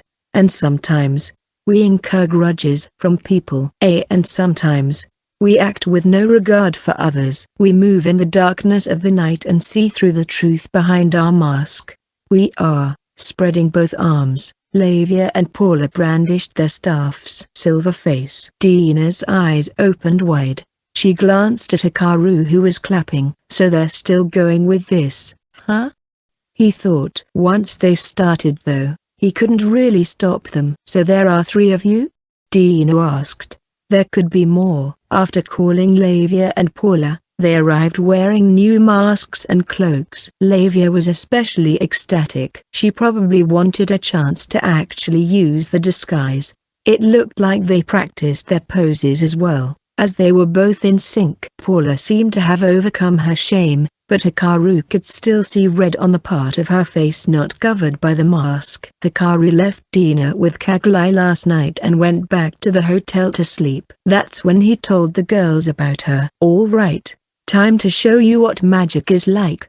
They were in the outskirts of town, about an hour's trip away by carriage. Firing spells in the middle of the streets was not an option. A spirit, heed my call. With the primordial flame, burn my foe to ashes. Lavia cast fire breath on a dead tree in the distance. Dina's eyes grew wide as a magic circle appeared in the air, and flames came out of it. Dina's mouth hung open. Oh, my! Dina muttered as the fire burned a tree to the ground. Okay, I get it now. Spirit magic doesn't exist in the ruined continent. It was the only explanation. Hikaru could see why someone would be surprised at Lavia's powerful fire spells, but Dina expressed her surprise right when the magic circle appeared. I hope you're satisfied. Ah yes, that was quite something. That was just beginner level magic, though. Really? Dina looked even more amazed. Grand Dream doesn't have spirit magic. Instead, sorcery-based science progressed. Am I right? What you're after is something magic-related. You want to obtain knowledge about magic. You want to take a mage home. Dina gave a start. Oh, looks like I hit the mark. What are you going to make them do? I can't say anything at the moment. That's what Gora told you, right? Dina was silent. Hikaru gave a faint smile. I'll show you some other magic then. Around the time Hikaru was showing Dina some spells, the messenger Gora was at the meeting with Virashin's supreme leader, Patricia Zalbestein. Compared to other nations, the audience chamber was smaller, but the furnishings were all fancy and elegant. The first-class atmosphere of the room would be enough to overwhelm anyone, except for Gora who simply acted normally. Are you the boss around here? Gora asked. The city governor, or perhaps the ruler of the continent? Watching the messenger not even kneel before their ruler, the knights didn't even try hiding their displeasure. Patricia, however, didn't seem bothered at all. No, I'm just this country's representative. Is this country big? Depends. How big is your country? My country, Dreammaker, is small, with a population of only around 10,000. That is indeed small. Contrary to expectations, Gora readily divulged information. Virashin has a population of over 3 million. That's a lot. He seemed genuinely surprised. Perhaps he actually didn't know. Gora then proceeded to ask questions about this country, which Patricia answered. How many cities were there? Races, industry. How many countries? Was the continent wide? What kind of monsters were there? Among others. Patricia asked some questions as well and gained information. In the ruined continent, Grand Dream, people only built cities on the west coast. There were no settlements anywhere else. A few people expelled from the cities lived outside, but that was it. While the continent itself was huge, the powerful monsters prevented them from getting control of the whole land. From what I heard, the city built during the initial immigration has long been destroyed. Gora said. There are speculations that the ruins still remain, but none had confirmed it. No one would actually risk their life to check. Monsters attacked, so the people had to abandon the city. Yeah, they would have been completely annihilated, but the natives, our ancestors, saved them from their predicament with magic items that could confuse monsters. They then escaped inland together with the new settlers. Oh, we didn't know there were natives in Grand Dream. Apparently they were watching the new settlers. They probably thought monsters would attack them since your people drew too much attention. But they felt bad just watching, so they saved them.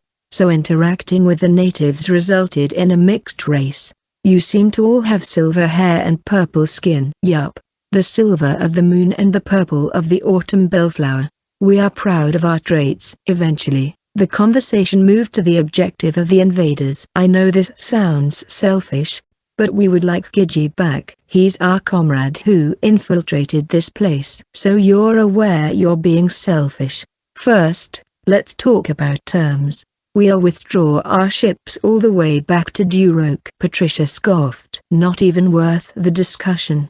You trespassed into our waters in the first place. What I want is Duroc, and compensation for damages. There are more than 1,000 people in that island, right? All of them just for one guy doesn't sound fair. Oh, he's basing this not in terms of interests or territory, but of human lives. He said there's about 10,000 people in Grand Dream.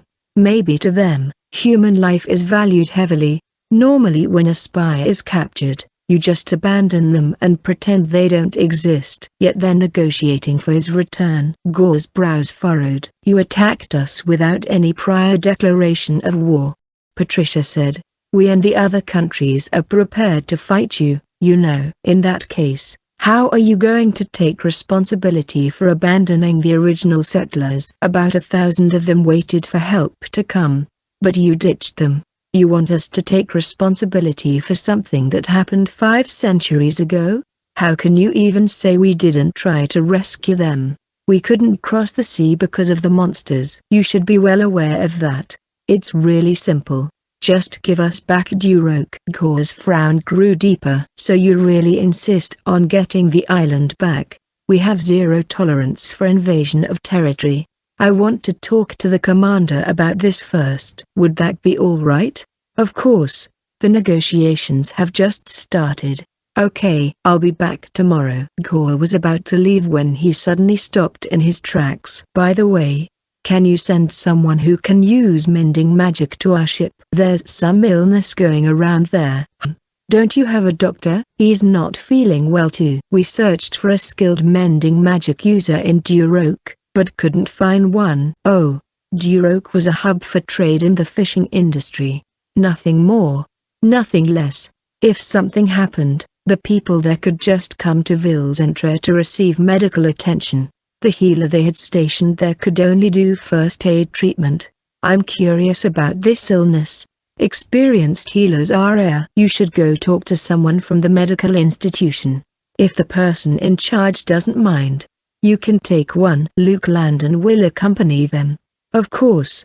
That's fine. Thank you. I don't know if this is enough, but here, you can have this. Gore took out a leather bag from his pocket. Inside were thumb-sized purple gemstones. They looked like amethysts, but deeper in color. What are these? I know you can't use our currency, so I picked out some gems. Very well, I'll take it. Thank you. Gore then left together with Luke. Patricia chuckled, holding back her laughter. Normally one would think getting back a whole island in exchange for one spy was impossible, but Gore said he talked to the commander about it. They even wanted a healer to cure sick. They really value life, huh? We might be able to get back Duroc rather easily, she thought. My negotiation skills are quite something, don't you think? Patricia asked tonight, who smiled and nodded. The Supreme Leader was in high spirits. Dina was overcome with surprise from the various fire magic shown to her. Flames burned the land here and there, smoke rising from the charred spots. Satisfied. There are more powerful spells, but they're dangerous. Hikaru said. I can use them. Lavia said. You don't have to. Lavia, with her mask on, was enthusiastic, eager to cast spells. But Hikaru stopped her. They hadn't shown Dina any complex spells, since those were Lavia's secret weapons. Can you only use fire magic? Lavia shrank quickly. Huh? What's wrong? Dina asked. Yeah, only fire. Hikaru said. There are other types, but we can't use them. I see. That's unfortunate. But we can use healing magic. Dina reacted like never before and sidled up to Hikaru. Did you say healing magic? You're too close. I want to see it. I said you're too close. Hikaru backed away from her a bit. Can you do it? Hikaru glanced at Paula. I can, but without a wound, we can't really tell if something's healed. Good point. Why, you can injure me all you want. Come on, Dina said, rolling up her sleeves and offering her arms. Hikaru wasn't really into hurting women. Dina crouched down, placed her hand on the ground, and smashed her finger with a rock. What? What the hell? Ouch. Ow. It hurts. Of course it does. Are you stupid? Healing magic. Now. She got it. Paula quickly went to Dina's side and took her hand. The nail on her middle finger was split open, blood dripping from it. A God who art in heaven, in thy name I ask for a miracle. In thy right hand thou offer the gift of life, in thy left the blessing of death. Golden light enveloped Paula's body as she chanted the spell. Light traveled from her hand to Dina, who was teary-eyed and covered in sweat. Oh. The blood on the wound bubbled and Dina felt an itchiness, as the pain faded away. Not a minute had passed before the wound closed. Amazing. You idiot. Eek. Hikaru grabbed her collar and pulled her up on her feet. Who would even think of hurting themselves? Only morons do that. I'm the one who guaranteed your safety and yet you ruined that. You are a complete and utter idiot. I'm sorry. Dina felt so dejected that it looked like she might disappear. She was close to crying. Silver face. Lavia placed her hand on Hikaru's shoulder, making him recover his composure. We're done here. They headed back to the city. Dina was provided a room in Ville Centre where Emperor Caglai could keep an eye on her. They provided the clothes she wore as well, and while her skin color was conspicuous, she blended in perfectly otherwise. It was late at night. Dina had opened the window and played around with a hand mirror, reflecting the light of the moon to the roof. So you're staying here? Hearing a voice from below, Dina almost dropped the mirror. She moved away from the window and Gore entered. Wrapped in an optical camouflaged cloth, it appeared as though he was just a floating head. This place better be safe, he said. It is, but there's a guard out on the hallway, so please keep it down. Okay. Dina was using the mirror to inform Gore where she was. Since he saw her with the carriage from Queensland, he could guess where she was staying. All Dina had to do then was send a signal for him. I hardly recognized you. You look like someone from this continent. Please stop joking around. You can't really call yourself a man unless you're able to crack a joke at times like this. How are things on your end? No problem. I got a healer. Already? Yeah, apparently they call it healing here, not mending. Anyway, they're sending one to the ship. They don't even suspect a thing. Are they good? Can they do it? Dina hesitated a bit. Can they cure our king's illness? I don't know. But we just have to make a gamble. We have to save our great king, the descendant of another grand ruler who brought prosperity to us. The secret technology is only handed down to rulers and we, the people of Dreammaker, need it. The people here seem obsessed about Duroc. I doubt they'll send a mediocre healer. If they piss us off and we barricade ourselves in the island, they'll be the ones in trouble. Is that so?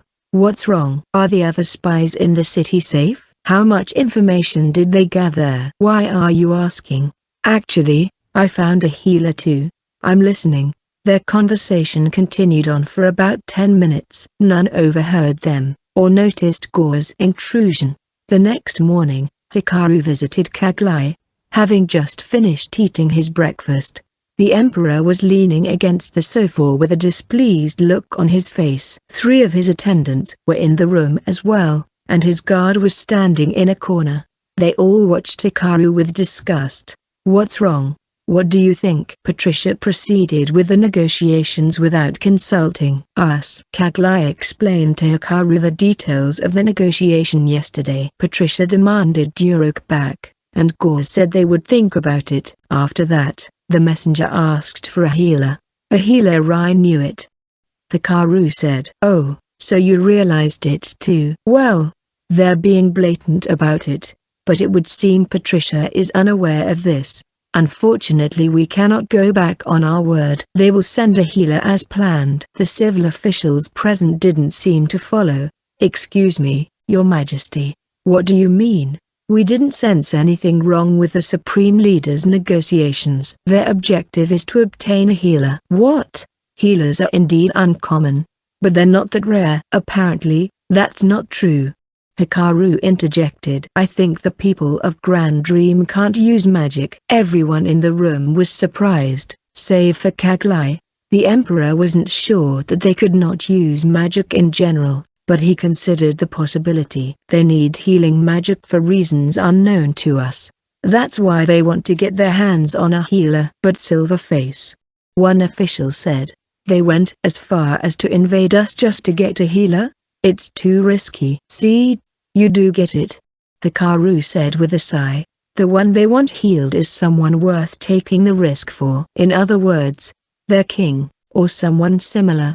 Kaglai added, they would only brave the danger if it was for someone belonging in their country's top brass. I must say, that kinda king is incredible for gathering such loyal subjects anyway. For a civilization where science is so advanced, they decided to rely on magic.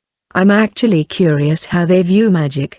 Perhaps something like a mysterious force that could make anything possible. Kaglai said. Of course, what magic can do is limited. We have their spy Gigi and Dina the secretary. Another official interjected. Yet they intend to grab the healer and make a run for it? Most likely. Hikaru could tell that Dina was in the mansion with his mana detection.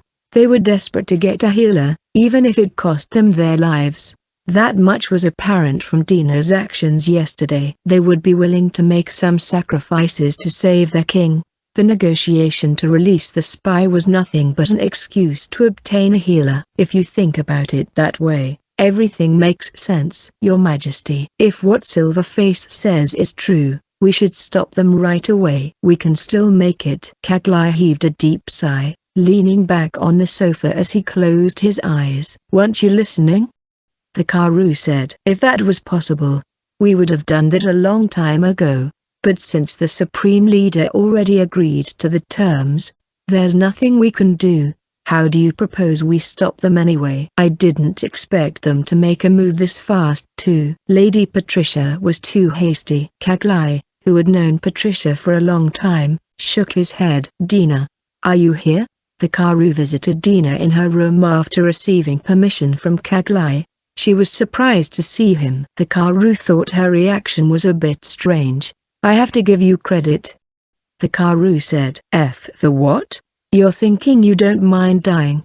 She was silent. So your king is that precious to you, huh? I'm not sure what you mean. It is only natural to hold the king you serve in high regard. Gore successfully obtained a healer. If he goes straight back to Grand Dream, your safety will no longer be guaranteed. Dina seemed to panic. Sure, Luke went with them. But once they're on the ship, it doesn't matter how many men he brought with him. They don't stand a chance. In fact, your people is probably thinking they can kill everyone except the healer. Am I right? Dina cast a furtive glance at the clock hanging on the wall. It was 10 minutes to 10. Gore should have departed from the warship at 9:30 along with Luke. They already got their healer. There's no point in checking the time, Hikaru thought. What? Does she think Patricia will go back on her word? Or perhaps it's something else. Hikaru decided to bait her. I know you got in touch with Gore last night. What? I don't know what you're. I'm sure you discussed a few things. Gore told you he got a healer. And you told him about the city I showed you, and the spirit magic and healing magic. Dina wasn't looking at Hikaru. Her face turned pale, her lips trembled. She squeezed her hands tight in front of her. We showed her healing magic. She was deeply impressed. She experienced it firsthand. There's no way she wouldn't tell Gory about it. Hikaru realized it at that moment. He activated his mana detection. Grand Hotel Zentra was within the 1-kilometer range of his skill. I can't find her. A chill ran down his spine. Lavia and Paula were both gone. They should be taking it slow around this time, reading books. It didn't take long for Hikaru to find Lavia. She was in the Adventurers Guild. What's she doing in the guild this early? Where's Paula? Lavia would almost never visit the Adventurers Guild, but she was there right now. The only reason Hikaru could think of was she went there so he would find her easily. Or to protect herself. Dina. The secretary yelped, feeling Hikaru's rage as he took a step towards her. Hey, Silverface? The knight standing watch in the corner of the room called out to him, but Hikaru ignored him. He drew closer and closer to Dina. Dina, she shrieked. Stop it, Silverface. The knight said. Hey, I need help over here. Hikaru, having lost control of himself, grabbed Dina's shoulders. She grimaced at his strong grip, wailed in agony, but he didn't even notice her cries. There was no need to. You took her. Mask of Fury. The adventurers present in the Zentra Guild that day might have noticed that the atmosphere was different than usual. An odd sense of discomfort. Eek. Those who could use magic in particular could sense dense amount of mana hanging in the air. A crushing feeling. Yet they couldn't see from whom it was coming from. Everything was the same as usual, though there were somewhat fewer adventurers today, and adventurers were searching for commissions to take.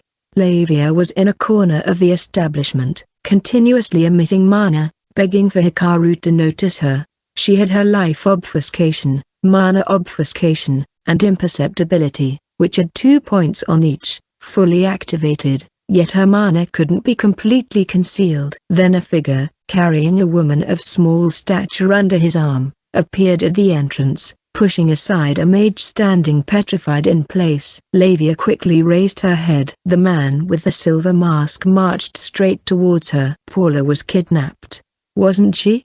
Lavia nodded weakly. The adventurers around them were taken aback. Unlike Hikaru who didn't have his stealth on, Lavia, wearing the same black cloak and silver mask, deactivated hers only now, making it look like she just appeared out of nowhere. The woman Hikaru was carrying was none other than Dina, looking lifeless. He ran with all he got to get here, and the shaking made her groggy. He didn't care the least bit, however. In fact, this was better as she wouldn't hear what they were talking about. We were attacked after you left the hotel. Lavia said. I didn't have time to use magic. I somehow made it out fine, and Drake managed to escape with me as well. But Paula's gone. I see. Even now, Lavia was carrying the sleeping white dragon, whose body had already returned to normal. Hikaru analyzed the situation. The enemy had established a much broader intelligence network in Zentra than he originally expected. They couldn't have done this in just a day. It was highly likely that a team of spies had already infiltrated the city while Grusel's army was still surrounding Duroc. He told Lavia and Paula to watch for tails whenever they were out wearing their black cloaks. Unfortunately, they were amateurs when it came to proper movement. On their way from Forestier to Pond, they did some grinding by killing monsters. Hikaru granted Paula 2 points each on the stealth skill tree as well. Still, if she walked in broad daylight, perceptive people should still notice her. I'm sorry I couldn't protect her. Even though I could use magic, I was useless. Only I managed to escape. I wanted to call for you, but Lavia escaped because the enemy only wanted Paula. She wasn't at fault. Hikaru bit his lips. It was his mistake for underestimating how desperate the enemy was. It's all right. I'll bring her back no matter what, Hikaru said, putting his hand on Lavia's head. But I think she's on their ship already. I'll catch up. I'll bring this one to translate for me, he said, pointing at Dina. I'll go with you. No. You'll have to stay behind. We can't bring Drake with us when he's still fast asleep. Oh, okay. Lavia nodded reluctantly, frustrated. If it'll help our chances of saving Paula, I'll remain here. Thanks. Hikaru smiled, but the eyes behind the mask were dead serious. I'll make them regret they ever laid a hand on us. Like Clavia said, Paula was already on the ship, her mouth gagged and both hands tied behind her back. What's the meaning of this, Gore? You told me last night that you obtained one healer, but you seem to have kidnapped this girl too. Also, where's Dina? They were in a storage room close to the ship's bottom. Those present were the Commander Grussel, a few of his men, the messenger Gore, Paula, and the spies who carried her. Luke and the other knights, along with the healer they escorted, were in the guest room. There were 10 of them all in all. I met with Dina last night.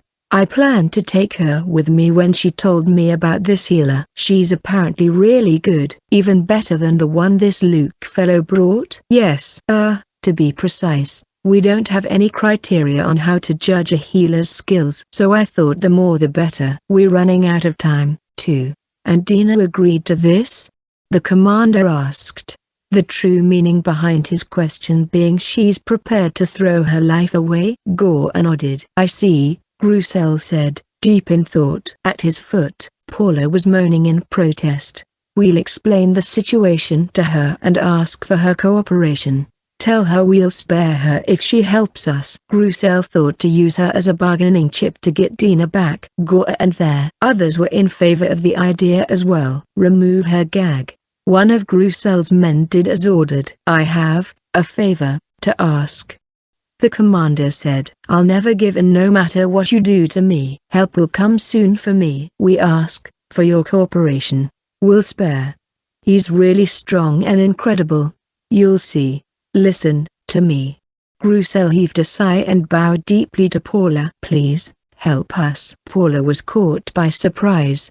She watched the man warily. If you help us, we'll spare you. I can't. We'll pay you. This isn't about money. I can only use my power for one person. I vowed to myself that I will never use my powers unless it's for him. Grussel and the others were stunned at the girl's flat-out rejection. They never thought a girl, who was not even a soldier, could hold such firm conviction. Even if we're at sea, he will come save me. Like he always have. Paula grinned. She firmly believed Hikaru would rescue her. But given that the ship already set sail, Grussel thought that was impossible. The vessel was drifting farther and farther away from land. After stopping by at Duroc, they would go straight for Grand Dream. They already know the capabilities of Virashin's ships from the previous battle. No warship could possibly catch up to theirs. I suppose we'll just wait for the girl to lose all hope and finally cooperate with us, Grussel thought. Commander, are you here? A voice came from the corridor. Since this room didn't have a voice pipe, someone had to come here directly. What's wrong? Did something happen to the healer? The door opened and a soldier appeared. Something is coming towards us at an incredible speed. What do you mean by something? Be more specific, soldier. We have no idea, sir. All we know is that something is gliding over the sea and creating ripples as it goes. Grussel looked puzzled. The soldier wasn't making any sense. Then the whole ship vibrated along with a loud thud. Alarms went off. Wait a minute. Grussel turned to look at Paula. I told you, he's incredible, she said with a smile.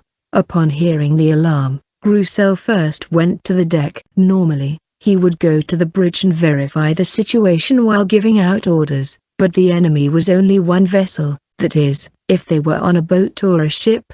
So he decided to get a grasp of the situation first. Grussel could only do this as he was a master in martial arts. He believed he could handle 10 enemies on his own. Dina, his comrades on deck had surrounded 2 people. One was a boy wearing a black cloak and a silver mask, and the other one was Dina the secretary. Smoke was rising from the deserted bow. Grussel could tell the loud bang happened there. Even now, the battleship was heading for Duroc.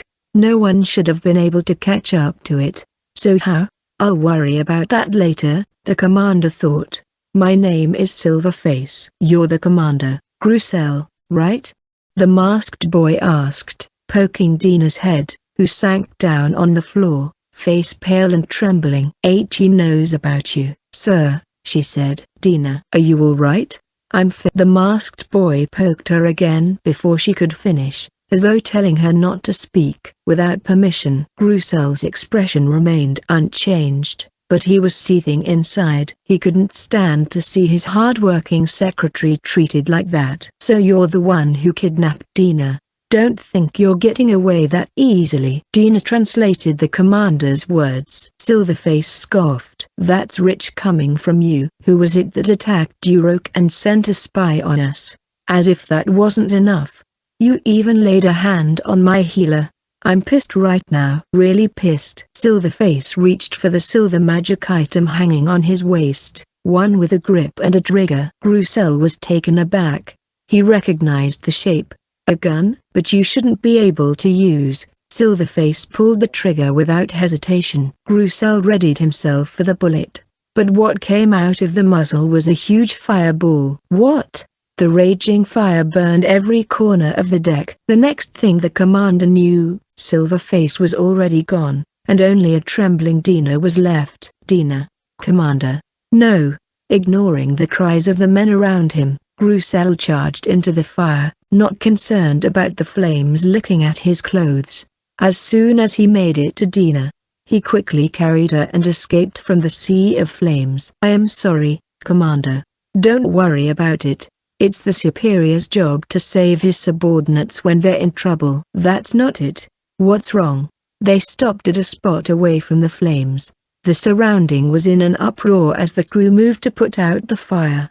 "That boy is dangerous. Bringing him here was my mistake. A huge mistake." Hikaru fired his revolver at the bow first, then made everyone gather at the deck to make it easier to move around inside. It was surprisingly effective. Hikaru walked down the corridors without much difficulty. With his stealth on, Hikaru snuck behind the guard and struck him, taking his key. The hit carried an assassination buff, but he didn't care. He knew that it was only Paula inside. He unlocked the door and entered. "Paula." Hikaru-sama. As soon as Hikaru cut the ropes binding Paula, she jumped into his arms. And he caught her. "I'm sorry. I shouldn't have shown you and Lavia to her." "You shouldn't apologize, Hikaru-sama." "No. This is my fault. I was too naive. I thought I could handle a little trouble." With the power of his soul board, Hikaru was nearly invincible. Almost none could see through his stealth. He would be lying if he said that didn't make him conceited. He thought there would be no problem since he gave Paula stealth abilities. 2. Soul board Paula Noru. Age, 18. Rank, 814. 2. Magical power mana 6.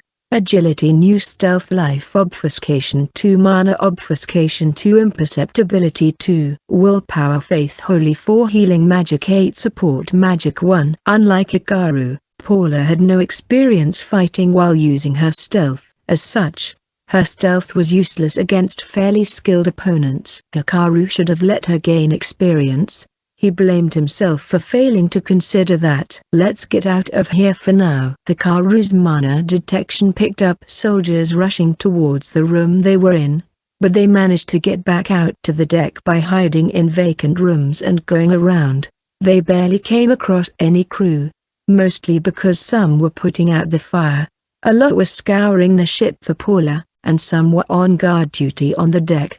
There was one more reason why soldiers gathered on deck. "What is happening?" Luke, his men, and the healer they were escorting were on deck too. They came out of the guest room after hearing the alarm. "Sir Grusel." "Sir Gore." "What's going on here? Why is the ship moving?" "Monsters were spotted, so we set sail. That is all." "Please relax. There was a small fire, and Gore was trying his best to come up with an excuse." "Come on. You shouldn't lie." The space beside Luke warped, and Hikaru, group obfuscation disabled, appeared. "It's you." Soldiers readied their weapons all at once. "Silverface, what are you doing here?" Luke demanded. "Landon, they're lying. They did what they shouldn't have done." "Lying on a national level." "What?" Hikaru told Luke everything. The invaders' objective from the start was to get a healer. There were no sick persons on board. They were sailing to Grand Dream where the healer would be asked to cure ailing king. The enemy even laid their hands on his own comrade. Paula didn't have her mask, so instead she wore a black robe and pulled it low over her eyes. "You expect me to believe you, Emperor Kakla?" "And I share the same opinion. I mean, look at those guys' faces." Seeing Gore's stiff expression, Luke realized Hikaru was telling the truth. "I see very well. We will be heading back to Vilzentra. Our ship is around here somewhere, right?" Luke immediately decided to return using their own ship. "You think we'll let you go just like that?" Gore wouldn't back down that easily. They finally obtained the one thing they wanted, a healer. Giving up was not an option. Tension hung in the air. "Hey, Silverface," Luke whispered. "You better have a plan." "I do. A plan where the both of us make it out for sure." "What about us?" Luke asked. "I'll create a distraction. But after that you're on your own. I'm sure a knight who serves Virashin can manage." "Very well." Satisfied by Luke's answer, Hikaru once again took out his revolver. "Move back." "That thing's dangerous." Gore and the other soldiers kept their distance from the masked boy. Hikaru shot a cursory glance at Grussel, who was positioned behind the crew, before turning his attention to Gore. "Gore, you laid a hand on my friend. I hope you're prepared to face the consequences." "Hey, don't act tough. We have you outnumbered." "You seem to use some strange magic, but some fire is not enough to scare us." "I actually thought about killing all of you." Cold sweat beaded on Gore's forehead. "But there are people from Vilzentra here too. They need time to escape. You better thank the healer who happened to be on the same ship as you. Also to the Supreme Leader who approved of their being here. Whether you live or die now is up to you." Hikaru pointed the gun at his feet. "Run," he whispered at Luke. The knights started running towards where their ship was towed, guarding the healer all the way. Before Gore and the soldiers could make a move, Hikaru pulled Paula close and squeezed the trigger. Bang! A bright, super hot, orange beam with high penetrating power shot out from the muzzle, a spell called Flame Laser. When Lavia tried using this, she got blown 10 meters back. For its incredible propulsive force, it also had a tremendous recoil. Hikaru had Lavia pack the spell into a bullet. As a result, Hikaru, while carrying Paula, flew up, tracing an orange ray of light in the air, like a rocket. Paula screamed, enduring the gravity on her body as she clung to Hikaru. In the blink of an eye, they were high up in the sky, looking down on the battleship. Eventually, they stopped mid-air due to gravity. Paula breathed a sigh. "One more." "What?" Hikaru aimed the revolver sideways and fired. "What?" They flew as fast as an arrow. What's that?" Luke couldn't believe what he was seeing, but indeed Silverface caused a distraction. "Now's our chance." "Lord Luke, the enemy will be on us soon. We'll hold them back. Please take the healer and go." "TSK, I suppose there's no other choice." They didn't have much time, so a few remained to buy some more. Then suddenly, the floor shook. Hikaru didn't just shoot at his feet for nothing. He aimed at the ship's very power source. The laser pierced through, the high temperature speeding up the mana reaction exponentially. What? The magic source started going out of control. "Run. Take cover. The ship's going to explode." The enemy soldiers escaped in a hurry. One after another, they jumped into the sea. The fire jetting out of the ship's side prevented the other ships from getting close. Jigo, Luke and the knights, too, broke into a run. Duinkler, on board a separate ship, received word that the commander's ship was hit by an attack from an unknown source. He quickly proceeded to the bridge to confirm the situation, but he couldn't believe what he saw. First, it was only one attack. Duinkler thought it came from a cannon. Yet the soldiers were panicking too much. Commander Grussel himself took charge as flames engulfed the deck. It was clearly strange. Gore ended up taking all the glory, but obtaining a healer was a blessing for Duinkler all the same. What they needed to do now was return to Dreammaker quickly and cure King of his illness. That's why he obeyed the order to retreat too. What in the world is happening? Duinkler ordered the ship to get closer so he could examine the situation. Then all of a sudden, it appeared as though a scarlet beam of light came down from above, like a spear sent down from the heavens, and pierced the ship. Judging by the angle, it most likely hit the vessel's power source. He knew what was about to happen next. Get lifeboats out. All of them. The ship's going to sink. His men quickly followed his orders. Save the healer at all costs. Do whatever it takes. The commander's ship spewed flames and started sinking. What the hell happened? Duinkler muttered, dumbfounded, as he watched the scene unfolding before his eyes. A boat was nearby where Hikaru and Paula emerged from the water. Hikaru-sama, are you okay? To the west of the sinking battleship, the two managed to climb up to the small boat that Hikaru brought with him. The first time Hikaru saw the spell flame laser, he thought of its possible application for fast travel. Lavia, however, wore a disapproving look as it was too dangerous. He probably wouldn't use it again unless they were in a really sticky situation. First of all, it was dangerous. More importantly, it put too much strain on Hikaru's arm. He had to steady his aim, or he'd screw up the trajectory. His bones suffered severe damage from the recoil too. Hikaru had to fire twice while on the boat to catch up to the ship, once to escape from it, and another one to change their trajectory mid-air. Having fired 4 shots in total, his bones were cracked in places. The boat they were on was equipped with a magic navigation device. As long as it stayed within a 1-kilometer distance, Hikaru could see it using mana detection. He fitted his cloak with a frame, turning it into a wingsuit, and used it to glide to where the boat was. Right before they landed, he then used the gravity balancer to slow down their descent. A god who art in heaven, in thy name I ask for a miracle. In thy right hand thou offer the gift of life, in thy left the blessing of death.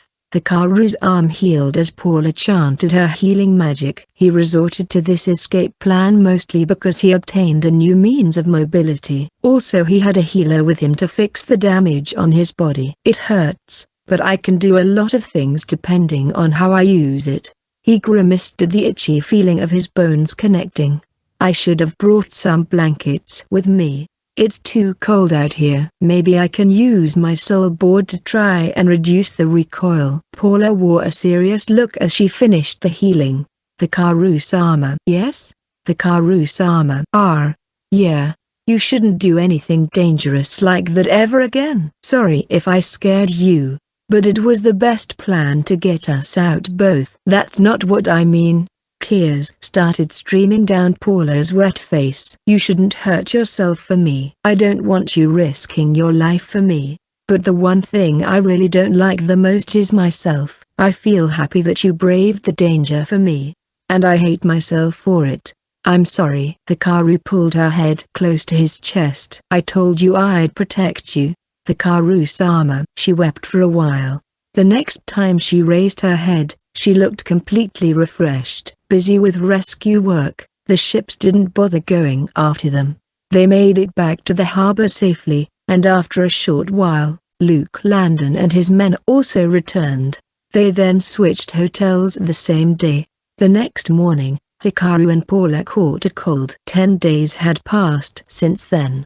The seas of Vilzentra had been nothing but peaceful, but the island of Duroc was still occupied. Now that Dreammaker's objective was known, it didn't take long for the leaders to decide on a plan of action. We must have Duroc back, Patricia said. After that, depending on how negotiations go, we might send them a healer. The former was the supreme leader's wish, while the latter was Kaglai's idea. The Emperor thought it would be better to deepen relationships with Grand Dream, rather than be hostile. Marquitos simply watched silently as this problem still had nothing to do with Forestia. Cudiastoria didn't wish for war since Sponsonia itself was still not stable. All this was decided while Hikaru was in bed with a cold. Healing magic could accelerate one's recuperative abilities, or Kyumas, but unfortunately, it couldn't instantly kill viruses in a body. What are you going to do? Kaglai asked. I think I'll stay in town. Hikaru was curious about the continent of Grand Dream, and he didn't really have any plans. He still hadn't done a proper sightseeing in Virushin either. Kaglai, however, couldn't stay away from the Empire for too long, so he decided to head home. Quinbland's troops would remain in Vilzentra just in case the enemy attacked. Very well, I will give you your reward. Then Kaglai handed him a fist-sized bag containing 10 silver commemorative coins, each equivalent to 100,000 gallons. The knights standing guard looked shocked. They were made of silver, a precious metal, and each one of them was a magic item as well. Sequentially numbered, these coins couldn't be forged. Hikaru's reward totaled 10 million. You're one crafty guy. Hikaru smiled. Kaglai smiled back. I did not have anything else on hand. I am certain you can figure something out. Yeah. Hikaru casually shoved the bag into his pocket. It was possible for Kaglai to trace the coins. Silverface could use them no problem, but if Hikaru used it, Kaglai would discover Silverface's true identity. It was an obvious trap, but Hikaru's bad habit got the better of him. He couldn't back down from a challenge. I will leave one of my subordinates behind. If anything comes up, just talk to her. The Emperor wasn't going to let him take a breather. He rang a bell, and a girl entered the room. You called, Your Majesty. Wait, Silzel. I told you to stop calling me that. I'll kick you. Ow. You're already kicking me. It was none other than Alice Sunborn, a member of Quinbland's intelligence network and a student of the late Uncan. You seem to know each other, after all. I figured it would be convenient. And so Kaglai left for Quinbland. Hikaru later found out that Markido and Kaguya wanted to talk to him, but he thought nothing good would really come out of it, so he chose to forget about it. Peace returned to Vilzentra, or so they thought, when a lone ship, carrying Core, appeared in her seas. He looked somewhat disheartened as he asked Patricia for a negotiation once more. Lavia and Paula remained behind in a second-class inn near the harbor. Hikaru left once his mana detection sensed Gore had arrived at the port. Ever since the attack, the girls refrained from going out as much as possible. Good thing, too, as Paula took some time before she got over her cold. Early afternoon. Paula was enjoying her after-meal tea, when she noticed something. Lavia-chan, looks like Drake's awake. Really? The white dragon, who had been asleep for a while now, groaned while laying on the blanket in the basket. Drake blinked his eyes open. How are you feeling? Drake? Fine. Where are we? In an inn far from where we were last time, I guess. Do you remember? You swallowed a dragonstone whole and then slept for days.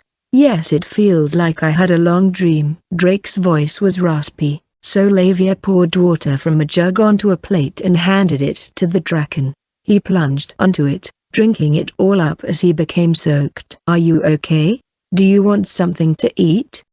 Lavia asked. I'm hungry, but Drake used his nose to sniff around, as though trying to pick up the scent of something that was gone. Where's Hikaru? He went out for a bit. He should be back later. Why? I smell something bad. Something evil. Drake wasn't his usual goofy self. He appeared to be desperate. I dreamed about dragons, he muttered to himself. I have to go. This is one tiresome negotiation, Hikaru thought. He was in the audience room, hidden with stealth. Of course, inside the Supreme Leader's residence, the same room that Gore was in last time. Patricia and Gore sat facing each other. Dreammaker now has sovereignty over the island of Duroc. Hey, good one, you stole our island and are now using it as a bargaining chip. The people of the ruined continent sure are barbaric. Say what you want. If you don't accept our terms, you will never get back your island. I heard many of the people have families here on the continent. I doubt they'll be happy. Gore had someone with him this time, Dina the secretary. They proceeded with the negotiations carefully, whispering to each other along the way. Despite arriving with dejected faces, they were headstrong in discussing their terms. The negotiation was simple. Gore proposed to share half of control over Duroc's to Virushin. In exchange, They wanted a healer. Patricia, on the other hand, couldn't take a weak stance, or else the nation would flame her. She already lost to the enemy once. She wanted Duroc to be returned to her fully. On top of that, she would seek further concessions and demand compensation for damages. "We don't mind if these negotiations dragged on," Patricia said. "But what about you guys who came from afar? Don't you want to return to your homeland soon?" The Supreme Leader hinted that she knew of their circumstances. Gore wore an unpleasant look, but that was within expectations. "You're the one who lent us the healer," Gore said. "You also destroyed one of our ships." "We're trying to be nice too." "Destroyed a ship? I don't know what you're talking about." "That's ridiculous. That man named Silverface kidnapped Dina here and then destroyed our ship." "Fortunately there were no casualties, but the financial loss is enormous." "We're saying we'll ignore that." "No casualties?" Hikaru was surprised. He thought a few dozen would die, that he would kill them, and he was prepared for that. But it would seem that the soldiers of Dreammaker were more skilled than he expected. Patricia laughed. "You're a funny one. Dina is here with you. If she was kidnapped, why would she be here?" "Silverface brought her back. How can you call it kidnapping when he returned her?" "Now, listen. If Silverface indeed destroyed a whole ship alone, we can send him to fight for us. I'm sure we can win then." Gore scowled. "What? No. No, no, you're not going to ask me first. Besides, my arm gets wrecked if I do what I did." Hikaru thought. "You should be grateful we're not doing that and instead offering to negotiate." "Ha ha ha." Patricia laughed out loud. Getting too cocky, Gore let out a low groan as his face turned red. Luke reported to the Supreme Leader what happened at the ship, but she didn't believe that Silverface destroyed a ship on his own. She thought a ship as powerful as that must have been equipped with magic items that, unfortunately, went haywire. That should be enough to make it sink. Silverface just happened to be there when it happened. It was a completely convenient misunderstanding for Hikaru. He didn't receive any needless attention. He wanted her to get the wrong idea even more. "Then tell us what you want," Gore said. "Unconditional return of Duroc. And I want one of your ships." What? What Patricia wanted more than money and gemstones was a warship. If she obtained one of the ships that her navy lost helplessly to, they could dismantle it and study the technology. Viracoin's navy would become even stronger, earning Patricia the title of history's greatest Supreme Leader. At least, that's what she believed. "If you agree with that, I will send a skilled healer to the ruined continent." There was always a hint of disdain whenever Patricia, or any other person on this side, referred to Grand Dream as the ruined continent. She still hasn't learned her lesson. Hikaru placed his hands on his waist and looked up. "We lost." Gore already tricked Patricia into giving him a healer once. There was no way he'd come negotiate without even trying to hide his emotions. He even had an escort with him. The moment Patricia gave her terms, Gore smiled. "You got yourself a deal. You want Duroc back and a ship. We want a skilled healer. I want to see with my own eyes just how good they are. In exchange, you may choose which ship you want." What?" Patricia was taken aback. All of a sudden, Gore's face was clear, and he sped up the discussion. She didn't expect them to hand over a ship that easily. As the Supreme Leader of the maritime nation of Virashin, she knew just how important ships were. Giving away a ship built using secret technology and confidential information was simply unthinkable. Patricia's negotiating skills weren't that bad. She just read the situation wrong. She didn't know just how desperate they were for healing magic. These people invested many men and resources to cross the sea monster-dominated seas just so they could obtain a healer. Losing one warship was nothing to them. "I want to add to those terms," Hikaru said as he appeared. Everyone present was startled. Guards drew their swords. When they realized the voice came from Silverface, they didn't bother hiding their disgust and hostility. Hikaru would have appreciated it if they relaxed and lowered their swords, but he was well aware that people disliked him. "Mr. Silverface." Dina stared at Hikaru. her face pale. Gora watched him warily. We won't accept any additional terms. This is a negotiation between Dreammaker and Verashin. It's none of your concern. Come on. Now. You can't be serious. Have you forgotten that you abducted my friend? Well, you kidnapped Dina and sank our ship. I provided Dina with knowledge about magic and magic items, things you wanted to know more about. Although my friend got taken because of that, you repaid my generosity with cruelty. Dina cast her eyes downward, her face as white as a sheet. We could have done this peacefully if you just asked for help nicely from the start. Am I right? You're the ones who ruined that option. Your internal bickering led to you guys occupying Duroc. That's... Watching Gora hesitate with his words, Patricia realized her misunderstanding. Silverface really did sink the ship on his own. Not only that, he possessed information that she didn't. He has a point, Patricia said. I think having his own personal terms included is fine. I'll allow it. She didn't just sit there quietly. Instead, she cut in and tweaked the flow of the conversation, emphasizing that Silverface was on Verashin's side, and while his terms were different from the conditions that the nation laid out, they would get involved too if there was benefit to it. What a shrewd woman, Hikaru thought. So, what do you want? Patricia asked. Oh, it's nothing significant, Hikaru answered. That's all? Gora asked, his expression a mix of disappointment and relief, as Hikaru finished stating his terms. Yeah, simple, right? I just need you to allow an observation team, me included, to enter Dreammaker. Once your beloved ruler recovers, it's best if both continents build friendly relations and forget grudges from 500 years ago. We don't mind an observation.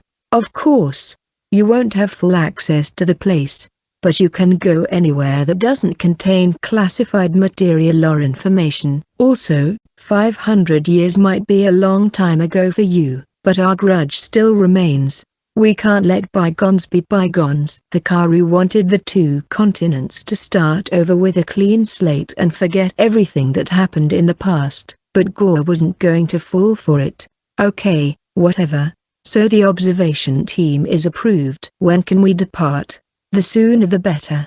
Can you arrange for a healer right away? Just take my friend. What? Gora frowned. He must have recalled how Silverface retaliated when they kidnapped Paula. I told you, we could have done this peacefully if you just asked nicely from the start, Hikaru said with a hint of sarcasm. Gora's frown deepened. Dina whispered something to him, and he nodded. Very well, that'll do, he said. Hey, wait a minute. I'll send a healer too with Luke Landon as their escort. Patricia cut in. So when are you going to deliver the warship? Just send your men along with us to Duroc and let them choose one. Sounds good. I was worried they'd hand over a ship with a damaged magic item, but if we can go with them and choose one right away, they shouldn't be able to trick us, Patricia thought. What about the observation team? Gora asked. We can't really wait that long. We can go at a later time. Hikaru replied. You have a method to cross the sea, right? We'll send a ship to Duroc to pick you up 30 days from now. I trust that's fine with you. Hikaru was suggesting they didn't kill the monsters, but instead found a way to repel them. Gora, however, didn't take the bait. Apparently they wanted to keep it secret. Once trade started between the two continents, having the technology to cross the sea would be an enormous advantage, and Gora wanted their side to take the initiative. Whether this would establish a friendly relationship was doubtful at this point. Works for me, Hikaru answered. As Gora left with Luke Landon to go choose a healer, Patricia asked Hikaru to stay. So, what are you after? You may be Kagli's right-hand man, but depending on your answer, you might pay for this. Patricia's gaze was cold, her voice a dagger. Her anger was understandable. After all, Hikaru was observing an important discussion between two nations without permission. An ordinary citizen would have been shaking in her presence right now, but Hikaru had survived many predicaments before. I don't want to be regarded as Kagli's right-hand man, Hikaru thought. You met with Gore as the supreme leader of Virushin, right? Of course. What of it?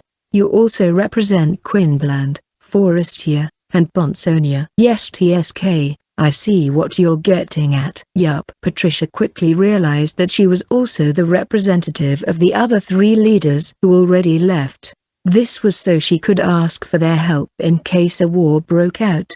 That also meant she wouldn't have much freedom in the agreement between her and Gore. However, as her navy already lost once, she had no other choice.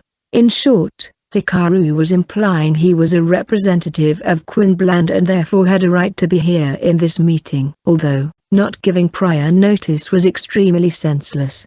You owe me one, she said. Sounds like a costly debt. Scary. Though in reality, Hikaru's agreement with Kaglai already expired. He kept quiet about it as he didn't want Patricia turning one debt to 2. So what are you up to? Why, an observation team. I figured it would be convenient for you guys. I simply helped you out. Convenient? How? First of all, Grand Dream has advanced scientific technology that this continent doesn't have. Scientific technology? Patricia frowned at the unfamiliar word. It's technology based not on magic, but the laws of physics. You're probably thinking Virushin's navy lost because of some magic item, but I don't think that thing was one. What? It was a cannon that used gunpowder. I don't have to explain, I guess. You can find out for yourselves if you examine their ship. Hikaru didn't plan to explain the details. When he boarded their ship, he didn't sense any mana from their heavy weaponry. As such, he guessed those were cannons, weapons that used gunpowder to fire shells. Let's say Luke goes to Grand Dream with the healer.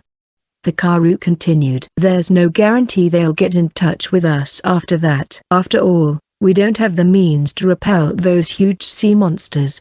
The question is, how much information can Luke gather in just a few days? Assuming he can't slack off with his guard duties, he can only get very limited intel. Of course, that limited intel is still valuable. So that's where the observation team comes in. Exactly. We don't know if they'll guarantee the safety of the observation team. We don't even know if Luke and his men will make it back. That's why I'll go. Hikaru pointed at his chest with his forefinger and middle finger. They can't catch me. Once I'm in the city, I basically win. I can slip past them easily. You're bringing your friend healer with you too, though, right? They have the same abilities as me. Patricia looked shocked. Although, Paula's stealth was not on the same level as Hikaru's. How did you even get that tech? No, the magic item. No prying please. In short, my going there will ensure Luke and the healer's return, and the safety of the observation team. I don't think they want to get on my bad side. Then why did Gore allow you to come that easily? Well, Dina whispered something to Gore. She probably said it was better to have Paula as well. Since their goal was to bring back a healer, having one more would be better. Hikaru explained it to Patricia, and she groaned. We have more important matters to deal with right now, Supreme Leader. Hikaru said. Like the observation team. Since there's a chance to get info about new technology, every nation would want in. They have to be in Duroc in 30 days. You're right, but you better not be thinking about monopolizing it. What? Let's say Virushin hugged the observation team to itself. If some accident were to occur, the other nations won't help you, saying you deserved it. I know that. She then summoned a subordinate and ordered to contact the other nations quick. Now we're even. Hikaru said. You're a cunning one, you know that? Ever considered being a merchant? That's the first time someone said that to me, Hikaru thought. The reason Patricia didn't even ask why Silverface was so desperate to go to Grand Dream was probably simply because she had too much in her mind, organizing the observation team, handing over of the warship and the study on it, and the return of Duroc. Of course, Hikaru would have just made something up on the spot. He couldn't tell her the truth. Optical camouflage and cannons. There's got to be someone from Earth there. He wasn't expecting anything by meeting the person. But after getting this far, Not seeing them was not an option. Sellies of the 4 stars of the East returned to Ponsonia with good Astoria. Once Silica learned about the camouflage from Sellies, she would definitely reach the same conclusion, that someone from Earth was transported to the ruined continent. He was well aware of the danger, but danger was a part of life in this world. In that case, he might as well take the opportunity to cross the continent. He wanted to go to the place where he might find a fellow brethren. Hikaru returned to the hotel to find Drake awake, lying on the table with his stomach inflated. By his side was an empty plate. "Hey there, Hikaru. Let's go to this ruined continent too." Drake seemed to have grasped something. Later that evening, Hikaru, Lavia, Paula, and Drake boarded Luke Landon's ship. Most of the warships anchored at Duroc were painted in grey. The moment Verashine decided which one to get, the soldiers began carrying their belongings, documents, and other goods out. 3 ships remained to load all of these, while the rest of the fleet departed Duroc the same day. Silverface's party, 3 persons and a hidden creature, were given a guest cabin. Although not as a hotel room, it was spacious and clean. Oil lamps were the only source of light.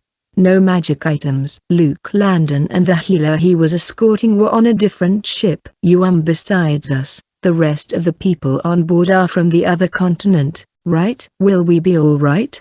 Paula asked, worried. Hikaru thought there wouldn't be any problem. The crew witnessed how he sank a ship with just 1 attack. Surely they wouldn't harm them when they were aware of the risks. If they wanted Silverface dead for certain, they would have to blow up this room without being noticed or fill the room with poison gas. But the room clearly looked normal, not one built to kill someone. Besides, with Hikaru's mana detection, he had a general idea of the crew's movements. If he sensed something strange, he could just take action. "So I know it's a bit late, but are you too sure about this?" The decision to travel to the ruined continent was made by Hikaru without prior consultation. If Lavia or Paula was against it, he would have thought about reconsidering. But contrary to expectations, they immediately agreed. "I'll go wherever you go." "Of course," Lavia said. "Me too," Paula added. "If I can be of use, I'll go anywhere." Oh, thanks. What's wrong?" Lavia asked. "He's just feeling embarrassed," Paula said. "Okay, no need for odd remarks now," Hikaru said as he cleared his throat. "We, the new moon star, are finally crossing over to a different continent. Now what do we do once we get there?" "The library. I doubt there's any big libraries there. They seem to have lived their lives feeling cornered all the time. Besides, you can't read their language." Here, food tour." Drake raised his hand. "You want to go there for the food?" "Wait. We're not going on a food tour? I'm sure they have rare ingredients and cuisine. I guess we can do that," Hikaru said. Lavia and Drake cheered as they high-fived. "When did Lavia become such a glutton?" "So Drake, why do you want to go there?" Paula asked. "Now that you mention it, we were in a hurry, and you didn't have time to explain," Hikaru said. Well, you know how I ate the Dragonstone and slept. While I was asleep, I dreamt of something. A dream about dragons and their long history." "So dragons have this ability to share memories or something?" "Apparently. I think I remember the elders talking about it a long time ago. But they said we don't have the dream while we were in our hometown. We didn't need to." "So those who left your home needs to have this dream. These dragons leave your hometown to kill dragons, right?" "So the dream is essential in killing dragons, I guess?" Drake nodded. "A dragonstone was evil in crystal form that a dragon possessed. Eating one kindled a dragon's fate and they were able to access the memories of other dragons. This is all just a guess, though. It makes sense. So why Grand Dream? I smelled a lot of evil from that place. Even now, it stinks. I think there are a lot of traces of evil over there." Hikaru didn't even know what evil was exactly, let alone traces of it. Perhaps Drake was referring to those slimy black things underneath the tower and bios. "The monsters over there are apparently strong. Maybe they're related. Also, the citizens of Grand Dream can't use magic. Maybe these two things have something to do with whatever Drake is sensing. Lavia placed her index finger on her chin and stared into space. Hikaru copied her as well. Though there was nothing there. We just have to go and check it out. You want to go to Grand Dream because there might be someone from Earth there, right? Yeah.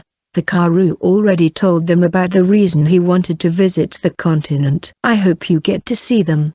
Paula said. I hope so too if possible. For that, we need you. If Paula healed whoever they wanted to be healed, their attitude towards Hikaru should change quickly, which means he could have more freedom in moving around.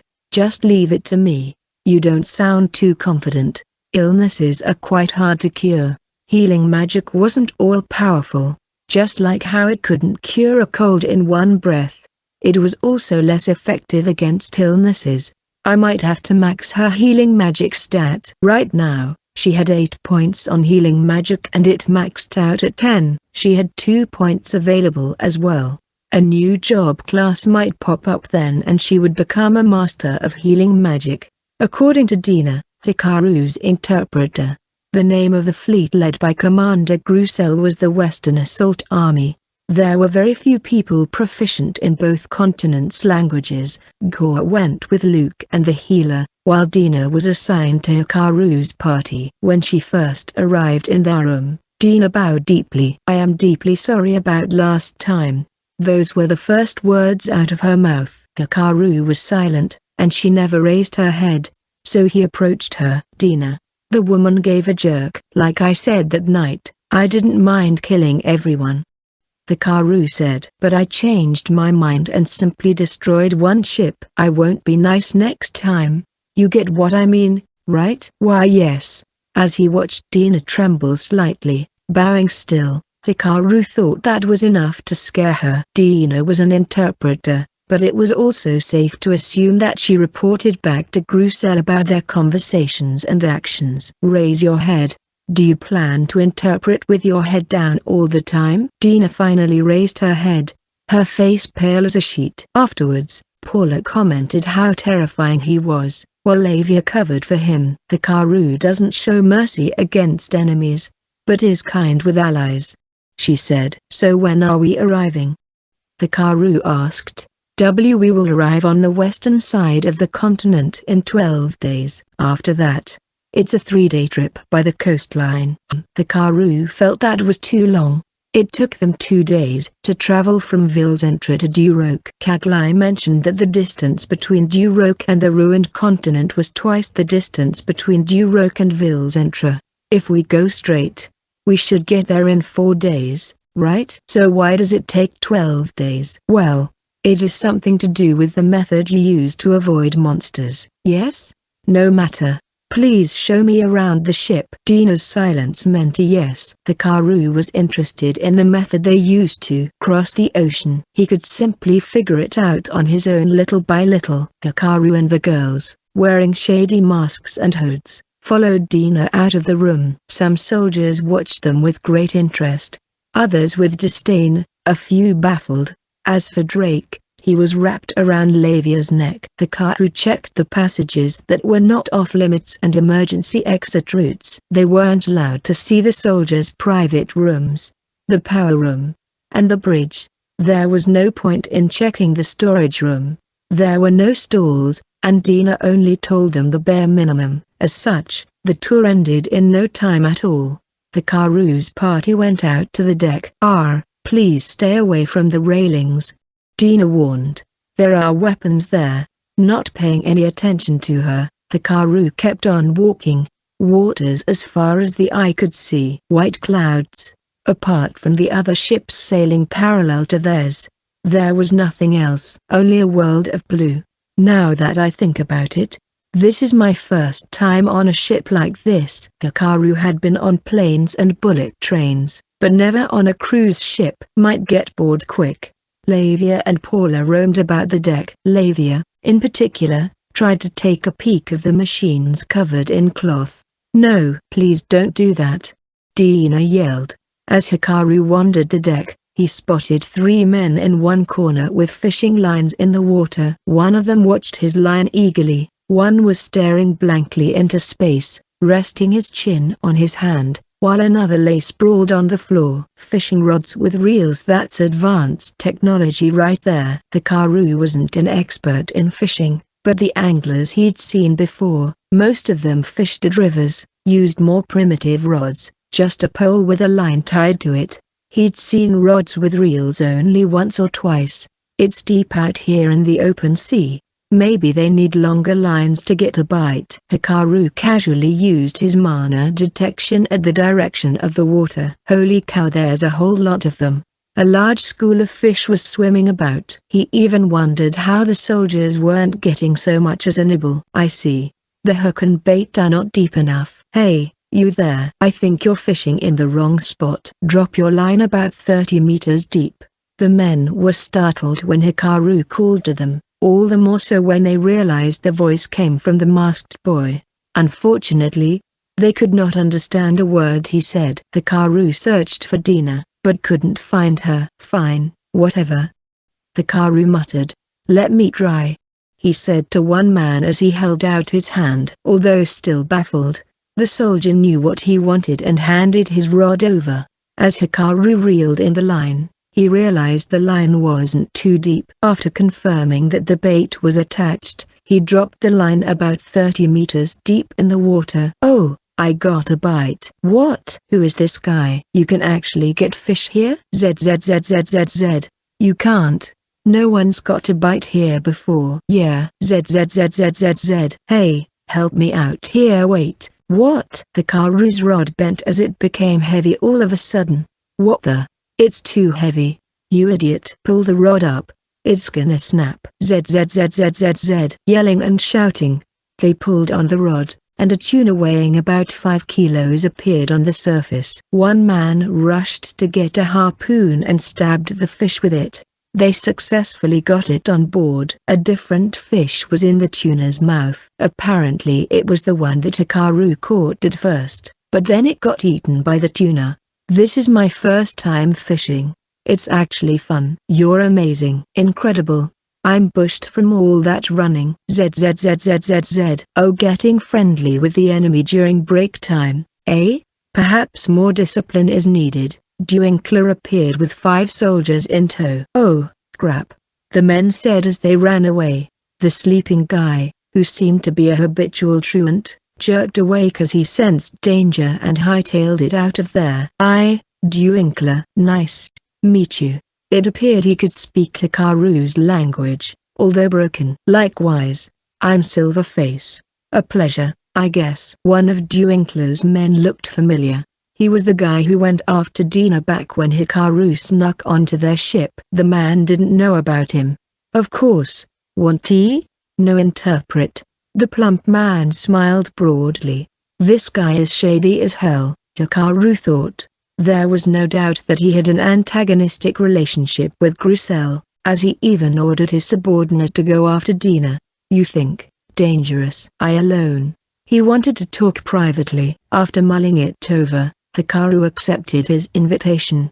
They still had plenty of time left in their voyage. Okay, let's go. Compared to the others, there wasn't anything noteworthy in Duinkler's soul board. He excelled in fighting and had a high soul rank. That was all. Yet he said he was the person in charge of this ship, and the crew seemed to be obedient to him. When Hikaru told the girls he was going to talk to Duinkler, Dina turned pale. I'll go with you, she said. He said we'll talk privately, but I'm your interpreter. Dina insisted to go, but a word from Duinkler and she reluctantly backed down. It's a private conversation, Dina. It does not concern you. Dina's expression was a mix of frustration and helplessness. This confirmed Hikaru's theory that Grusel and Duinkler were from opposing parties. Duinkler led Hikaru to what was most likely his room. Smaller than the guest room, the cloak and hat hanging by the wall and desk all looked like luxury items. As the plump man promised, there were only 2 of them here. As such, Duinkler himself prepared tea. Oh, the tea he served was fragrant, similar to a roasted green tea. This is good tea. Can tell? It's fragrant and flavorful. Even though we live in different continents, it seems our tastes are still the same. Dewinkler nodded in satisfaction. Hikaru could tell after talking with the man for a bit. While he couldn't speak well, he could understand fine.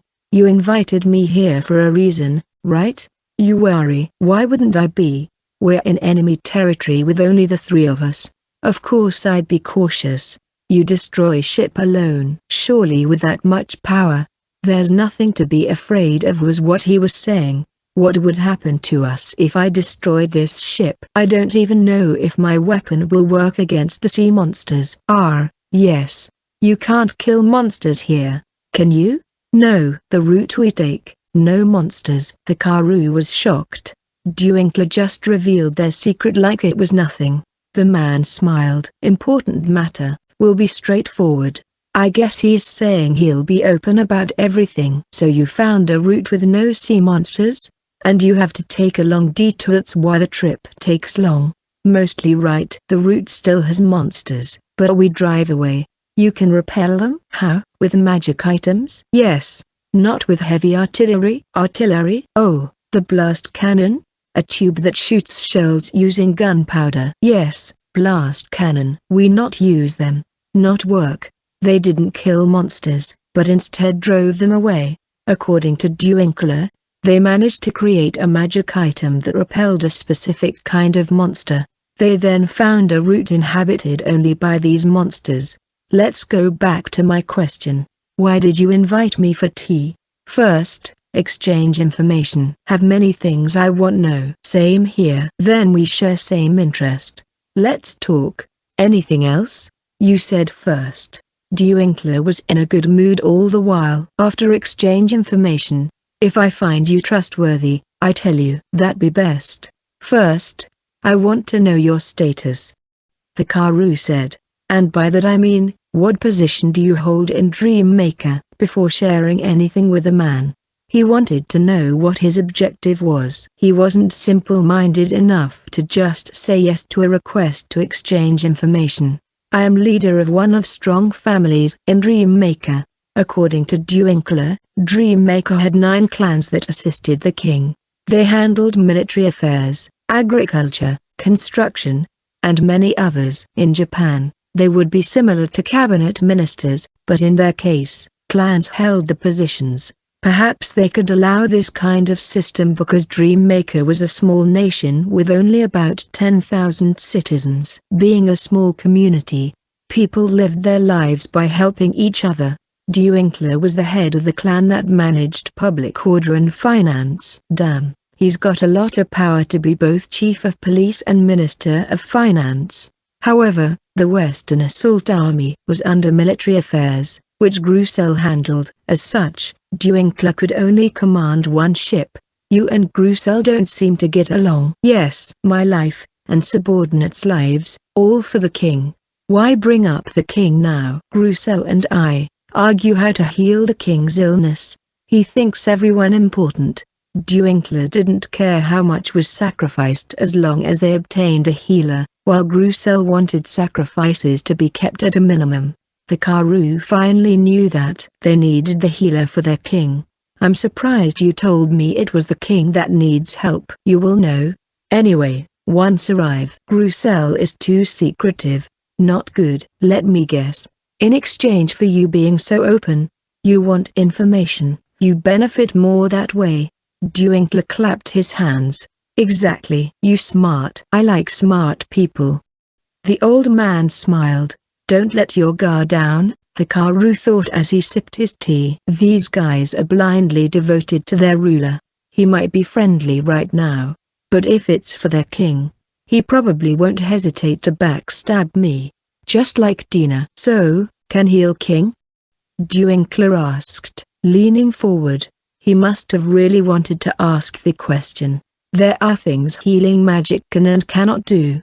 How's the king's condition? Very bad. Always in bed. Can't get up and eat. So he's in critical condition. Sounds like we don't have much time to waste. Food is important for humans to survive. If the king couldn't eat, He would gradually lose weight, since it wasn't like they had 4 drips. What are the chances of him being poisoned? None, is what I'd like to say, but not sure. What about magic?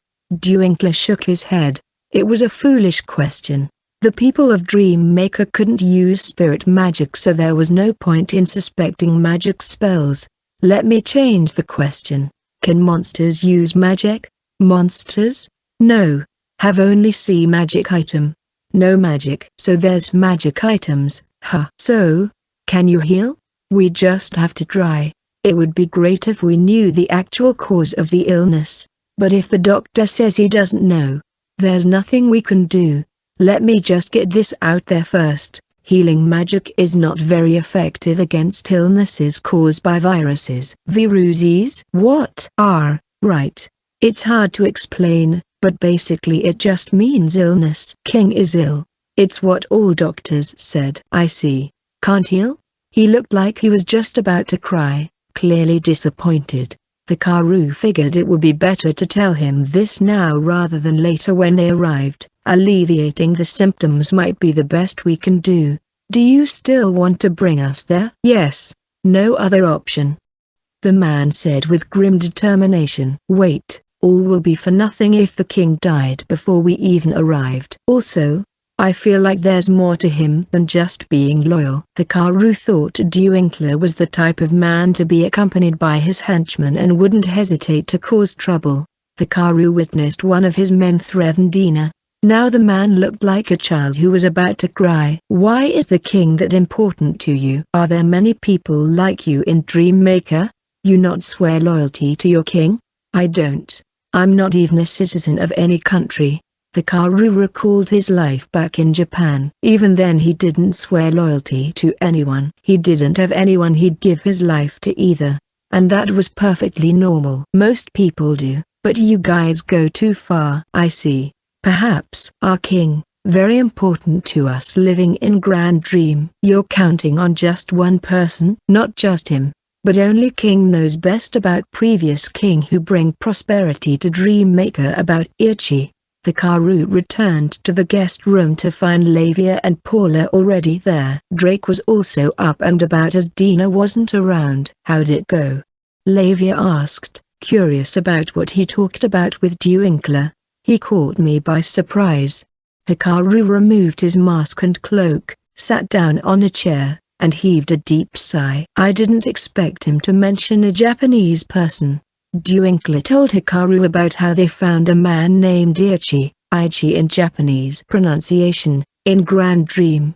At first, he couldn't understand the language, but after a few years, he learned it.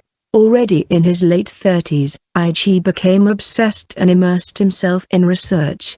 The results improved the lives of everyone in Dreammaker and drastically decreased the mortality rate. Hikaru guessed Ichi to be a professional teacher. He knew a little bit of everything. He didn't focus on one thing, but he did invent things that helped the lives of the people. First, the heavy artillery, then the fundamental knowledge of building a warship.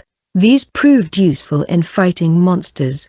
The saltpeter and sulfur used for gunpowder could be collected nearby. Second, he introduced the idea of hygiene and nutrition. The natives of Grand Dream were vigorous, but they had poor eating habits. Ichi taught them about sterilizing water by boiling, development of wells, and balanced diet. The people didn't have much to do for amusement, so all they did was produce alcohol and drink, which Ichi discouraged. Hikaru guessed they had weak livers as they got drunk easily.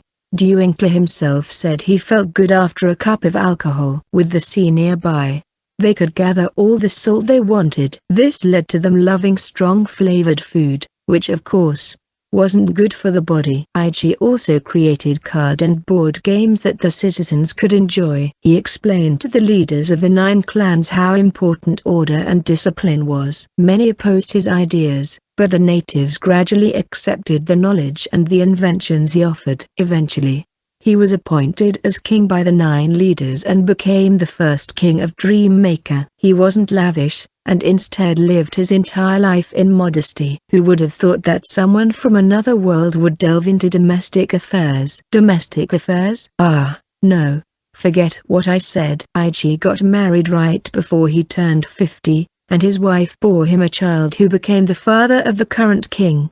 The man invented many things, but time was a limited resource, so he left his ideas behind. On his deathbed, he asked his followers to write them down. Someday, someone who can understand them will appear, he said. As a matter of fact, the optical camouflage was Aichi's idea that was made real by the current king. While Aichi used purely science in his inventions, the current king made use of magic items. On a side note, the current king's name was Driichi. Apparently the king's family adapted the chi to their names. Hikaru wondered if he should correct their pronunciation of Aichi's name, but he refrained, thinking that doing so would be the same as telling them that he too was from another world like Aichi. So someone from Japan like you was treated like a messiah over there. Exactly. His grandson, Driichi, succeeded in creating the things Aichi was not able to and is extremely famous among the citizens. They probably believe that he'll contribute just as much as Aichi did. He's still young too, only in his 30s. So Lord Driichi is not feeling well, right? Paula asked. What's his condition like? Is he injured? Unfortunately, it's an illness. Paula was disheartened. After hearing the man's story, she must really want to help however she can.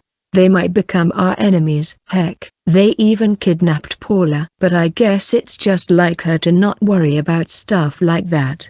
Hikaru believed Paula's desire to help others was one of her strong points.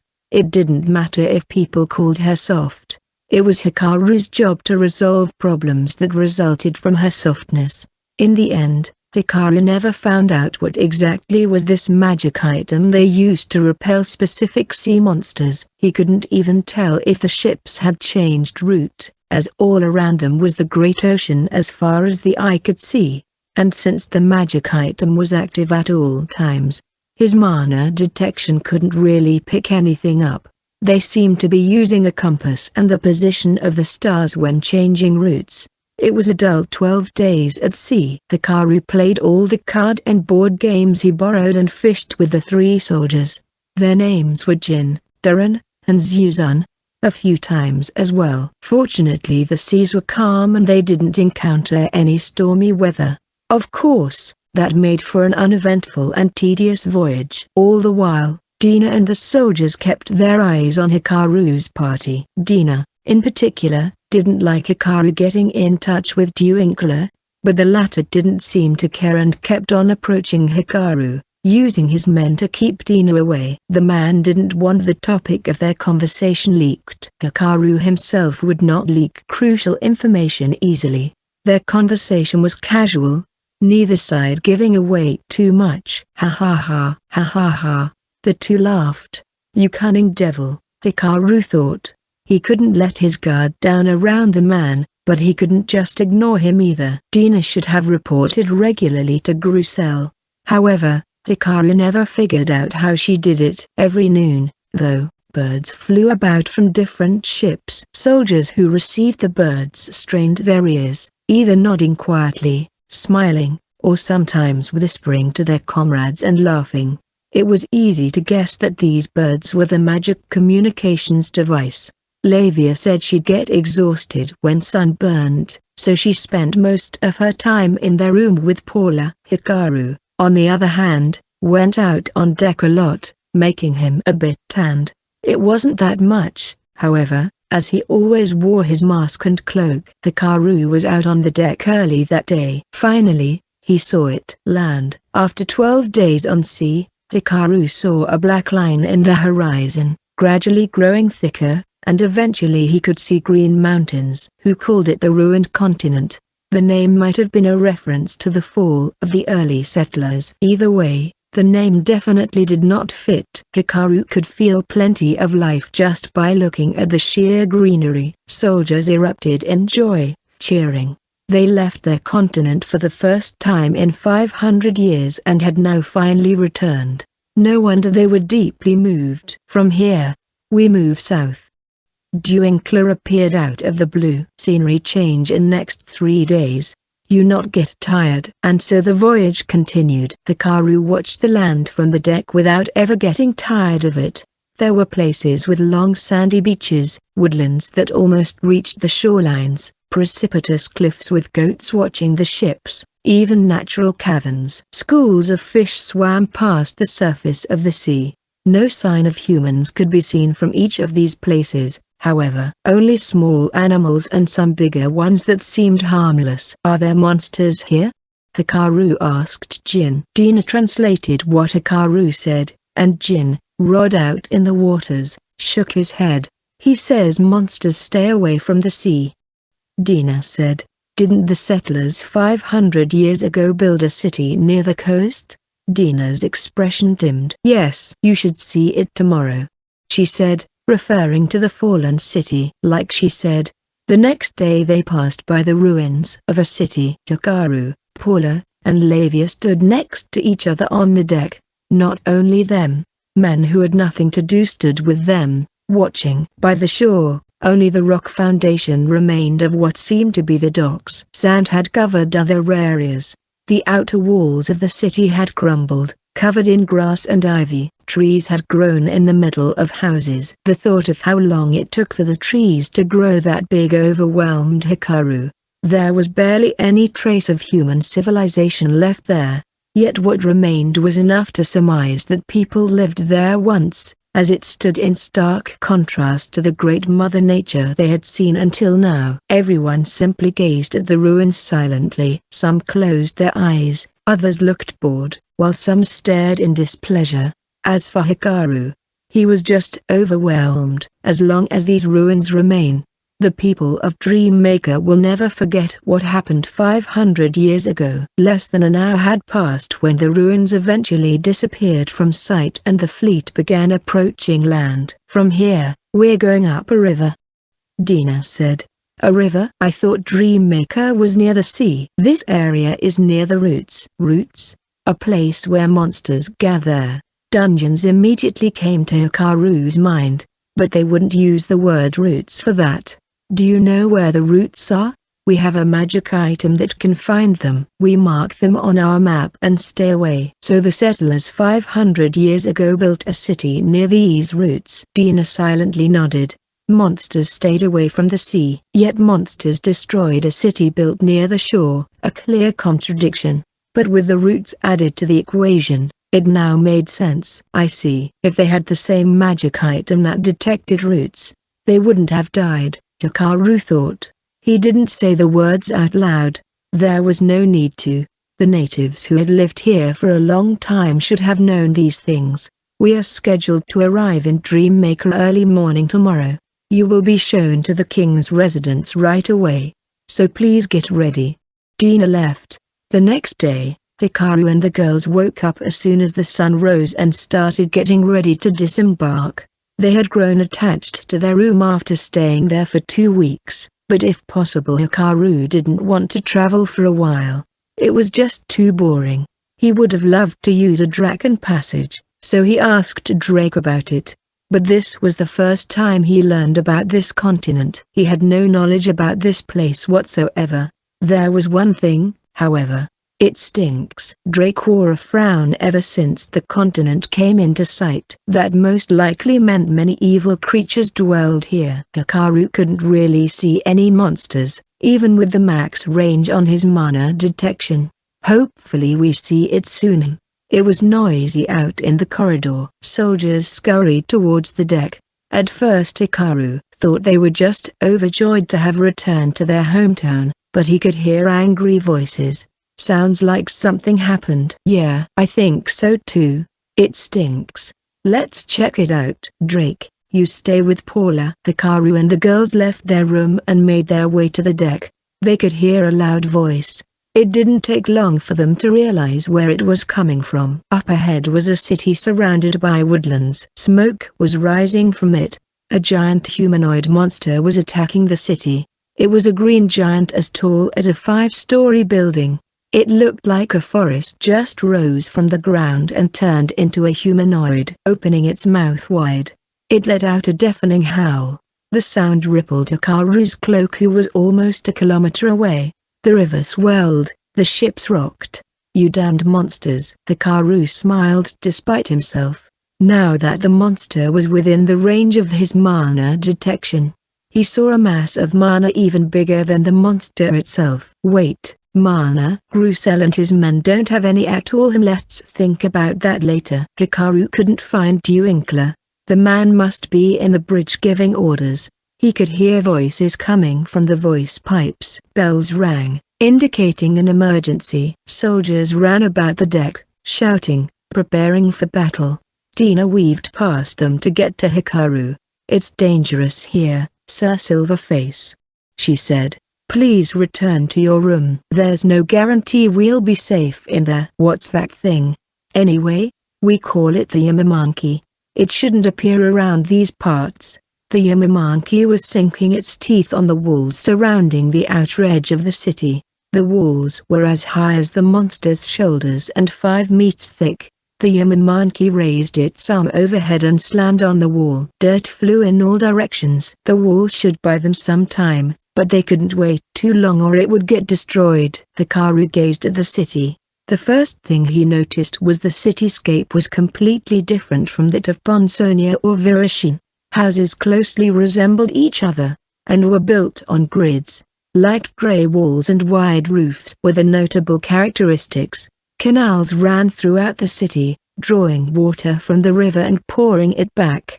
In the 100-meter of space between the edge of the city and the mud wall, Hikaru could see soldiers shuffling about, attacking the monster. Don't they have an effective weapon to use against it?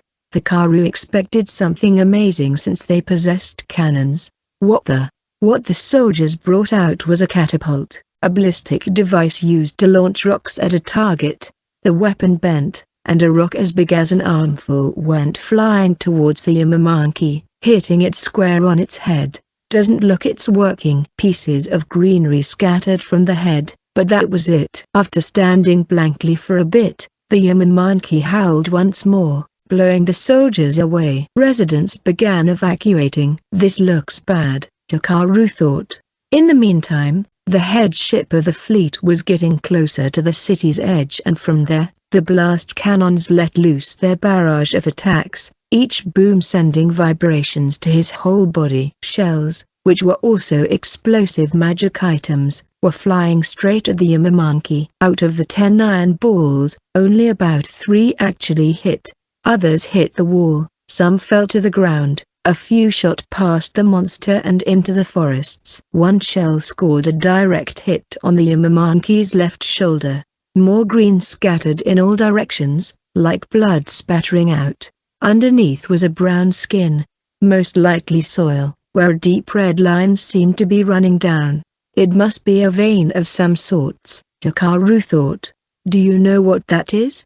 Hikaru asked Lavia, who was standing beside him. "I haven't seen a monster like that before. That red color is too Ira," she said as she shivered. While the ship's bombardment proved effective, the difficulty of aiming was causing trouble. The shells scraped off part of the wall, creating a path for the Yamamonkey to pass through. The monster eyed both the city and the warships and decided to attack the latter. With huge, heavy strides, it headed their way. The crew screamed. "Why are they panicking so much? Is a monster that strong really rare?" "Their ships are equipped with blast cannons, but they don't have those in the city." Hikaru had too many questions. Lord Silverface, "Can you do something about that?" Dina asked, her face pale. Judging by her reaction, a Yamamonkey attack was beyond expectations. "How do we kill that thing?" It didn't take long for Hikaru to realize that Dina was hinting at the revolver that he used in sinking one of their ships. I don't know.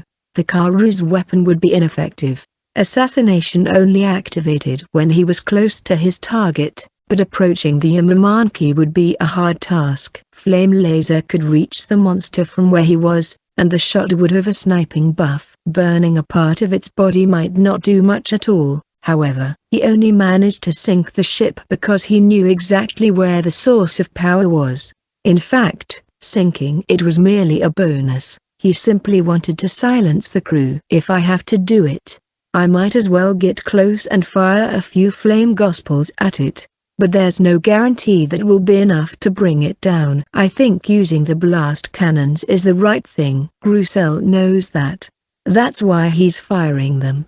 That's true, but the soldiers felt fortunate that the Yamamonkey wasn't heading towards the city. The ship at the vanguard retreated, and one after another ships moved forward, continuing the bombardment. Most of the shells missed, but the accuracy gradually increased, shaving off more of the greenery on the monster, exposing the dark skin and red lines underneath.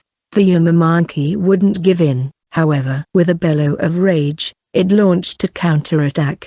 The attacking ship tilted sideways, sending most of the soldiers on deck overboard. "Stand your ground," Grussel said, using a magic megaphone to issue orders. "The blast cannons are working. Use all the shells we got. We will protect Dreammaker." Hikaru couldn't understand a word he was saying, but they were enough to give life to his men, and they started preparing the blast cannons. More cannonballs were fired. The ship Hikaru was on didn't move, as it was positioned all the way back. Shells fired from here might miss and hit the city. The Yamamonkey pressed on towards the fleet. It was now less than 100 meters away from the river. Half of the green from its body was gone. One of its eyes destroyed. Of course its eyes were nothing but hollow caverns. Ready the main guns. As of the moment, it was Grussel's ship facing the Yamamonkey. A remarkably huge iron ball shot from there, sinking into the monster's stomach before exploding. Cheers erupted. The Yamamonkey wobbled forward. They thought it was dead. No, this is bad. Hikaru realized the monster wasn't toppling because it was about to collapse. It was preparing to run. One leg pressed hard on the ground, it pushed its huge body forward, then another leg. "Take cover," Grussel bellowed, but it was too late. "Lord Silverface!" Dina shouted. "Commander Grussel is over there." Hikaru, however, was staring at something else. "What's that?" he wondered. The warship nearest to the Yamamonkey was about 30 meters away from the riverbank. 10 steps from the monster would be enough to reach it. The soldiers' faces twisted in horror. "I see a blue core." The main gun had ripped off the greenery around the pit of its stomach. Hikaru could see a blue light. He double-checked with mana detection, and indeed, mana was concentrated there. No time to hesitate. Hikaru drew his revolver and aimed it at the target. He loaded it with a flame laser bullet. So long as he knew where to shoot, there was no better option than this. The Yamamonkey kicked the water from the river. Its huge shadow loomed on the warship.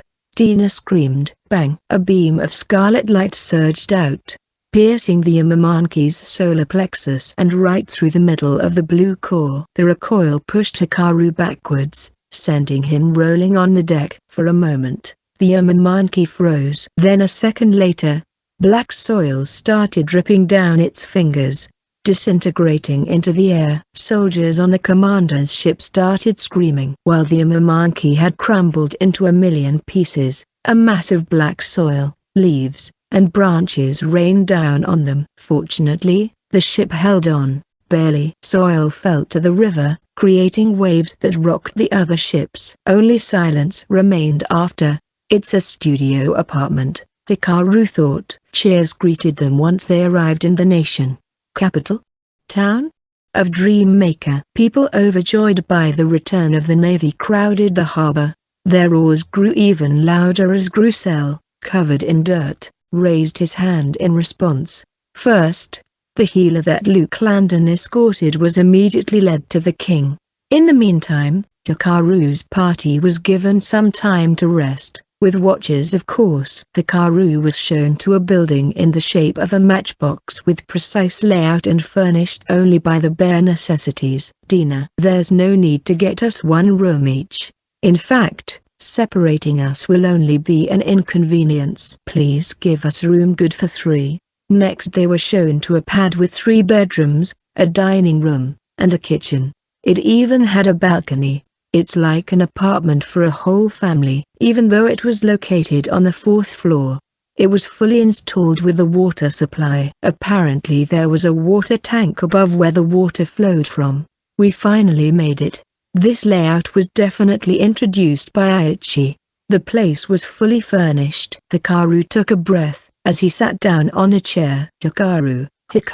Lavia, who was out on the balcony, beckoned Hikaru. What is it? I haven't seen this kind of townscape before. You don't find this in our continent. They could see Dreammaker's main road from the balcony. People were out on the streets. Donkey-like creatures with 6 feet pulled on carts. Houses stood close to each other with only little gaps between structures. It was overall a well-organized city. You don't look that surprised.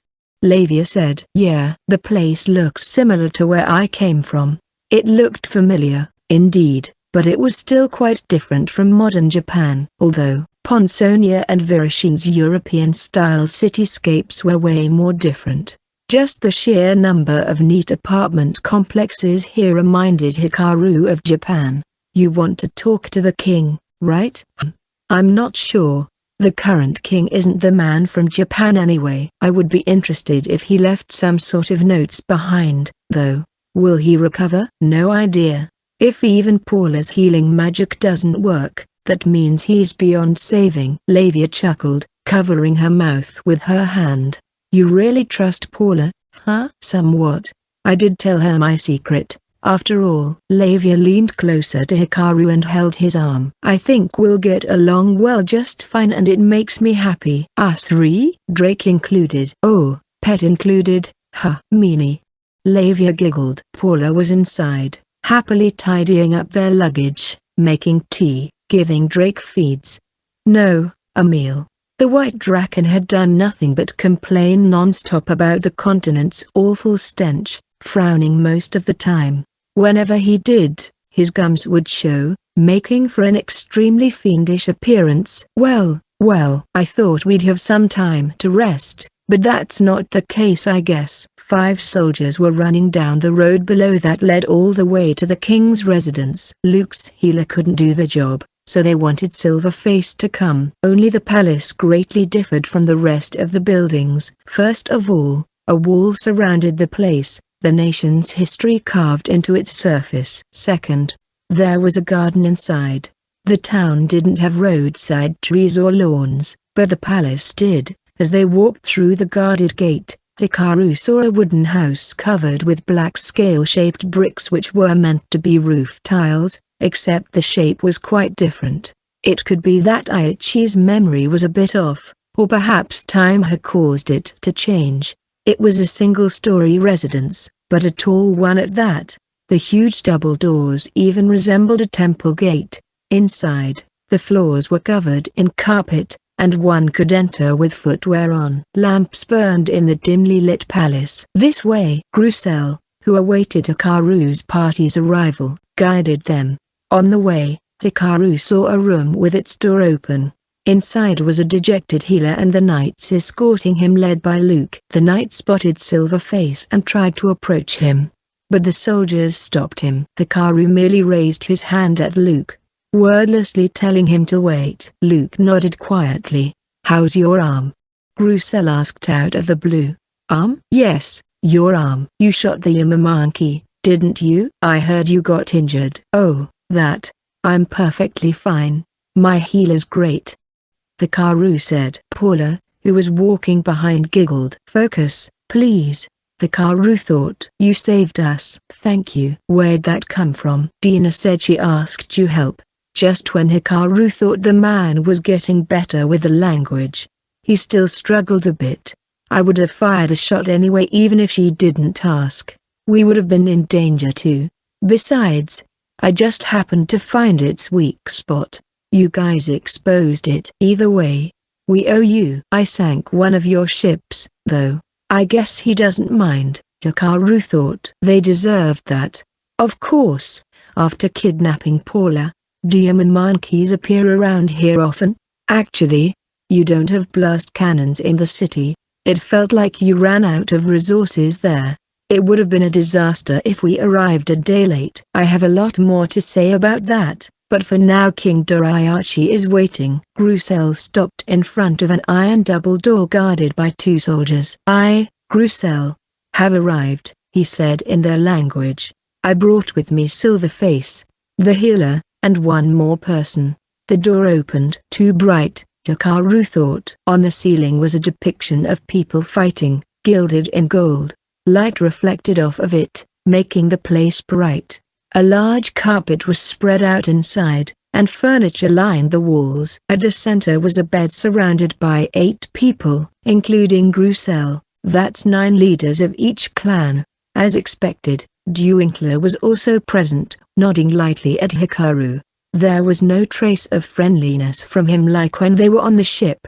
The man was overflowing with dignity. "Oh, I apologize for calling you all the way." The man coughed, unable to finish his sentence. "Your Majesty, you should not talk. Please just relax." That must be the current king lying on the bed. Doriachi had the same black hair as Hikaru. "Who's this masked guy? He looks shady. Can we really let a man like this see the king?" The clan leaders were suspicious of Hikaru, and for good reason. No one could possibly simply trust someone wearing a black hood low over their eyes. He expected that. Of course. Hikaru and the girls quickly entered the room. The soldiers standing guard tried to stop them in a hurry. But Grucel shook his head as though telling them to stop. Doriachi, down on his bed, turned his face to Hikaru. There were bags under his eyes, but the light in them still burned bright. Yet when Hikaru came to his side, he could feel that the king already had 1 foot in the grave. "Let's get to it right away." "Ready?" Hikaru asked Paula. "Why, yes," she answered with a nervous tone. "Give it all you've got." Hikaru whispered in her ears. She nodded. "A God who art in heaven, in thy name I ask for a miracle. In thy right hand thou offer the gift of life, in thy left the blessing of death. Give us grace so we can survive. I offer thee my mana." It was a very basic spell to increase vitality, except Paula had a whopping 8 points on healing magic. "Okay, let's see how effective it is." Yellow light enveloped her body. Doriachi's body glowed as well. "I feel warmth in my body." "Your Majesty." The leaders stirred, but Hikaru was focused on something else. Paula's expression was dark. "I'm done casting the spell, but it feels like the root cause hasn't been healed. Like something's hindering me." "Something's hindering you?" Hikaru looked at Doriachi. The king was delighted about his body feeling so light, but going by Paula's words, his recovery would most likely just be temporary. "He looks yellowish and thin but his stomach is big." Hikaru suddenly remembered what Dewinkler said to him. "1 cup enough to make me feel good." "Dewinkler, I have a question," Hikaru said. "How do you produce alcohol? Distillation or fermentation?" "Distill. There is other method. Besides ferment." Suddenly everything made sense. "Forget that, Silverface. Thank you for healing His Majesty. He says to give reward." "No. We're not done yet." "What?" "Show his belly right now. We need to cut it open." "Dewinkler, you're saying to trust this man who doesn't even show his face?" "Cutting His Majesty's belly open and surgically removing it is no joke." "Indeed. His condition is already better thanks to the healing magic. How can he not be healed when the magic clearly worked?" The leaders were having a heated argument in the next room. It was Hikaru's words that triggered it all. "Of course, Silverface says he might be fine now, but his condition will deteriorate later on. If the root of his illness has not been cured, then it's our job as his vassals to fix that." "Is this Silverface guy a doctor?" "No. He says he's an adventurer." His Majesty's attending physician diagnosed him as having yellow belly disease. It can only be healed naturally, so as long as he has the stamina, he'll recover on his own. In other words, this is more than enough. Hikaru and the girls watched the scene from a seat in the corner. "These snacks and dried fruits are quite good," Lavia said. "They're sweet, so there's no need to put sugar in the tea." "Do they manufacture sugar?" "Sounds difficult with how small the population is," Hikaru replied. "I think they can. They seem to have optimized manufacturing. I doubt they can handle production of luxury items like sugar and tobacco. Why you two are too calm? Paula cut in. How can you be so relaxed? Well, they're the ones who'll make the decision. There was nothing wrong with your magic. No need to feel so down. I'm fine. Dina appeared. It looked like Roussel called for her. Lord Silverface, the leaders want to know more. Can you talk to them? Duinkler and Roussel couldn't explain well what Hikaru said as they only had basic knowledge of the language. Fine. Oh, just so you know, Doriachi is not exactly sick. It's not caused by a virus. A part of his body is not functioning well. Dina explained what Hikaru said to the leaders. It looked like they understood, but at the same time, didn't. Going by his symptoms and this place's diet, Doriachi most likely has cirrhosis of the liver. The people here produced alcohol using a primitive method, fermentation, resulting in lower alcohol content. Yet Duinkler said 1 cup was enough to make him drunk. They were extremely weak to alcohol. Hikaru could then guess that their liver's ability to break down alcohol was feeble. Furthermore, the city was located near the sea, which meant they used salt a lot in their diet. Eating salty food and drinking alcohol would be more than enough to cause cirrhosis. His Majesty indeed loves alcohol, one leader muttered. Dina translated for both parties. Cirrhosis means the cells are dying, which is why healing magic can't cure him. The only option is to cut his belly open and remove the dead part of his liver. It's not that easy. How can he even live if we cut his organs? He'll be fine as long as we finish it quickly. 30 minutes no, 10 minutes shouldn't be a problem. Healing magic is extremely effective against wounds. With her power, growing back a severed arm is easy. All we have to do is remove the dead tissues and regenerate them back from the remaining ones. That's impossible. But it is. Then show us. I'll cut your arm off myself. One man was fuming with rage, while Hikaru showed no concern at all. Why should I get hurt? If you don't trust me, then so be it. I don't care. You're free to watch Doriachi as his health declines. See, he's not even sure it'll work. Yet he dares suggest to hurt his Majesty.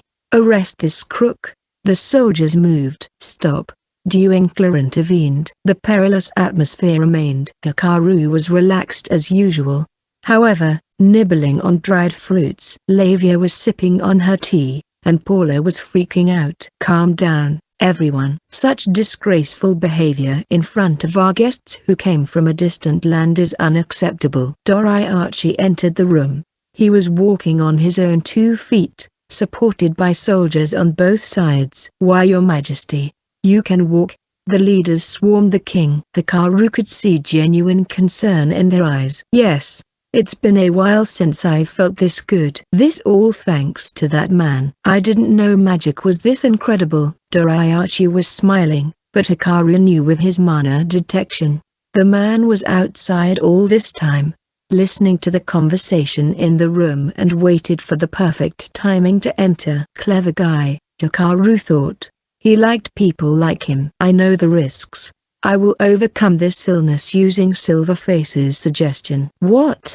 Are you serious, Your Majesty? It's not guaranteed to be safe. Silverface says he'll fix me. There's no other option. I can't die just yet. Your Majesty, rather than clinging to what little life I have left, I want to take my chances with magic. All the leaders, except one, kneeled down as though struck by the king's majesty.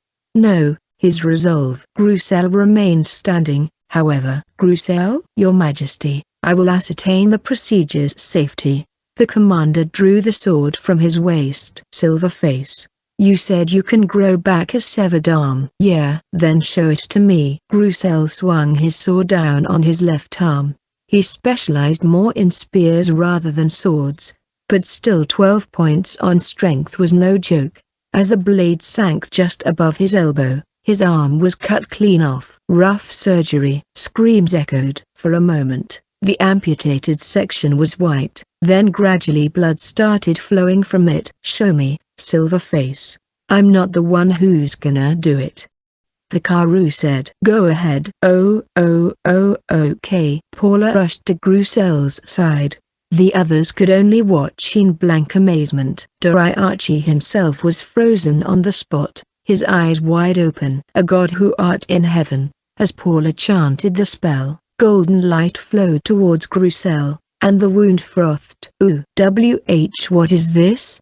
The people present were understandably shocked. Slowly, flesh began to form from Grusel's severed arm. A few seconds later, his whole arm was back to normal. Even Grusel, who didn't show much emotion, was astonished, staring at his arm in disbelief. How's your arm? Yes. Please wait a moment. Cautiously, Grusel closed his hand tight and opened it. He then grabbed his sword with his left arm and swung it around. The weapon hissed sharply as it cut through the air. It's perfectly fine. I know. Everyone here shares the same thought. There is only one word to describe this: extraordinary. Doriachi breathed a long sigh and turned to face Hikaru. Silverface, I will entrust my body to you. The surgery went well and didn't take that long. Dreammaker had anesthetic that Hikaru used together with a magic item that induced deep sleep to create a pseudo-general anesthesia. They cleaned the room and sterilized the surgical instruments by boiling them in hot water. After that, they called an experienced surgeon who did the operation by following Hikaru's instructions. It took no time at all to find the liver. There were spots on the organ, its surface undulating. The surgeon cut off most of it, leaving only a little part. From there, Paula cast her spell, regenerating the liver and healing the incision in Doriachi's belly in one go. The operation lasted for 10 minutes. 8 points on healing magic can regenerate a missing part of the body, but it can't revive dead cells. What about 10 points? Will it work then? Or maybe a different incantation is needed. Paula said she hadn't heard of reviving magic. It might be better if she can't use it. Regenerating something lost is already incredible enough. As long as one was still alive, all that had to be done was cut off the bad part and make it grow again. That's what made this regenerative ability astounding. Conversely, it was not as effective in curing illnesses caused by viruses. Silverface, His Majesty is awake. Grusel came to Hikaru, who was resting in a separate room. 3 hours had passed since the operation. They were asked to stay as no one knew what would happen afterwards. The commander led them to the room where they first met the king. What a wonderful day this is, Your Majesty. You look great. Now I can continue my research, and the city planning as well. Now, His Majesty is tired. Don't give him work yet. We must let him rest for a while to make absolutely sure he is all right.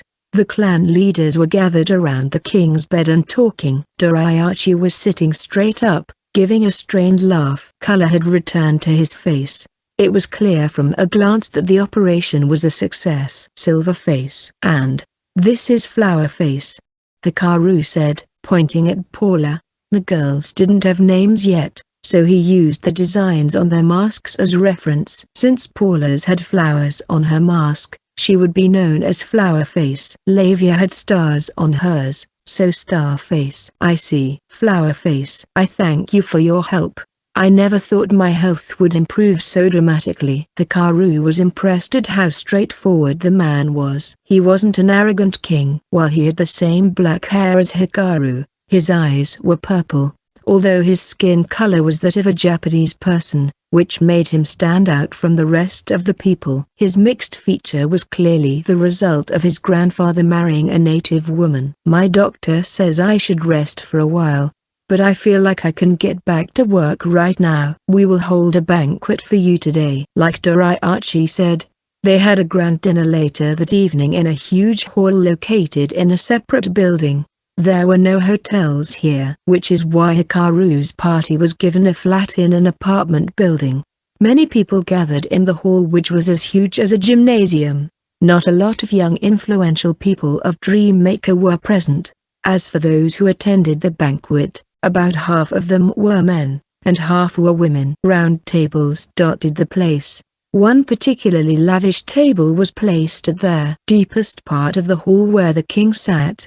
People were surprised at how healthy he was, cheering in joy as they approached him. Looks like they really like him. Yeah, he's a great king. Phew, I'm glad the spell worked. Paula had recovered from casting healing spells repeatedly and was now reaching for the food served on the table. On a related note, they left Drake behind in their room with some food. He did complain about getting a boxed lunch when it was dinner time soon. They couldn't bring him with them. Who knew what that glutton would do if he saw all this food? Hikaru and the girls sat beside each other on a table good for 10 people. The unoccupied seats were easily noticeable. With their masks and hoods, no one bothered talking to them, perhaps unsure how to approach the strangers. For Hikaru, however, that was a good thing. He could have his dinner in peace. It's sweet. Yeah, indeed. Most of the foods were sweet. Steaks with caramel sauce, noodles with sweet soup, among others. Perhaps they had this notion that sweet equaled luxury, or maybe they just harvested many fruits. In fact, at the center of the table was a huge plate full of them, red bananas, fist-sized yellow fruits, things Hikaru had never seen before. Halfway through the banquet, salty foods, what Hikaru suspected as the cause of the king's cirrhosis, were served. They were either salty or dried foods. The sudden Japanese-style cuisine caught Hikaru off guard. So even when eating you're not removing the mask? Luke arrived with an unpleasant look on his face. What's the point of wearing a mask if I just removed it here anyway? You shouldn't have come if you don't want your face seen. I did tell them I didn't want to attend the banquet. Really, for some reason Luke looked surprised. When that happens, you should just say I humbly accept your offer so the other party doesn't feel offended. Make up your mind, man. Do you want me to come or not? Anyway, Luke sat down across Hikaru. What kind of magic did you use to heal him? The knight asked in a whisper. He looks like a completely different person. Was it poison after all? That must be what he came here to talk about, Hikaru thought. Luke wore a curious expression. He wanted to know so badly how Paula managed to do what his healer couldn't. Not poison, an actual illness. Illness? If that's the case, he couldn't have been healed that easily. Well, there are different kinds of illnesses. It just so happened that I knew exactly what his was, so we were able to take some drastic measures. That was more than just drastic, Paula muttered softly. I see. I understand why you want to keep it secret. Luke nodded to himself, seemingly reaching his own conclusion about things. Suddenly, his expression turned serious, and he stood up. Thank you, he said, bowing. Where'd that come from? If the treatment didn't go well, Verashin would have lost face completely. Then a battle might break out again. To be honest, I looked down on you and found you irritating. But you deserve all the credit for this success. Not me. It was all thanks to Flowerface's magic. I only did what Lord Silverface asked me to do, I suppose. Indeed, you all deserve the credit. I cannot thank you enough. I'm sure the Supreme Leader will reward you handsomely. Luke raised his head. He looked refreshed. Hikaru thought he was a despicable man who had too much pride for coming from a family of soldiers. Contrary to expectations, however, he seemed like a good man. Then the hall stirred. Thank you all for coming here. Doriachi stood up and raised his voice. Some were deeply moved after seeing him bursting into tears. Hikaru had his mind on something else. No megaphones or something, huh? My illness was cured by those people over there who came all the way from Primeval. They can use magic, something we do not possess. A resounding ooh came from the people. Hikaru asked the surgical procedure be kept secret. He didn't care that it spread later, just not now. It was too early to be drawing attention. Hikaru wanted to wander around the city and buy and eat food. I want to make an announcement. The hall went silent, waiting for his next words. For the first time in 500 years, I will reopen relations with the continent of Primeval. This will be made possible by the sea crossing technology we have developed. I want to combine our science and their magic to create new technology." His words were met with great applause. Doriachi was gifted, still young, and loved by the people. Many of those present believed he could carry out what he just declared. But Hikaru knew some of them were only pretending to clap, their eyes not smiling at all.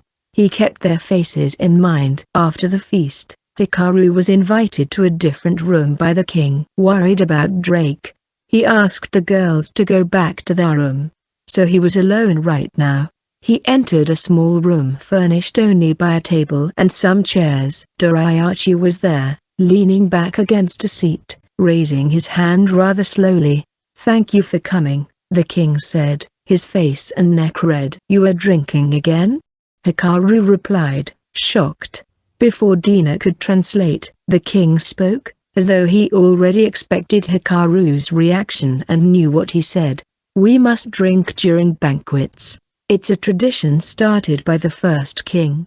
I had no other choice." Hikaru was starting to get a headache. This culture of drinking is a virtue took root because Ig brought a silly custom from average office workers in Japan. Genetically, these people couldn't stand alcohol. Hikaru told the king to drink some water to help, which he obeyed without asking questions. Dina poured water from a pitcher and gave it to Doriachi, who gulped it all down in one go before asking for another glass. In the meantime, Hikaru surveyed the room. A small shelf stood by the wall and a bronze statue sat on one corner. But what really caught his attention was the famous quote by Lao Tzu, framed on the wall, that meant a journey of 1,000 miles begins with a single step. The penmanship was quite fine, written in a brush used only in paintings in this world. "I see that caught your eye," Doriachi said. "It's something the first king left behind." "So, there's something you want to talk about?" "Yes, something I can't discuss in front of the clan leaders." "I see." Apparently even Dreammaker wasn't a monolith, which was apparent after witnessing Grusel and Duinkler's relationship.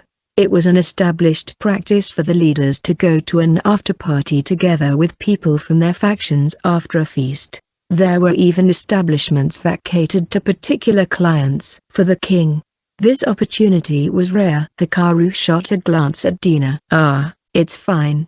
The secretary reports to the king directly." Dina felt somewhat proud as she translated the king's words. But Hikaru just couldn't quite trust this woman. "I can't really leave either," Hikaru thought. "This could be my only chance to talk to Doriachi directly. I wonder if there's any way we can talk alone." Not understanding each other was a lot more annoying than he thought. Every line had to be translated, and there was no guarantee that every word could be accurately conveyed in the target language. Then Hikaru's eyes darted to the framed quote once more, and an idea struck him. "A journey of 1,000 miles begins with a single step," he said. The effect was immediate. "How can you read that?" Doriachi could speak Japanese. Dina was ordered to leave, rather, asked to stay in the hallway, leaving Hikaru alone with Doriachi. She thought Hikaru might not target the king's life, considering he already convinced everyone to cut open his belly. "There's only a few people besides me who can speak Japanese. Only those who are descended from the first learn the language," Doriachi said. "So you're also from Japan?" "Yeah." Hikaru pulled down his hood, revealing his black hair. "I'm guessing Aichi thought there might be other people like him." "Yes. He said if we found one, we should welcome him, and ask him to help in the development of Dreammaker," Doriachi said, his eyes glistening. King Aichi was right. After all, it was none other than a Japanese person who saved my life. That wasn't my doing. My companion's healing magic is just too powerful. Actually, you know it's not Aichi but Aichi, right? "Yes, but it's difficult to fix it at this point," he said with a strained laugh. "But it does have its merits. If someone found the pronunciation strange, then I would suspect they were from Japan. I guess that makes sense." "I must say, you're quite good at Japanese." "Thank you. It is necessary from the king to be proficient at the language in order to lead this country." Apparently half of the notes that the first king left were written in Japanese, notes that contained innovative ideas, since most of them were highly classified information involving the nation. Only those who had a right to the throne were taught Japanese. "Were you a doctor?" Doriachi asked with bright eyes. "Your diagnosis on me was accurate." "Sorry to say, but I was just a student. I don't think I can contribute to your country's medical advancement." That is indeed unfortunate," he said, stuttering as though feeling embarrassed that Hikaru saw through his intentions. Hikaru didn't really mind. It was only natural for a king to prioritize his kingdom's growth before anything. "But how do you have such professional knowledge when you were merely a student?" He added, "Wasn't I a teacher? I'm surprised you know. Japanese students basically learn a lot of things. They then decide which career to follow based on what they're good at." Completely sober now, Doriachi leaned forward, listening eagerly as Hikaru explained the Japanese educational system. Hikaru had a few reasons why he told Doriachi about where he came from. First, there wasn't much risk. Since he introduced himself as Silverface anyway, if he ran into trouble, he could just ditch the mask and go into hiding. Second was to earn Doriachi's trust. If he did, he might be able to do whatever he wanted here in this continent. "So I had casual knowledge about cirrhosis, but I wasn't entirely sure we could heal you. I see. Still, you came up with the drastic idea of cutting me open. I'm a king, you know.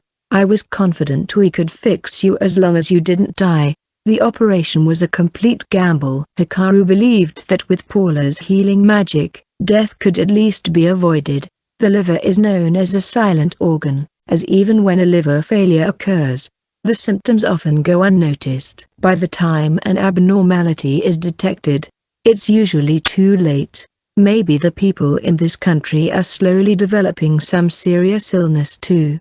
Perhaps we should abstain from alcohol and salty food. Those who can't hold their liquor should really refrain from drinking alcohol. And I suggest you only lightly season your food. For the record, this doesn't guarantee that you don't get the disease, as there are also other factors that might cause cirrhosis. Yes, Doriachi seemed to be in a dilemma about abstaining from alcohol. One of the few pleasures they had. Hikaru couldn't really do anything about it. "Let's get back on track," Hikaru said. "What did you want to talk to me about?" "Oh, my question has already been answered. I wanted to know why you employed such a risky procedure just to help me." "Really? Now? You knew what I was thinking?" "Yes, for the most part." Doriachi smiled. "There's something you want to do in this continent, and with the king's support, you can do it easily. In other words, you wanted me to owe you, which is also why you revealed that you were from Japan." "Wow, that is exactly right." "Please. It's nothing." "You can hardly call that a deduction," Doriachi said, waving his hand in embarrassment. "So what do you want?" "Well, there's a few things." Hikaru told Doriachi his demands. First, sightseeing. He wanted to look around the city however he pleased. Second, he wanted access outside the city. Hikaru thought that with their sturdy outer walls, passage also must be restricted. Lastly, I can grant your first two requests. I heard you're quite strong, so I'm sure you'll be fine in the forest. But I'm not sure what you mean by the last one. Can you elaborate on that? I meant it literally. I want to know the origins of this continent. It might just be my thirst for knowledge. I want to be introduced to some old-timers who know about old legends and such. What Drake said bothered Hikaru. He said this place reeked. There was almost no doubt that something evil was lurking somewhere in the continent. Legends and folklore about this place's origins might prove useful. Very well. We'll introduce you to someone who meets your requirements. Thanks. I can't wait to see what kind of surprise awaits me, Hikaru thought, feeling curious. Doriachi immediately granted Hikaru's request. And the next morning Hikaru was able to meet the elder. The one guiding them to their place was none other than Duinkler. Are you sure about this? Don't clan leaders have other things to do? Hikaru asked. I guide His Majesty's savior. There is nothing more important than this. Apparently, they went drinking late into the night, and after that he had to take care of paperwork that had piled up while he was gone. He didn't get much sleep as a result. I guess that means we're that important, Hikaru thought. Hikaru, Lavia, Drake on her neck, and Paula got on a carriage pulled by what seemed like a donkey with 6 legs, a monster the locals called a posedonkey. Duinkler, who didn't bring a translator, also rode with them. While the carriage wasn't as huge as the one Katie created, it was big enough to carry 4 people without any problem. Horse is important, Duinkler said. So we catch and use wild posodonkeys. There didn't seem to be any place in the city to breed cattle. The elder we are going to see, my relative. I see. Other leaders volunteered to be guide, but I was selected because of that. This was the first time Hikaru learned that the other leaders wanted to be their guide too, not just Duinkler. Then again, he didn't really mind whoever took the job. They were all just a bunch of older men and women anyway, save for the young and lean Grussel. What did you talk about with His Majesty last night? Oh, curious, are we? What do you think we talked about? Duinkler nodded, seemingly enjoying this quiz. You talked about traitor, perhaps? Duinkler went straight to the point. Caught by surprise, Hikaru blinked repeatedly. Even with his mask on, the other party could see his reaction. Ha ha ha, you seem to not be very good at hiding things. People can read you that way. I just didn't expect you to get it right away. Duinkler laughed. What did he just say? Hikaru thought. Lavia wore a look that said really? Wait, what does he mean, traitor? Where'd this come from? Hikaru decided he should gather whatever information he could. Duinkler made a wrong guess, which turned out to be convenient for Hikaru. For the record, the king didn't give me any specific names. Yes, of course. His Majesty is a wise man. He would not say anything that will cause trouble later on, but he wanted to hear stories from an outsider like you. Also about the technology you used in killing the Yamamonkey. Am I wrong? I can't tell anyone about that tech. I understand. Powerful people don't show their trump card. Hikaru put his brains in full power as they talked about completely different things. Duinkler was thinking there were traitors in Dreammaker. I see. The Yamamonkey doesn't show up there normally. That's why the garrison wasn't really prepared. Where does the Yamamonkey appear usually? Hikaru asked to confirm his suspicion. In the mountains way north. Far from here. The one that attacked was weakened by the barrier. Barrier? I can't say any more than this. Of course. It is information about our technology. So if you can provide something as valuable, I can tell you. Duinkler clearly wanted to know more about the revolver, but Hikaru wasn't about to tell him about his weapon just for a mere barrier. That's unfortunate. I thought it was strange how there were no guns in the city when you have plenty on your ships. So it was all the traitors' fault. For a moment, Duinkler appeared sad, realizing that Hikaru wasn't going to share information. An older man showing that kind of face didn't really affect him in any way. It is just as you said, we have to take down the traitor. For His Majesty. For the king and not for Dreammaker, huh? That sounds like something he would say. All right. Traitors, huh? If they have access to the barrier, it's got to be one of the clan leaders, or even more. However, when Doriachi was cured, they all looked happy and deeply moved.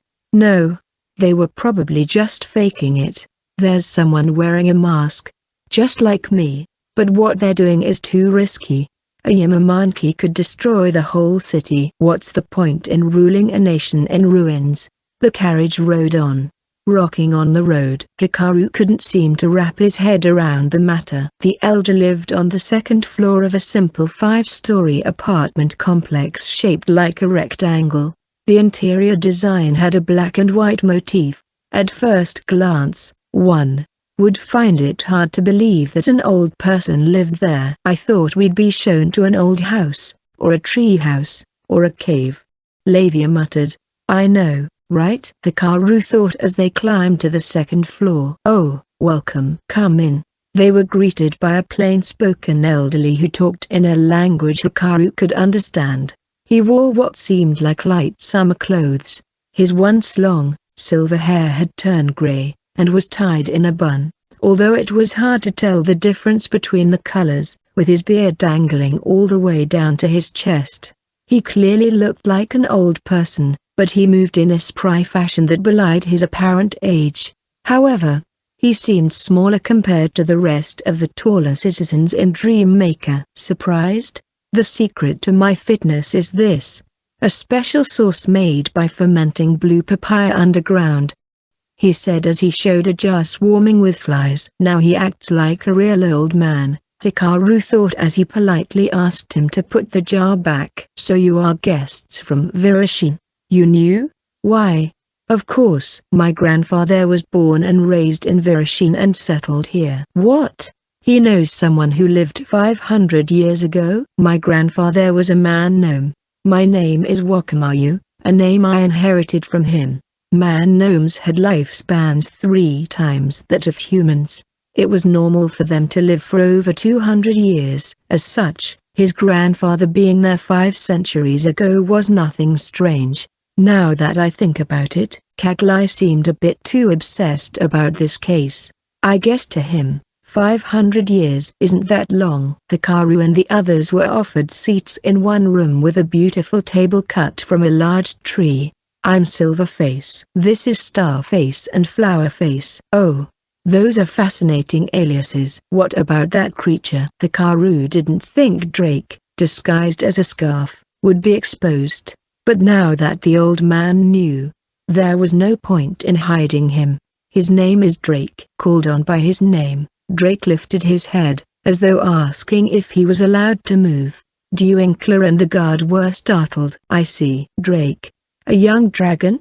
No, a draken. Young white draken is what he's called, apparently. A draken. Wakamayu stared at Drake with bright eyes. After a while, he nodded. You want to hear about old tales, yes?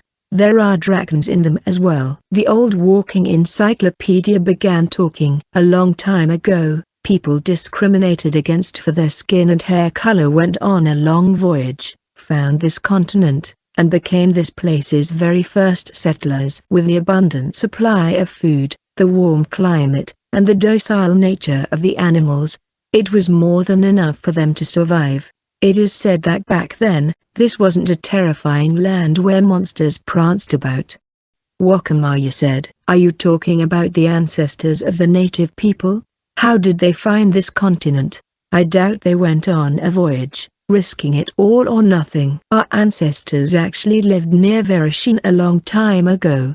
There they discovered migratory birds bringing seeds no one recognized, the kind not found in Duroc. They then concluded that these seeds came from an undiscovered continent. Oh, Hikaru was genuinely impressed about their scientific way of thinking. Sounds like the first settlers were very skilled. Haha. Indeed. They're our ancestors, you know? The old man continued his story. For several hundred years, these people lived in peace. But things changed for the worse little by little. Huge monsters started appearing, destroying forests, devouring animals, and continuing to grow. Eventually they appeared near the settlements, showing just how terrifying they were. Were there monsters from the start? Hikaru asked. Yes, but they were confined in a very small area up north and never left. They never left. Huh? Is it because of the environment? They eventually adapted and started moving to different areas. Is that it? Monsters evolved too. In the end, the only thing that differentiated them from regular animals was whether they brought harm or not. No, Wakamayu said, pointing his skinny finger at Drake. Dragons happened. They were killing monsters in the north. The dragons failed to kill them all, however. Wounded, they could barely heal themselves. The increasing number of monsters in the north prevented the locals from scouting the place. Ever since then, they have never seen a dragon ever again. They probably died. Drake mumbled. The young white dragon can speak? Even Duinkler's eyes widened in surprise. Not just Wakamayu. All dragons can speak. Not just me. I think your ancestors talked to them too. Now that you mention it, perhaps this tale that includes dragons was handed down from one generation to another. It's safe to assume that the dragons asked our ancestors to do so. But why? I want to know. Duinkler joined. It's not that difficult to guess. Hikaru could see the answer now. The monster's boss lives up there in the north and they want someone to kill it. The boss was most likely an evil creature, and the dragons failed to kill it. Over time, the dragons lost all their strength and passed away, leaving monsters to run wild all over the place. The monsters in this continent are extremely strong. Wakamaru said. Killing their leader sounds unlikely. Let's set that aside for now. Can you tell me more? What did your ancestors do after the monsters ran rampant? I'm sure you already know. A little while later, people from Virushin and Man Gnomes arrived and built a city. Venturing too close north led to their demise. Our ancestors then helped the survivors. Wait a second. What do you mean they ventured close north?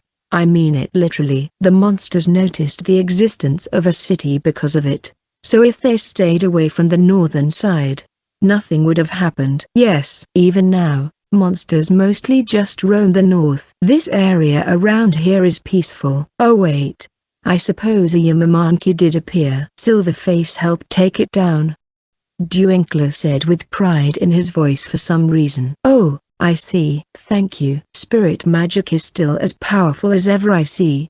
You know about spirit magic? Why?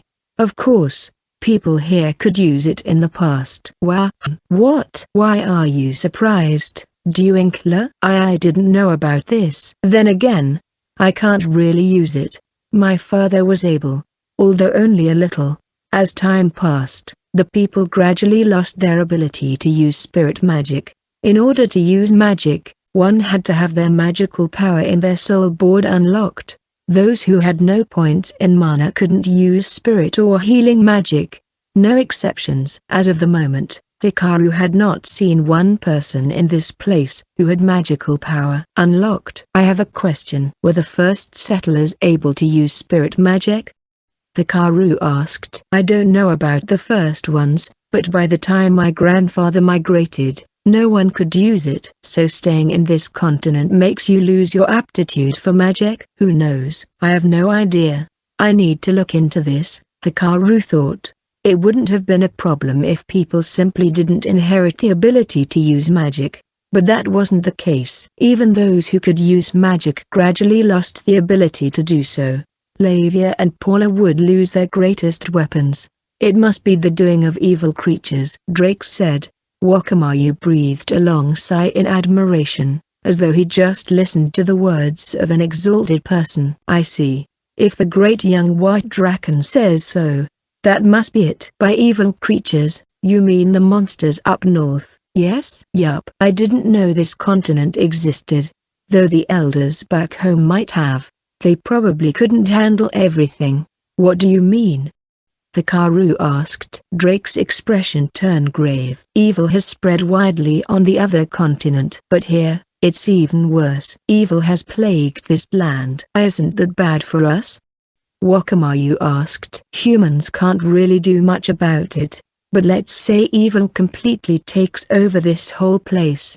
If a creature that's pure evil is born, even the other continent will be in danger, Drake growled, displaying his gums. The elders said that once the balance of truth is disrupted and God no longer grants his affection to the world will forever be adrift in darkness. No one understood the meaning of his words, including Drake, but they knew they meant a horrible future for the world. When will this balance be disrupted? 10 years from now? 100? Even longer than that? I don't know, but one thing's for sure. Letting evil thrive like this is not good. I wouldn't be surprised if something happened tomorrow. Oh, no. Hikaru heaved a sigh. This world was much more dangerous than he expected. Are dragons that rare? Duinkler asked. I don't know. Drake here is just a glutton. Hikaru replied. He might be a rare creature, but he won't take down the enemy or anything. I see, the plump man said, looking disappointed. Perhaps he thought if there were plenty of dragons in Vereshine, they could go and catch some. Anyway, let's talk about this continent. Hikaru's party were at a cafe. In a nation with a population of only 10,000, everything was concentrated in one place, including the restaurants, cafes, and taverns. Even in the morning, when one wouldn't expect cafes to be full, the place was filled with people. Some were startled as they saw them, some pointed, while others tried to talk to them. Unfortunately, Hikaru couldn't understand the language, so he asked for a private room. His mana detection didn't show any signs of being eavesdropped. What to do if we believe what Drake said? Then the world is steadily heading to its doom. There were powerful monsters like the Monkey here. To top it off, a traitor lurked in the central government. Calling for reinforcement was not an option as the seas were dangerous. It was overall a terrible situation. It would be a disaster if a monster like the Monkey appeared in the kingdom of Bonsonia. Even Dreammaker, with their cannons, was barely able to hold it back. Stronger monsters than that one existed. No doubt that means the people here are walking on thin ice. Hikaru said. They're living life on the edge. The citizens he saw on the streets seemed to be at peace. They simply lived their lives, working and having fun. But that peace was slowly getting violated. If we told them what Drake said, they would probably only take it with a grain of salt. Actually, how many people would even come with us if we told them they should leave this country and cross the sea? Transportation was no problem. The warships they possessed could ferry a few thousand people across at once. Even with a lot of luggage, they could fully evacuate after a few trips. Maybe, just maybe, IG created the ships so the people could abandon this continent. It was possible. State leaders would at least prepare last resorts for their subjects. Hey, Drake, can you use the Draken passage here? The Draken was devouring some fruit, sweet juices sticking around his mouth. With a strained laugh, the store employee allowed them to bring their pet. With the door locked, they were able to take off their masks in the room. If someone came, Hikaru could sense them with mana detection anyway. They could just put the masks back on then. I don't think so. Well, that sucks. I thought we had an escape route just in case we need it. The ley lines aren't really stable. My holy mana would only disperse if I used it. I'm not even sure what you mean by the ley lines not being stable. Please elaborate. You humans use it too. You know, the thing guilds use to contact other guilds. Oh. Linger's Quill Pen. Linger's Quill Pen was a magic communication item that used the mana flowing under the earth. Apparently it followed the same principle as the Draken passage. Using that might be possible, but the Draken passage would be too much. Wait a second. What? Can we use the pen even across continents? I think so. It should work. So Lavia joined the conversation. We can communicate with people back home with the Linger's Quill Pen, right? Are you planning to do something with it? No, I don't really have anything in mind. I was just wondering if we could use it, but there's no adventurers guild here. Paula cut in. Not here, no, not here. But there might be one in the settlement from 500 years ago. Oh, monster wouldn't be interested in the ruins of an old human settlement. If they had the pen back then, it might still be there. The Linger's Quill Pen was invented quite a long time ago, the technology now lost, but it did exist 5 centuries ago. It might be a good idea to visit the ruins, Hikaru thought. Fortunately, they were given permission to venture outside freely. If you want to use the ley lines, I think you should fix the disruption first. How do we even fix that? I dunno. Nothing we can do about it, then. I guess you're right. It feels like someone's disrupting the ley lines on purpose. Just like how people lose their ability to use magic. So some evil creature is involved? They sure have a lot of time in their hands, doing whatever they please. It's their deepest desire to destroy this world that God created. They sure are thorough. Lavia asked. Drake seemed to have had enough of the complicated matters and went back to eating fruits fed to him by Paula. Yup. Thorough. They spent a very long time eating away at the continent. Every move they made was calculated. First, they chose this continent that dragons wouldn't spot easily. Then they gradually expanded their territory. Dragons still found the place, but they managed to take them down by weakening them over a long time. So the dragons left a message with the residents. That was all they could do. Next, the evil creature expanded its territory even farther south, destroying Virashin's settlement along the way. They're even disrupting the ley lines. Careful and logical. Yup. It would be easier if they were dumb. But put it another way, they might be easy to manipulate. What? Hikaru wasn't sure what Lavia meant. Careful and logical. She said, smiling, just like you, Hikaru. By putting yourself in their shoes, you can anticipate their next move. I see. I don't know if we're similar or not, but I just have to do that. Yes, that's not a bad idea. Hikaru believed he was indeed careful and logical in his actions, but hearing it from someone else made him feel a little embarrassed. Hikaru. Lavia wore an expression that said she had complete faith in him. If we defeat the evil in this place, would that make us the savior of the world? You really think we can do that? Of course. Yeah. I think that's what would happen. Hikaru was a little surprised. It sounded like she wanted to take action herself. He didn't expect Lavia to care that much about this continent. What's going on? Why are you so interested in this matter? Normally, people would postpone threats they couldn't see. You might have rubbed off on me. Me? By the way you think. The enemy gets stronger with every passing day, so it's better to take immediate action. Plus, if more evil creatures are born in this continent, hundreds of years later or even a few decades later, they might attack, during our lifetime. You considered that, didn't you? That's why you mentioned postponing a threat. Yeah, but you weren't sure. You thought about not taking down the root cause of all this. Because of us. You don't want to put me and Paula in danger. Paula and I are prepared for anything. Yup.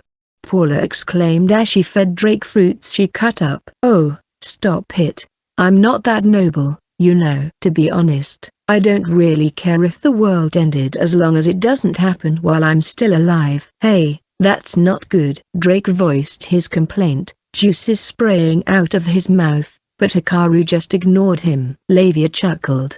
But this continent might go down sooner than expected and become the ruined continent in the truest sense of the word. Lavia said, if the evil had to be taken care of, you'll rise up to take the challenge. Like I said, you're giving me too much credit. No, I'm not. Me and Paula will be in danger if evil spreads. You will then drive it away to protect us. Well, yeah, I guess. Hikaru had no other choice after hearing Lavia's words. He would take action and destroy evil in order to protect her. Me too? Paula asked. Not really. No, it's fine. Hikaru's just hiding his embarrassment. Lavia said with a wry smile. Okay, fine. Hikaru sighed. Let's explore the continent. It's best if we take care of any problems quick. Lavia smiled. Yeah, I have to learn the language and read their books too. It's amazing.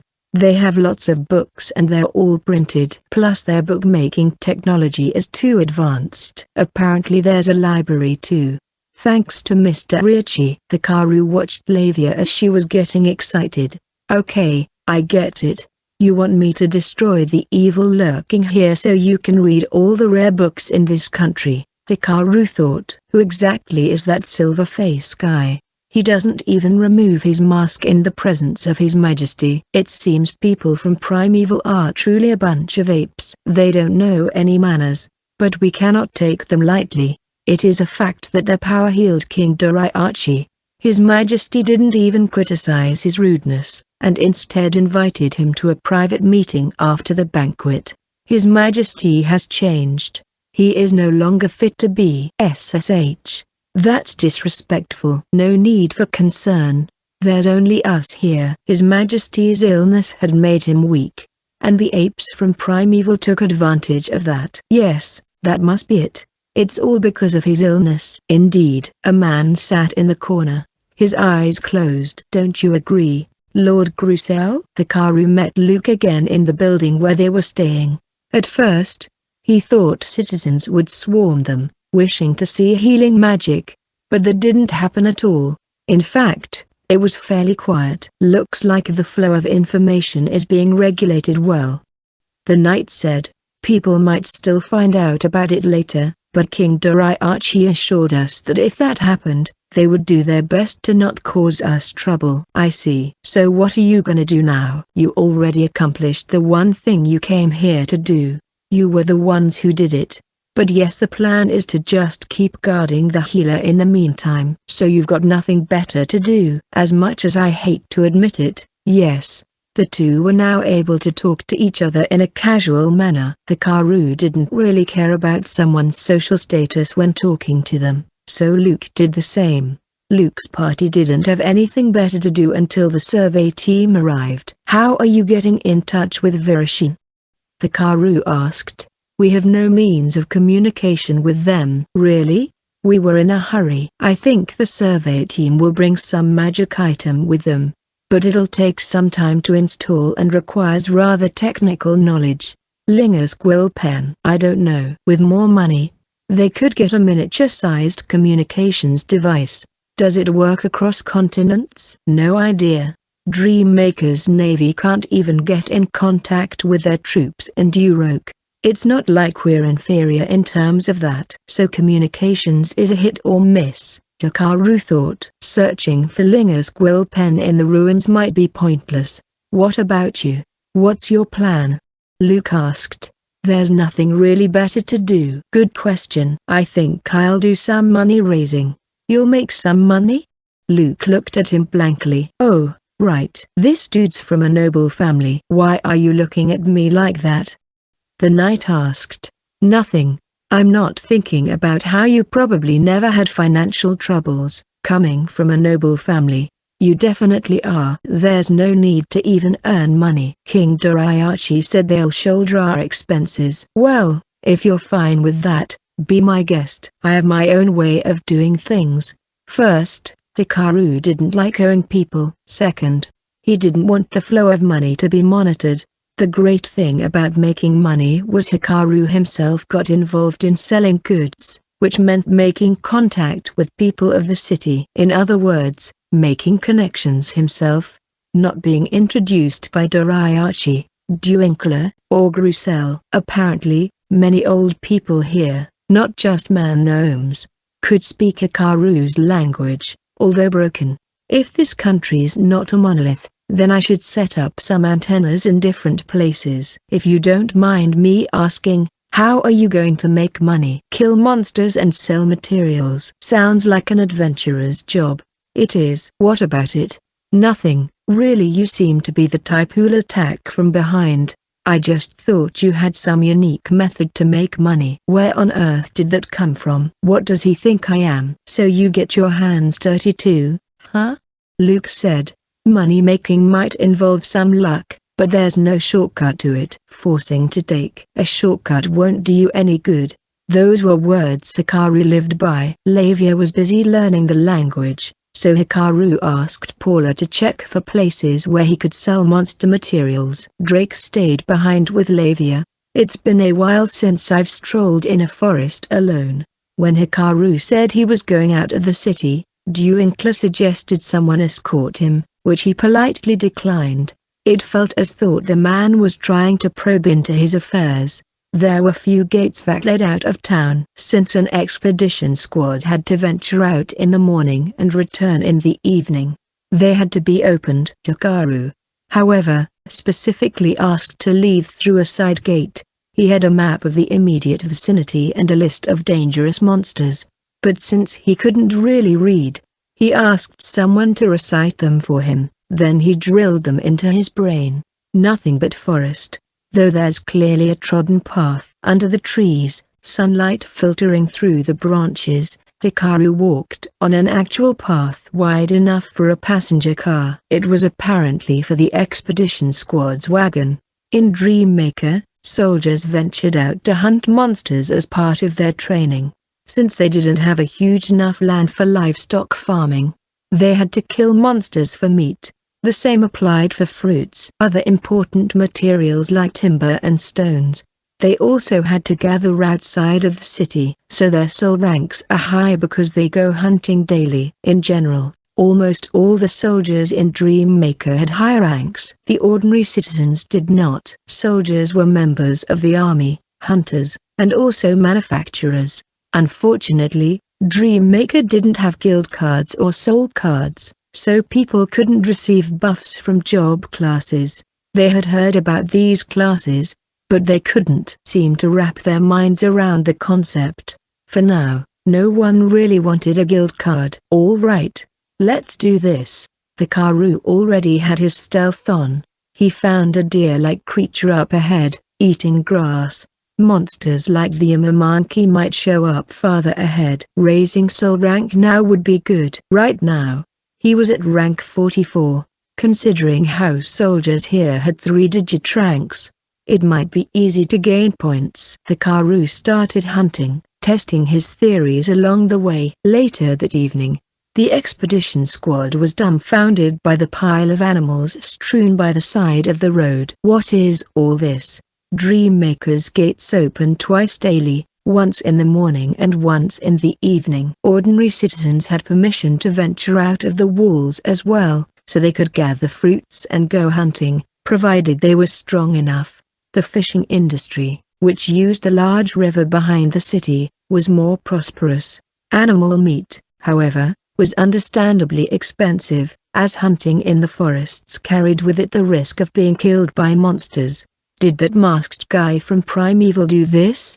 The gatekeeper asked. Even members of the expedition squad were baffled. Their wagon, which normally only contained a few carcasses, was filled to the brim. One glance and one could tell they hit double digits. Why yeah, we found it strange, but the fact is, we found these by the side of the road and there was no one else nearby but that guy, one man said, pointing at the masked man curiously gazing at the wagon and their portable firearms. He looks so puny, though. I know, right? What's going on here? Close the gate already. You know you can't just leave it open for so long. You guys are getting careless. It's probably why that monkey attacked. A lone soldier came strolling from the direction of the city. The armor and cloak he wore were clearly different from the others.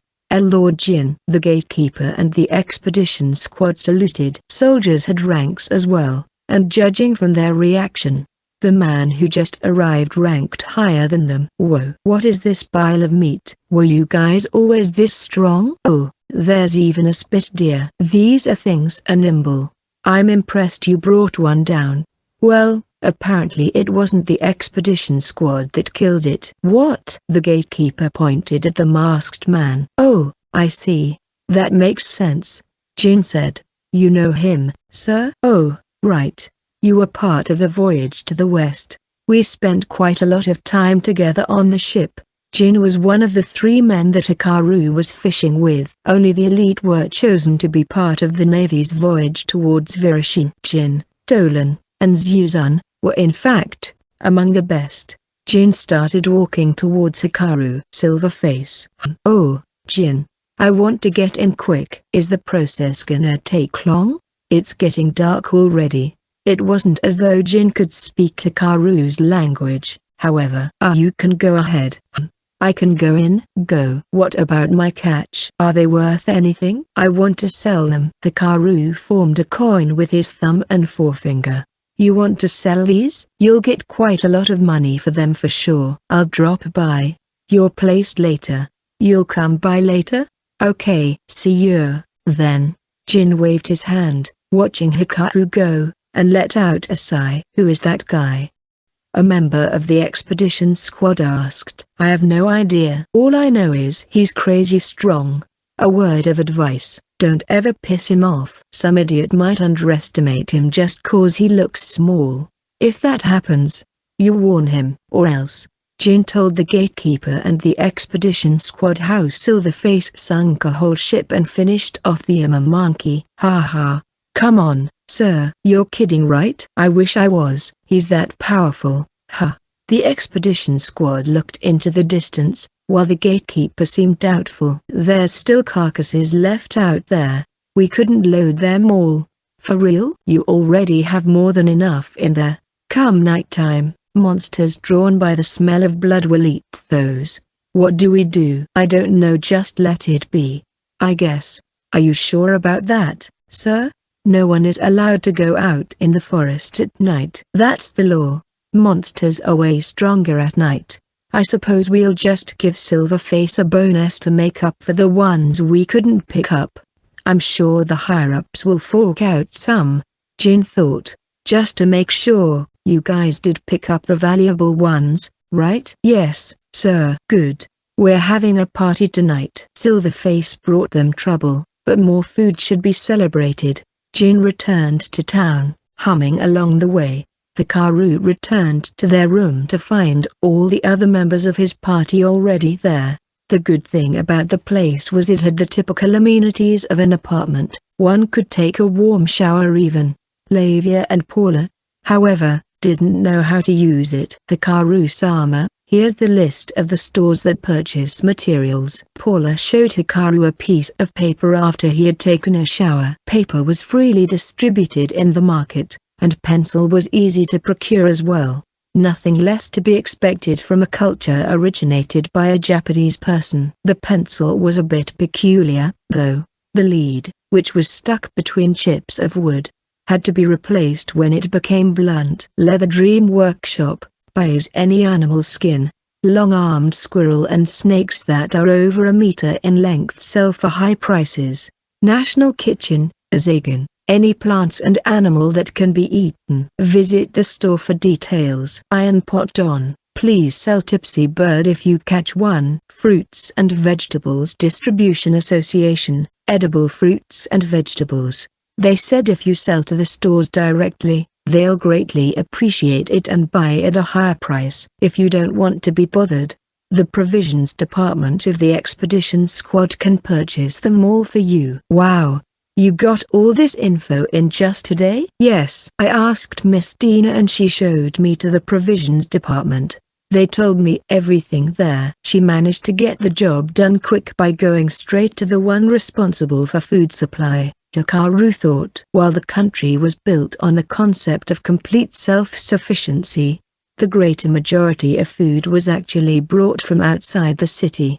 Most of it was fish, and if they wanted meat, hunting was the only choice. Hikaru learned one thing from venturing outside today: hunting was not for ordinary citizens. "How'd things go on your end?"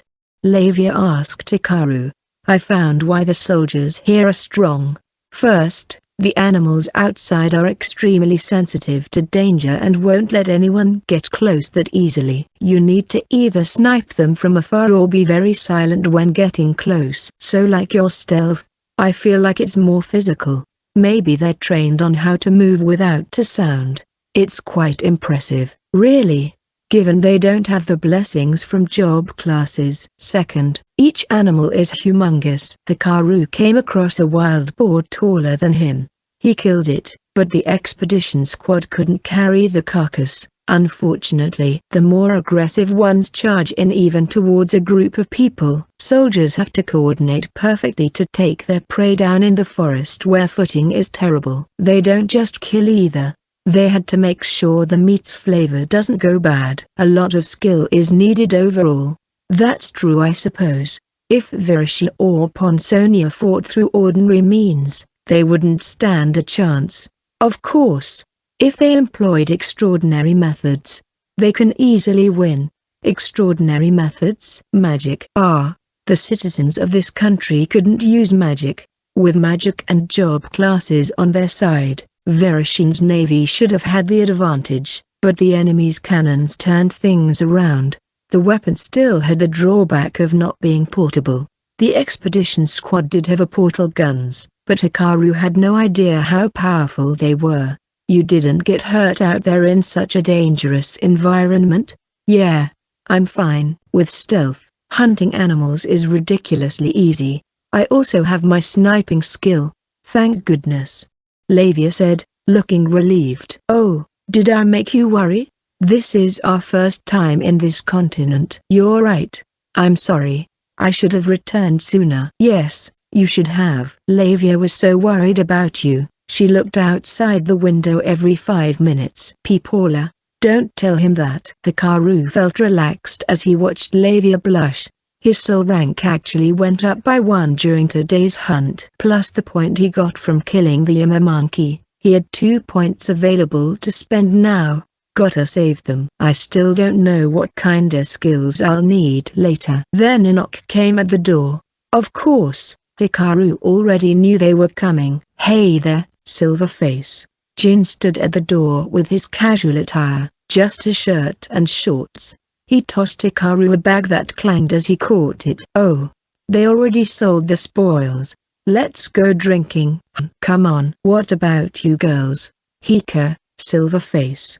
Lavia said. I think he's inviting you to dinner. Lavia was starting to learn this place's language. Her dedication to reading was incredible. Oh, I guess we can go? Sure. I don't mind, but what about Drake? I'm going. Jin shrieked as Drake jumped out. Okay, then. Let's all go. They set out into the night streets of Dreammaker. Wow. It's quite bright out here. The sun was already down. But the streets were well lit. There were no magic lamps around. Instead they used bonfires placed in intervals along the street, and the people walking outside carried with them lanterns brighter than regular candles. These things are fueled by what we call light vines. You don't have them over at your place, do you? Hikaru couldn't understand the language, but he somehow knew what Jin was saying. He examined the lantern and saw a stem the size of an earthworm glowing bright. Looking at it directly stung his eyes. No shops were open at night. House windows, however, were left open, allowing light from inside to spill through the thin curtains and out front. With a population of only 10,000, it was as though the citizens were in the same huge boat. A unique culture had developed in Dreammaker. People didn't hide anything. Didn't do anything that would earn others' distrust. Doors didn't even appear to be locked. I can see it now. What's that place? That's where we're going. The biggest tavern in town. Zagan. Did you say Zagan? Despite not understanding each other's language, Hikaru and Jin somehow managed to hold a conversation. I'm pretty sure that's just Ginza reversed. Hikaru mumbled. Only Celica would have understood that reference. Of course. She wasn't here. The tavern was booming. There were fewer people walking the streets, and no wagons or carts passed by, giving space for tables outside where customers enjoyed their drinks. Hikaru could hear all the ruckus even from 100 meters away. Hey, how's it going? Jin said. People cheered as he entered. Hey, is that? No way. What are they doing here? They're all wearing masks. The cheers died down as Hikaru and the girls entered. Let's take our seats in that reserved spot over there. The place was almost full, except for an open table right in the center of the establishment. What's wrong? Well, it's kinda hard to sit there. They're staring at us. The customers were staring daggers at them. The tavern was completely still. We don't mind sitting outside, Hikaru said, pointing at the seats outside. Don't worry about it. Jin smiled. You guys are already garnering this much attention. Sure, you can sit outside tonight, but what about tomorrow, or the next day? Times like this, you gotta burst in with a bang and make an impression. I know you said a lot, but I didn't understand a thing. Sorry. We're going outside. Come on. Now. My speech didn't get through to you?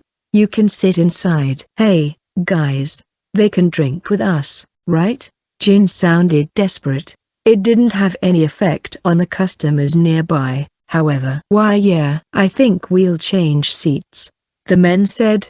If anything, it just made things worse. Then a voice came from inside the kitchen, visible through the counter. 5 cooks worked there, but they were watching Hikaru and the others with great interest. Only the owner of the voice strode towards them. Whoa. He's huge. Hikaru blurted. The man was huge, over 2 meters tall.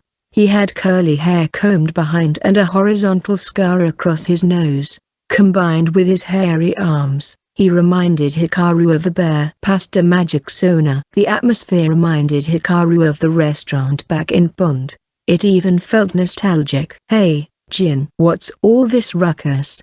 the man asked. Well, how to put this, just some cultural exchange, I guess. By the way, he's the guy that hunted all those animals down today. The bear man glared at Hikaru. "You're from the other continent. You're the one who hunted down those animals?" The man bent down to get a close look of Hikaru's face. His tall stature made it look like a vicious mammal was drawing near him. "Great job." He smiled, but that didn't erase the viciousness from his face. "I actually wanted to serve a new spit deer recipe. Ha ha ha. I was wondering what kind of brute came all the way here from the other side of the sea, but I sure as hell didn't expect them to be a pipsqueak." "What is going on here?" Hands on his waist, the man roared with laughter. Hikaru watched him dubiously. Then all of a sudden the man tapped his shoulders so hard that his bones creaked. "All right, I'm offering a great deal on the spit deer tonight. Normally, you'd have to pay 3 coins for one serving, but I'll make it 1 coin instead." "Seriously? 1 coin for one serving? That's ridiculous. Food usually costs 2 coins. 1 coin will only get you a glass of beer. Boss." "10 servings here, please." People roared here and there. With the clashing of glasses, they started chugging down their beers. What? My shoulder hurts," Hikaru said. "I'll heal you right away." People who saw healing magic for the first time were in an uproar as Paula used her powers. The bear-like barkeep also watched the scene with great interest. "In that case, I'll show you geese something special too." "Wait here," he said. The man strode back inside. Then a waitress wearing hot pants arrived, putting plates of food on Hikaru's table. "What's this, Wiser?" Jin said. "We haven't ordered anything yet." "It's fine. No one can stop the boss once he gets revved up. Besides, you know we can't charge you for food." The waitress, whose name was apparently Wiser, eyed Hikaru. She had shapely legs and voluptuous breasts. Her eyes looked droopy, but her lips were curved in a captivating smile. Her lustrous, long, silver hair streamed gently behind her, her forelocks cut at brow length. "I'm curious what expression you have under that mask," she said. Hikaru wasn't sure what she was talking about. Lavia quickly moved in front of him. "Danger. This woman is an enemy." "What? Really? Wait. Do you understand what she just said?" "I didn't, but I did." "Is that some kind of a riddle?"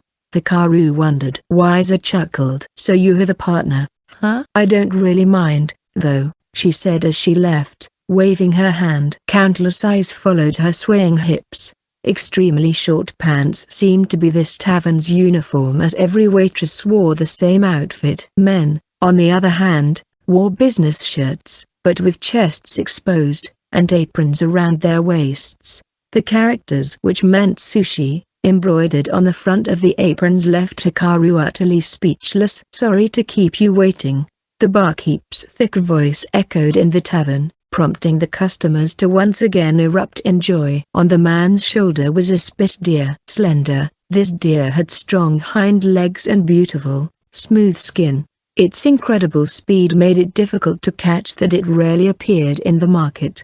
Of course, it had no chance against Hikaru's stealth. The spit deer hung by a rope tied to a beam on the roof. "No way he's gonna butcher it here." That was indeed the man's plan. With a knife the length of Hikaru's palm, he dressed the meat swiftly like an expert craftsman.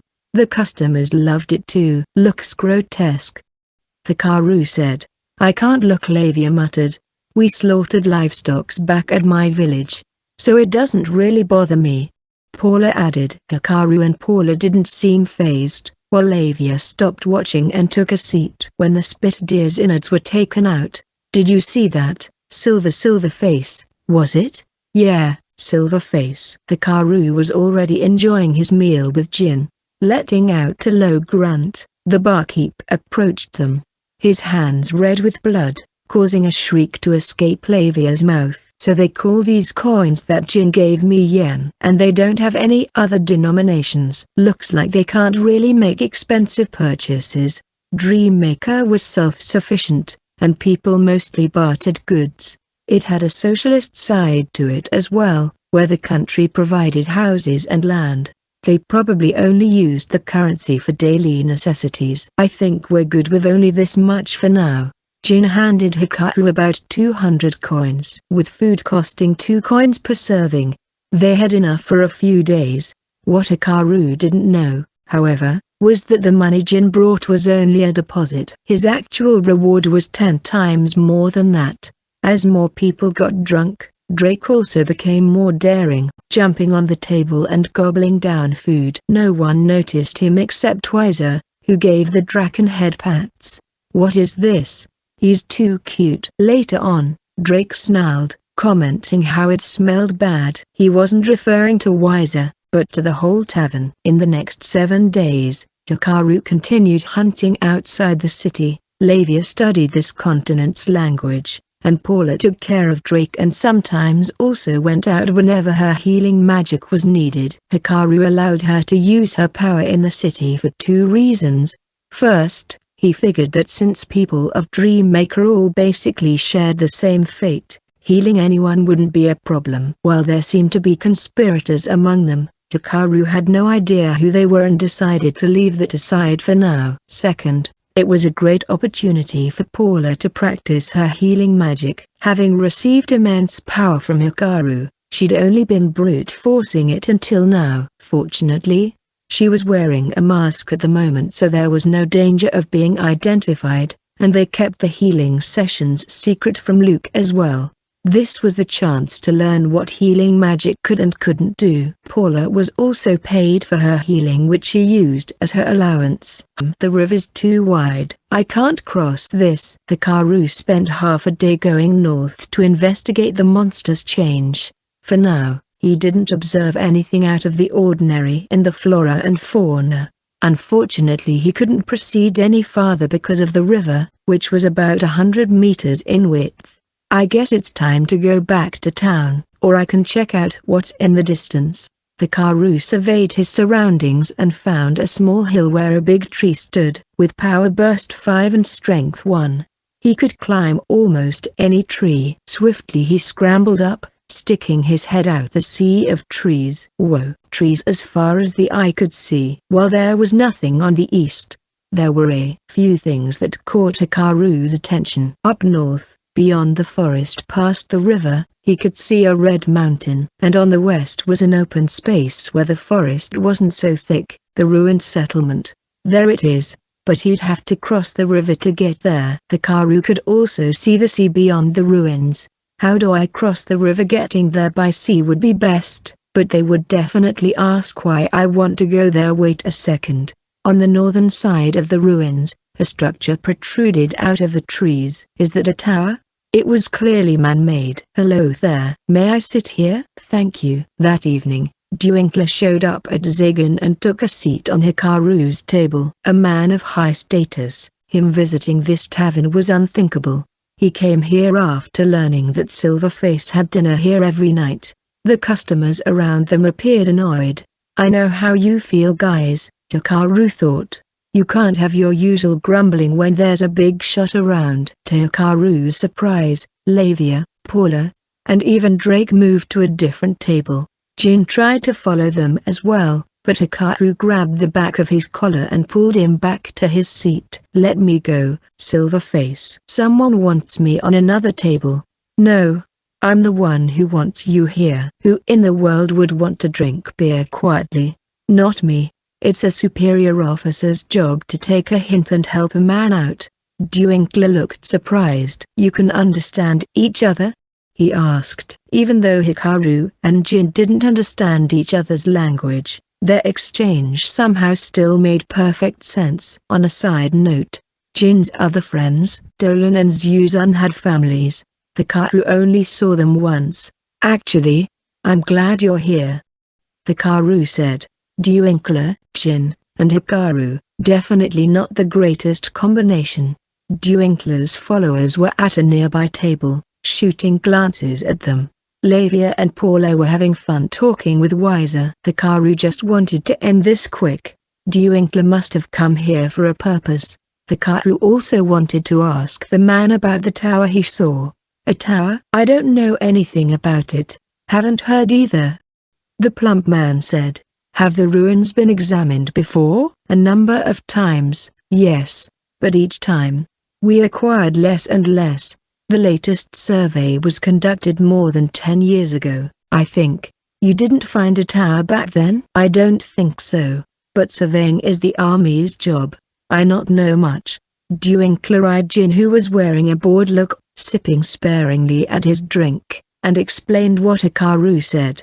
A tower? I ain't got. I don't know anything about a tower, he said. I don't think the army knows about it either. No one saw it during the expeditions? Duinkler asked. No. If someone did, it would have been talked about. So he says, Silverface. I didn't understand a word he said.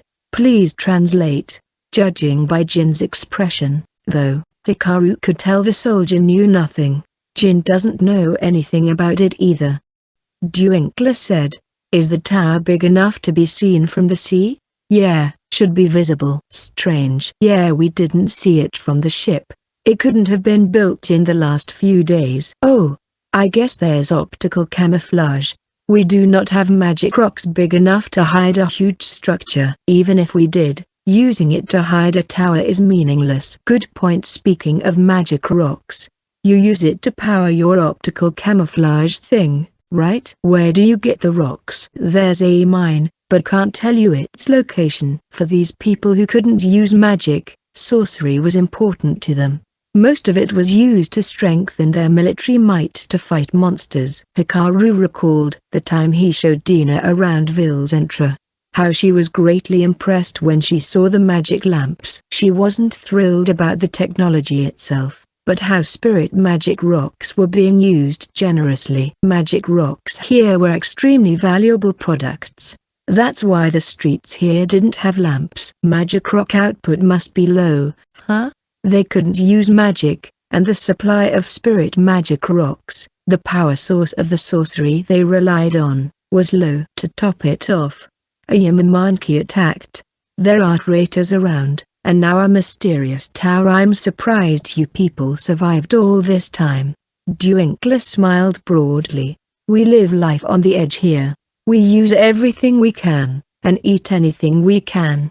That's how we survive. Life is too precious. So, I'm sure you're here because you want to use anything you can. What do you want from me? I really like you, Silverface. You don't beat around the bush. It's simple. I want you to stop selling your spoils. He must be talking about the animals I've been hunting every day. Care to explain why? Duinkler's request piqued Hikaru's interest. Not to toot my own horn, but the people are happy because of all the animals I've hunted, Hikaru thought. It was only natural. With more meat in the market, prices went down, and that meant more food on the table. As a matter of fact, many wagons were on standby outside the city at dusk, expecting Hikaru to have hunted down a lot of animals. Now Duinkler was asking him to stop. Hoarding coins not good. You don't spend much. Oh, that. It's not a lot, though, is it? You currently have about 20,000. Too much for one person, and it'll still increase. Yes? You should spend it. In Dreammaker, barter of goods was the main driving force of the economy. Money was only secondary, and as such, there wasn't a lot in circulation. What do I do about it, though? You should buy a house. Duinkler said with a smile. Well, that escalated quickly. I can't buy a house with only 20,000 yen. Buy one on account. Your debt will be credited by how many animals you hunt down. I'm surprised you know those words. As expected from a finance minister, I suppose. Sure.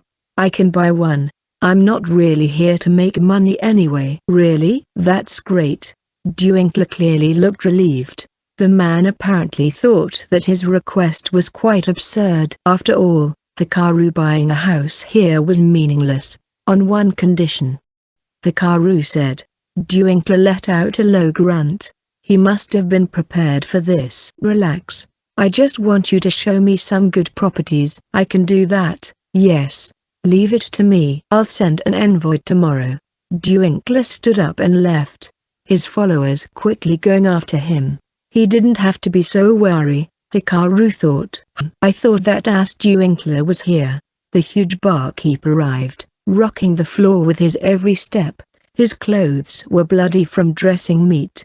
Hikaru wanted him to go back inside so bad as it was unsanitary. TSK, that bastard. I wanted to give him a piece of my mind for all his demands about my shop's expansion. The man left, his each step making a loud thud. So Dwinkler doesn't want to see the man.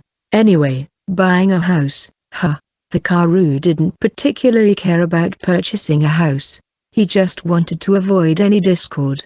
But Lavia and Paula seemed ecstatic about it. We should definitely get a bookshelf, Lavia said, breathing hard from excitement. One with a big kitchen would be great, Paula added. Drake said he wanted to go out, so Hikaru took him outside the walls. The white dragon seemed to have tried every food there was in Dream Maker. This dragon is too carefree, Hikaru thought as he watched Drake.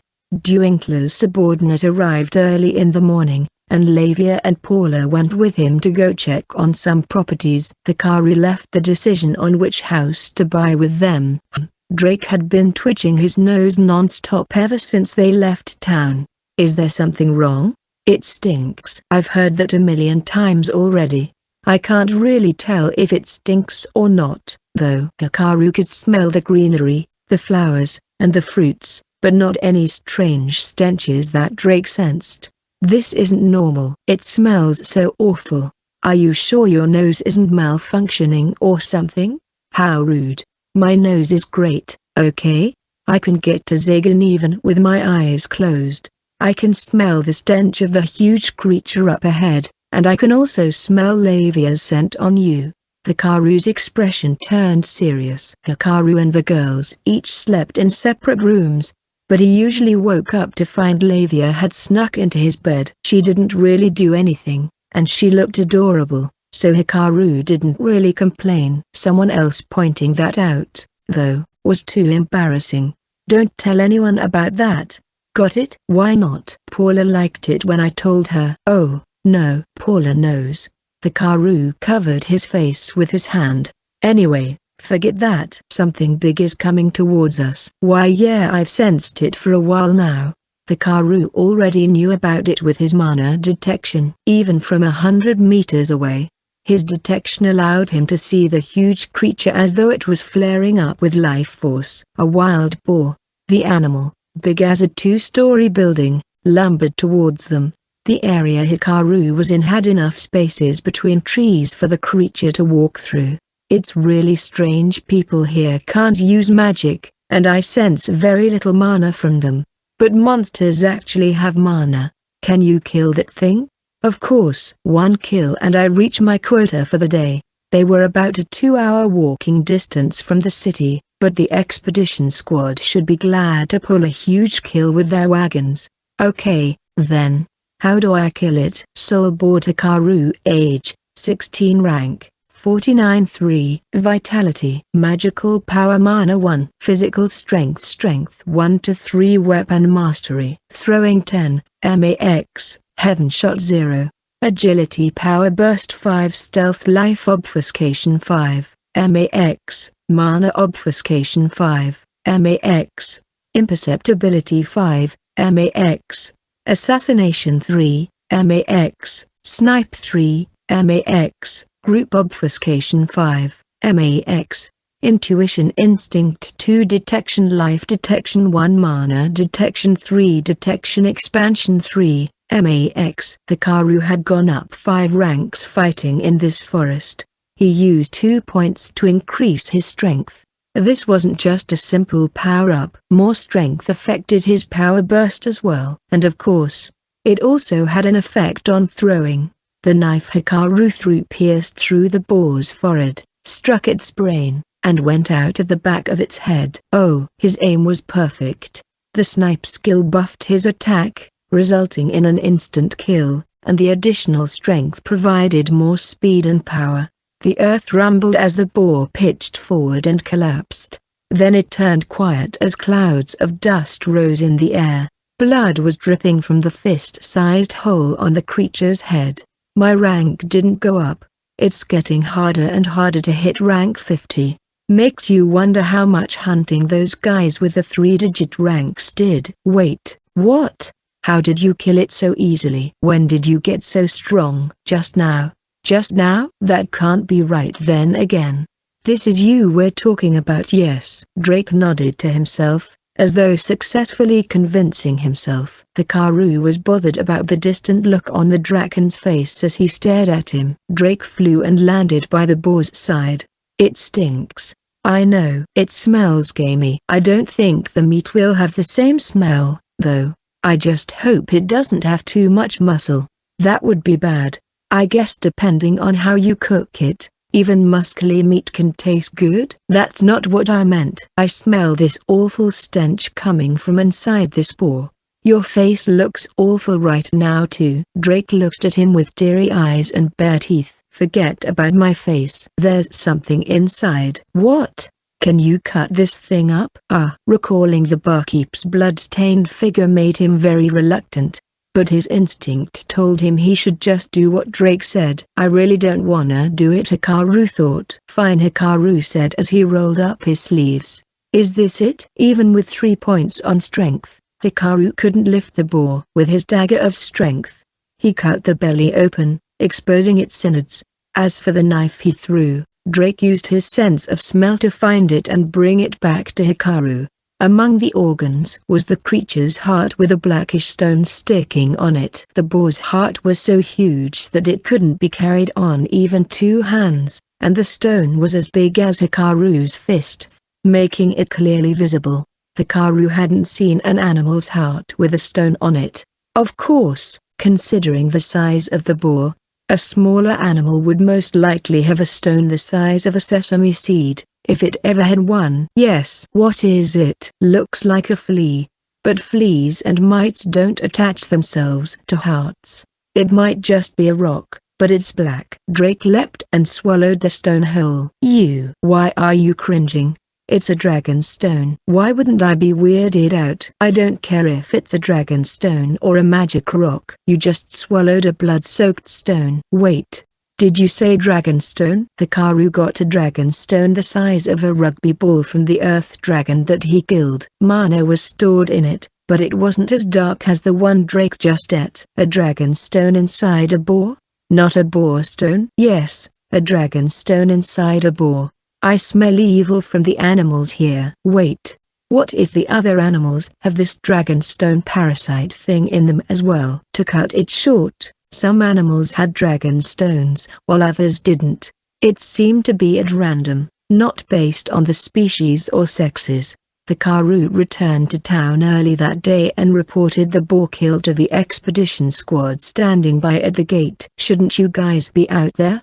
Hikaru thought. The soldiers left to collect the carcass in high spirits. Hikaru asked them about the dragon stone, and they said sometimes animals had it and sometimes they didn't. Sometimes, even humans had them. Maybe it's some sort of a parasite. No, that's a dragon stone, for sure. Some kind of a disease? Like a kidney stone where a literal stone forms inside the body. I don't know what you're talking about. It's too complicated for me. Anyway, I'm sleepy so I'm gonna take a nap. Wait, ZZZ. Hikaru could hear the creature's breathing around his neck. He's too carefree, all right. Hika, Lord Silverface. Paula came running towards Hikaru from across the street, waving her hand. She's like a dog that spotted its owner, Hikaru thought. You're back early, she said. Yeah. There are things I need to think about. How'd things go on your end? Lavia and I went to check some houses. Find anything good? Paula giggled. Just wait till you see it. Okay, I'm just glad you like it. Where's Lavia anyway? Shopping for the house. I see. Paula was in a good mood the whole time. Hikaru felt just a bit worried about how they liked the new house so much. Being a dangerous continent, they wouldn't be staying here long. Perhaps 1 or 2 years at maximum. Getting too attached would only make it harder to leave. Then again, it's better than living here reluctantly. Later that night, Hikaru also found Lavia in high spirits. It was only natural for Hikaru to get curious given their reactions. Not now. You can see it once it's ready. But they didn't want him to see the house just yet. Hikaru asked about the price, which was apparently too much for the economy if paid in cash. Instead, while they were in Dreammaker, Silverface would hunt animals to contribute to the citizens' diet, a rather vague condition. Drake had been sleeping since noon, so Hikaru just left him around his neck and headed to Zagan. Tonight was a boar feast. Almost all the food on the menu used boar meat. Boars smell gamey, but it feels like you're eating good meat. Lavia said, I never took you for someone who loves meat. Meat fried with ginger was brought to their table. It was made using soy sauce, or something similar to it, as seasoning. Aichi clearly introduced this food to the people. It's tough, and smells a bit, but it's delicious. Instead of cabbage for the garnish, they used some unknown yet still tasty vegetable. The tendons were tough, drenched in fat, but it still tasted like the dish that Hikaru had always known. Now I'm craving for rice, Hikaru muttered. Wiser, the waitress came to their table and casually took a seat. I heard you guys are looking into the animal contaminations. What's she saying? Hikaru asked. And why is she acting like our friend, sitting down at our table? She's saying something about animals, but I'm not sure what exactly. Jin wasn't around today, and if he was, it wasn't like he could translate for them. Someone I know studies those. Interested? She says she'll introduce you to someone studying the contamination in the animals. Dina cut in. I think she's referring to Zahada the sage. You need something? Hikaru asked with such suspicion that Dina shrank back. Lord Grusel wants to see you. I'm here to be your guide. I refuse. I will not be joining you. Please come with me. Dina bowed deeply. The noisy tavern went quiet. Even Wiser looked puzzled. Hikaru sighed. I see what you're doing. A woman bowing to me would make me look like the bad guy. Ah, no. That's not what I meant to do. I'm just apologizing. Fine. Lead the way. Hikaru said. Can you look after this guy for me? Okay. Take care. Lavia said. Hikaru left Drake with Lavia and rose from his seat. He left reluctantly. His meal only half finished. Only the faint light coming from the paper lanterns lit up their path as they walked through the streets at night. Glass wasn't popular here, so they couldn't make lamps. After walking silently for a few minutes, Dina suddenly stopped. Lord Silverface, I understand that you don't trust me. But Lord Grusel genuinely cares about this country's future. So, please, you don't care if I don't trust you, but you want me to at least trust Grusel? Yes. I deeply apologize for my selfish requests. Hell no. Dina was astonished at Hikaru's straight refusal. I'm the one who decides whether to trust someone or not. You don't have a say in it. I take it Grusel is here? Yes. This way. Crestfallen, Dina opened the door to a building which appeared to be a military facility. There was a reception desk inside, although the whole place was cloaked in darkness, except for a room down the long corridor where light spilled outside through the door. Hikaru moved towards the room with quick steps. His mana detection sensed Dina standing at the entrance, not stepping inside the building, and a lone person in the room. I'm coming in. Thank you for coming. Grusel still wore the same almost emotionless expression. Sorry for taking some of your time, Silverface. I don't mind, but please notify me beforehand. I drew looks at Zagan cause Dina bowed to me. It's annoying. I see. Making you angry still weighs heavy on her mind. I apologize on her behalf as well. The room was barren, with 2 chairs and a side table where an already cold teapot sat. Hikaru already missed the warm food at Zagan. Don't bother. I will not forgive you for kidnapping Paula, and I'm sure there are people on your side who are pissed that I sunk one of your ships. There's no need for us to get along. But now you're working with Duinkler. I heard you bought the garden mansion at the 12th ward. You know that already. Actually, I don't even know anything about the house. There's only 31 garden mansions in Dreammaker. Green symbolizes the expanse of woodland outside the city. Incorporating that into your residence serves as proof of your power. You're kidding. Damn that man, out of all the properties he could show us, he chose an outrageous one. He probably didn't even explain its background to the girls. Ultimately, providing a mansion to Hikaru wouldn't hurt Duinkler's pockets as long as he worked for it. If they left, he'd gain it back as well. The man didn't even specify how much work Hikaru had to do before the property was his. That cunning devil. Hikaru sighed. I'm guessing you studied the language in a hurry once you realized I was working with Duinkler. You've gotten better. I admire that attitude. I didn't study just for you. We'll be interacting more with the other continent in the future. The commander of the army must know the language. For the record, I'm not working with Duinkler. Really? Of course. Who would even trust that cunning old man? Cunning old man, huh? Grusel chuckled. Oh, so he can laugh. Apparently, King Iachi used the word sometimes. I heard you're from the same world as him. Yeah, I'm guessing you got that from Dina. I knew I couldn't trust that woman. Dina was the only one present during Hikaru's meeting with Doriachi. Only the king and Dina heard him speak Japanese. He didn't mind if people found out he was from Japan, but he didn't want to spread the word too. Besides, knowing Japanese seemed to be a prerequisite to become king here in this country. She told no one else about it, only me. Grusel said. See, that's the problem. Everything she knows goes to you. I can't have a translator like that. Silverface. I know you like to keep things secret, which is why I learned the language. She won't be around when we talk. Dina was an excellent translator, but Hikaru despised her. So Grusel planned to leave her out instead. I don't think we have much to talk about anyway. Hikaru said. I heard about the possibility of enemies coming down south. Dealing with that is the army's job. He must be referring to what Wakamayu and I talked about.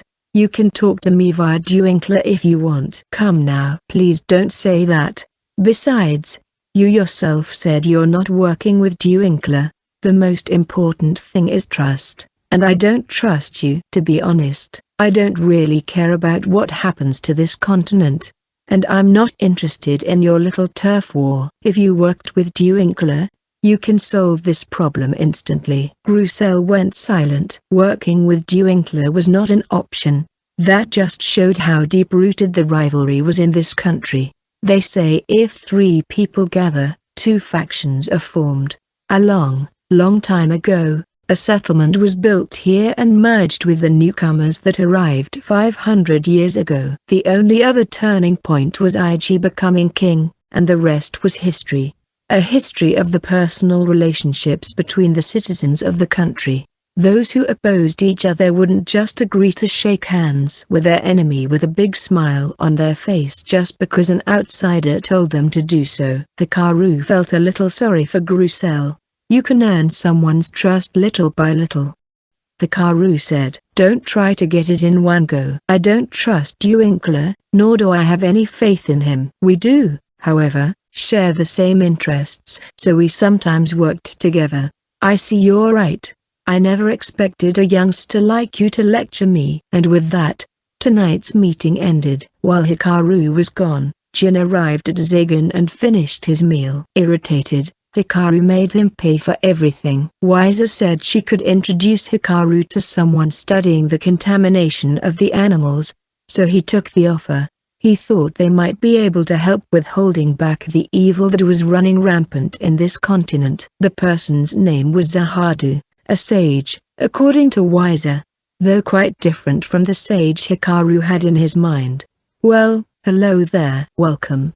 You must be Silverface the meat hunter, hunting down all those animals lately. I'm really grateful for that. Even someone old like me wants to eat some meat. The sage wore a straw hat and overalls stained by mud and grass. He had a tanned skin, and wrinkles lined his bright and cheerful face. Oh, "Sorry if I'm a bit dirty," he said.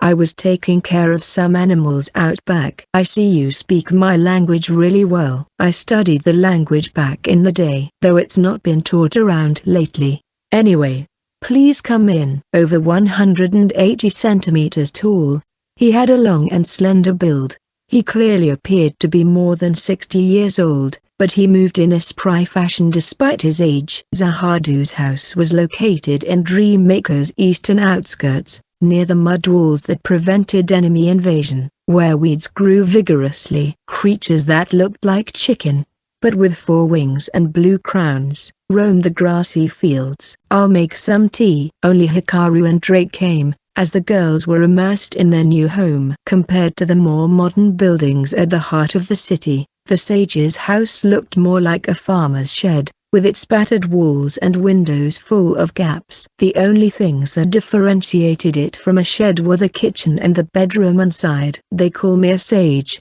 but I think they're just messing with me." "Really?" Hikaru wasn't sure how to answer. Zahadu was well-mannered, and Hikaru didn't really have any bad impressions of the old man. If someone treated you politely, you should do the same as well. That's what Hikaru believed. All the more so when he was the one who needed to talk to the sage.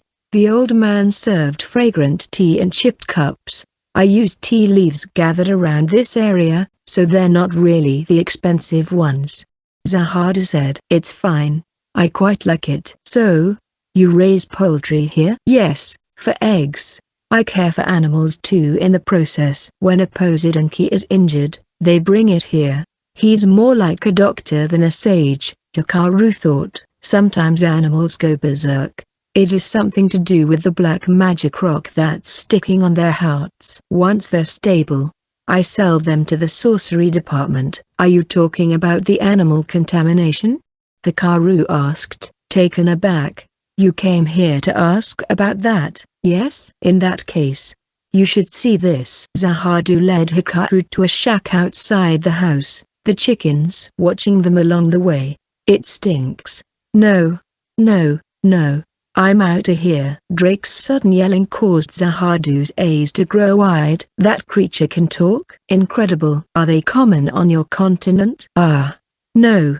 Not really, actually." Hikaru decided there was no point in hiding it and explained the situation to Zahadu. Drake, for special reasons, had to kill anything evil.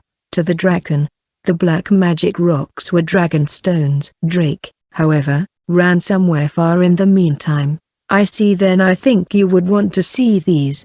Hikaru followed Zahadu into the shack. "Wow, there's a lot." Black stones of all sizes lay on the shelves lining the walls. The mana inside the black magic rocks seemed to stabilize if left alone for a time. "I tried pouring water on them and making them react with other rocks, but I eventually learned that leaving them alone was the best method." "What do you do with the stable black magic rocks?" "The sorcery department uses them for sorcery. The ship you were on used plenty of it." "Of course. They have to be extremely stable for uses like that. Otherwise, they use natural magic rocks." "So there are natural ones?" "Of course. We mine them." "Oh wait, I don't think I'm supposed to tell you that. We have the same mines in our continent as well, but we call them spirit magic rocks." Zahadu listened attentively as Hikaru explained the difference between spirit magic, holy magic, and evil magic. "I see. I didn't know all that since we can't really use magic." "But you say you can create magic items using these magic rocks?" "We're just using the knowledge passed down by our ancestors. We developed them." "Of course." Stable black magic rocks were purer and had higher power output. As such they were often used as disposable goods, like a large-scale explosion for construction or mining, or to power huge magic items. Right now, the sorcery department is planning to construct a large-scale clean water facility. They're wondering if they can use the black magic rocks for that. "I think it's bad idea." "Use the stones that made animals go berserk in producing potable water for humans?" "Yeah. They should definitely not do that," Hikaru thought. "The sorcery department sustains the livelihood of the people. You see, they're more influential than the construction department. Are leaders of the 9 clans involved? Yes. Rudendo has absolute confidence in the plan. People are also complaining about the low supply of potable water from the wells, so no one opposes it publicly. The current magic rock output from the mines is just enough to support our everyday lives, so they turned their eyes to black magic rocks instead. Man, life in this place sounds tough. It doesn't sound like they're completely self-sufficient.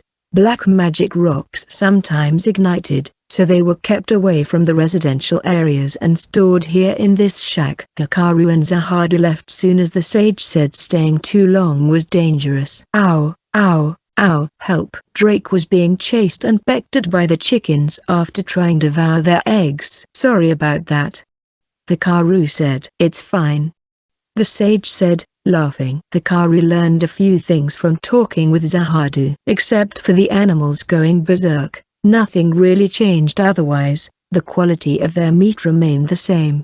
In fact, they tended to be more tender and flavorful, which the people loved. Aichi's notes didn't mention any black magic rocks as they were only discovered about 100 years ago, which meant the study on them was fairly new. Before Zahadu studied them, no one really paid attention to these objects. I'll let you know if there's something else, Zahadu said. Thank you.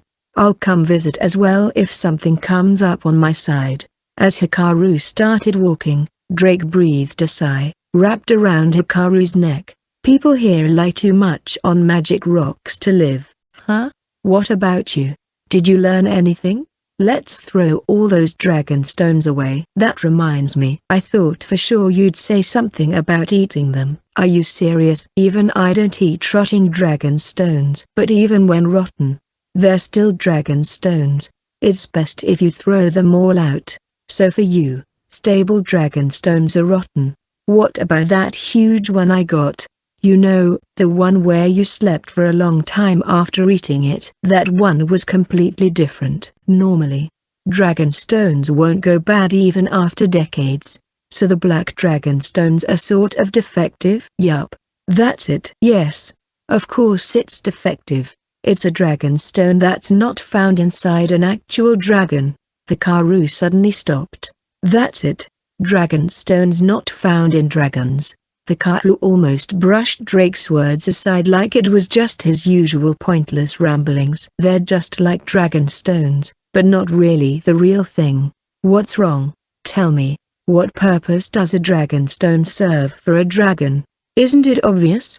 It's proof that the dragon is evil's pawn and that it's an enemy of dragons. It's also their source of power. Who gives dragon stones to dragons? Then, their parents? I'm talking about a long time ago. Where did the first dragon received a dragon stone? Oh, you meant that. It got the stone from the evil that lurks within the very foundation of the world. A being that wishes to destroy God, one who governs the laws of the world. It's an entity that sees dragons, the world's mediator, as enemies. Drake was surprisingly fluid in his speech. The elders mention it all the time. So can dragons give false dragon stones to other animals? I'm not sure. I never thought about it. They probably can. If a dragon gives birth, it would give a dragon stone to its offspring. I guess it wouldn't be too far-fetched to assume that someone or something out there is trying to provide artificial dragon stones. I'm not sure I follow. I'm talking about false dragon stones. Those who received fake stones will create more stones to gather more followers. Gradually, the stone becomes more and more impure. Pyramid schemes popped into Hikaru's mind, something that was illegal in Japan. Those on the upper layers would earn more without doing anything as more and more followers were recruited. The schemers would whisper sweet words into people, saying the more people you recruit, the more you earn. Why do people create pyramid schemes? To make money. What about monsters, then? Dragons? The evil creatures? What's wrong? Why the serious look? This is just a theory. I think those with black magic rocks are subordinates of the evil being lurking in the north. Gradually the network expands. It's basically a slow invasion. Lavia and Paula wanted to keep the new home secret, so Hikaru didn't pester them about it. On the other hand, what he learned was something he had to tell them right away: the magic rocks found in the animals, dragon stones, and the slow spread of evil throughout the continent. As he finished, Hikaru took a sip of his tea that Lavia brought with her from their continent. It was running low at this point. That sounds serious, Lavia muttered in a low voice. Hikaru was sure no one was listening in on them, and he couldn't really sense anyone nearby. It's just a guess, though. But I think what you said makes sense, considering the current situation. I'm glad you said that. Basically, the enemy is cautious, rational, and willing to take their time. The reason people here can't use magic is because they're contaminated by the dragon stones.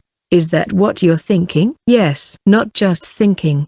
I believe that's the case. While the ecosystem is different, the environment here is the same as ours in terms of human survival. If the only other difference is the stench that Drake smells, then we can assume that the dragon stones are the cause of the people here losing their affinity to spirit magic over the past hundreds of years. Wait, you mean we shouldn't have eaten the meat they served?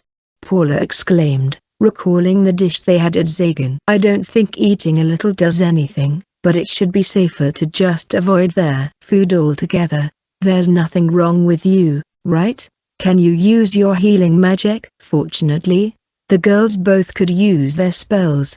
Thank goodness. From now on, I won't sell animals I kill that have magic rocks sticking to their hearts. Dragon stones, not magic rocks. Drake cut in, as it was an important distinction to dragons. Yeah, I can see why Drake thinks the people here stinks, if they're also afflicted by this evil. I see now. No, you, Drake, should have seen that sooner, Hikaru said. Then again, this is Drake we're talking about. He's not very bright. Nothing we can do about that. You just thought about something rude, didn't you? No, I didn't. Anyway, looks like we have to make our move soon. We wouldn't want you two losing your powers all of a sudden. How's the new house going? Will it take some time? Lavia and Paula exchanged glances. In that case, let's speed things up a bit. Lavia said, let's go see the property tomorrow. How about it? That ape Silverface sure is an eyesore, a man said. Indeed. He's become more of a nuisance now that he's joined forces with Dewinkler. We need healing magic too, but Sir Dewinkler is managing the order of who gets it first. We haven't even received any healing yet. I heard they can't even heal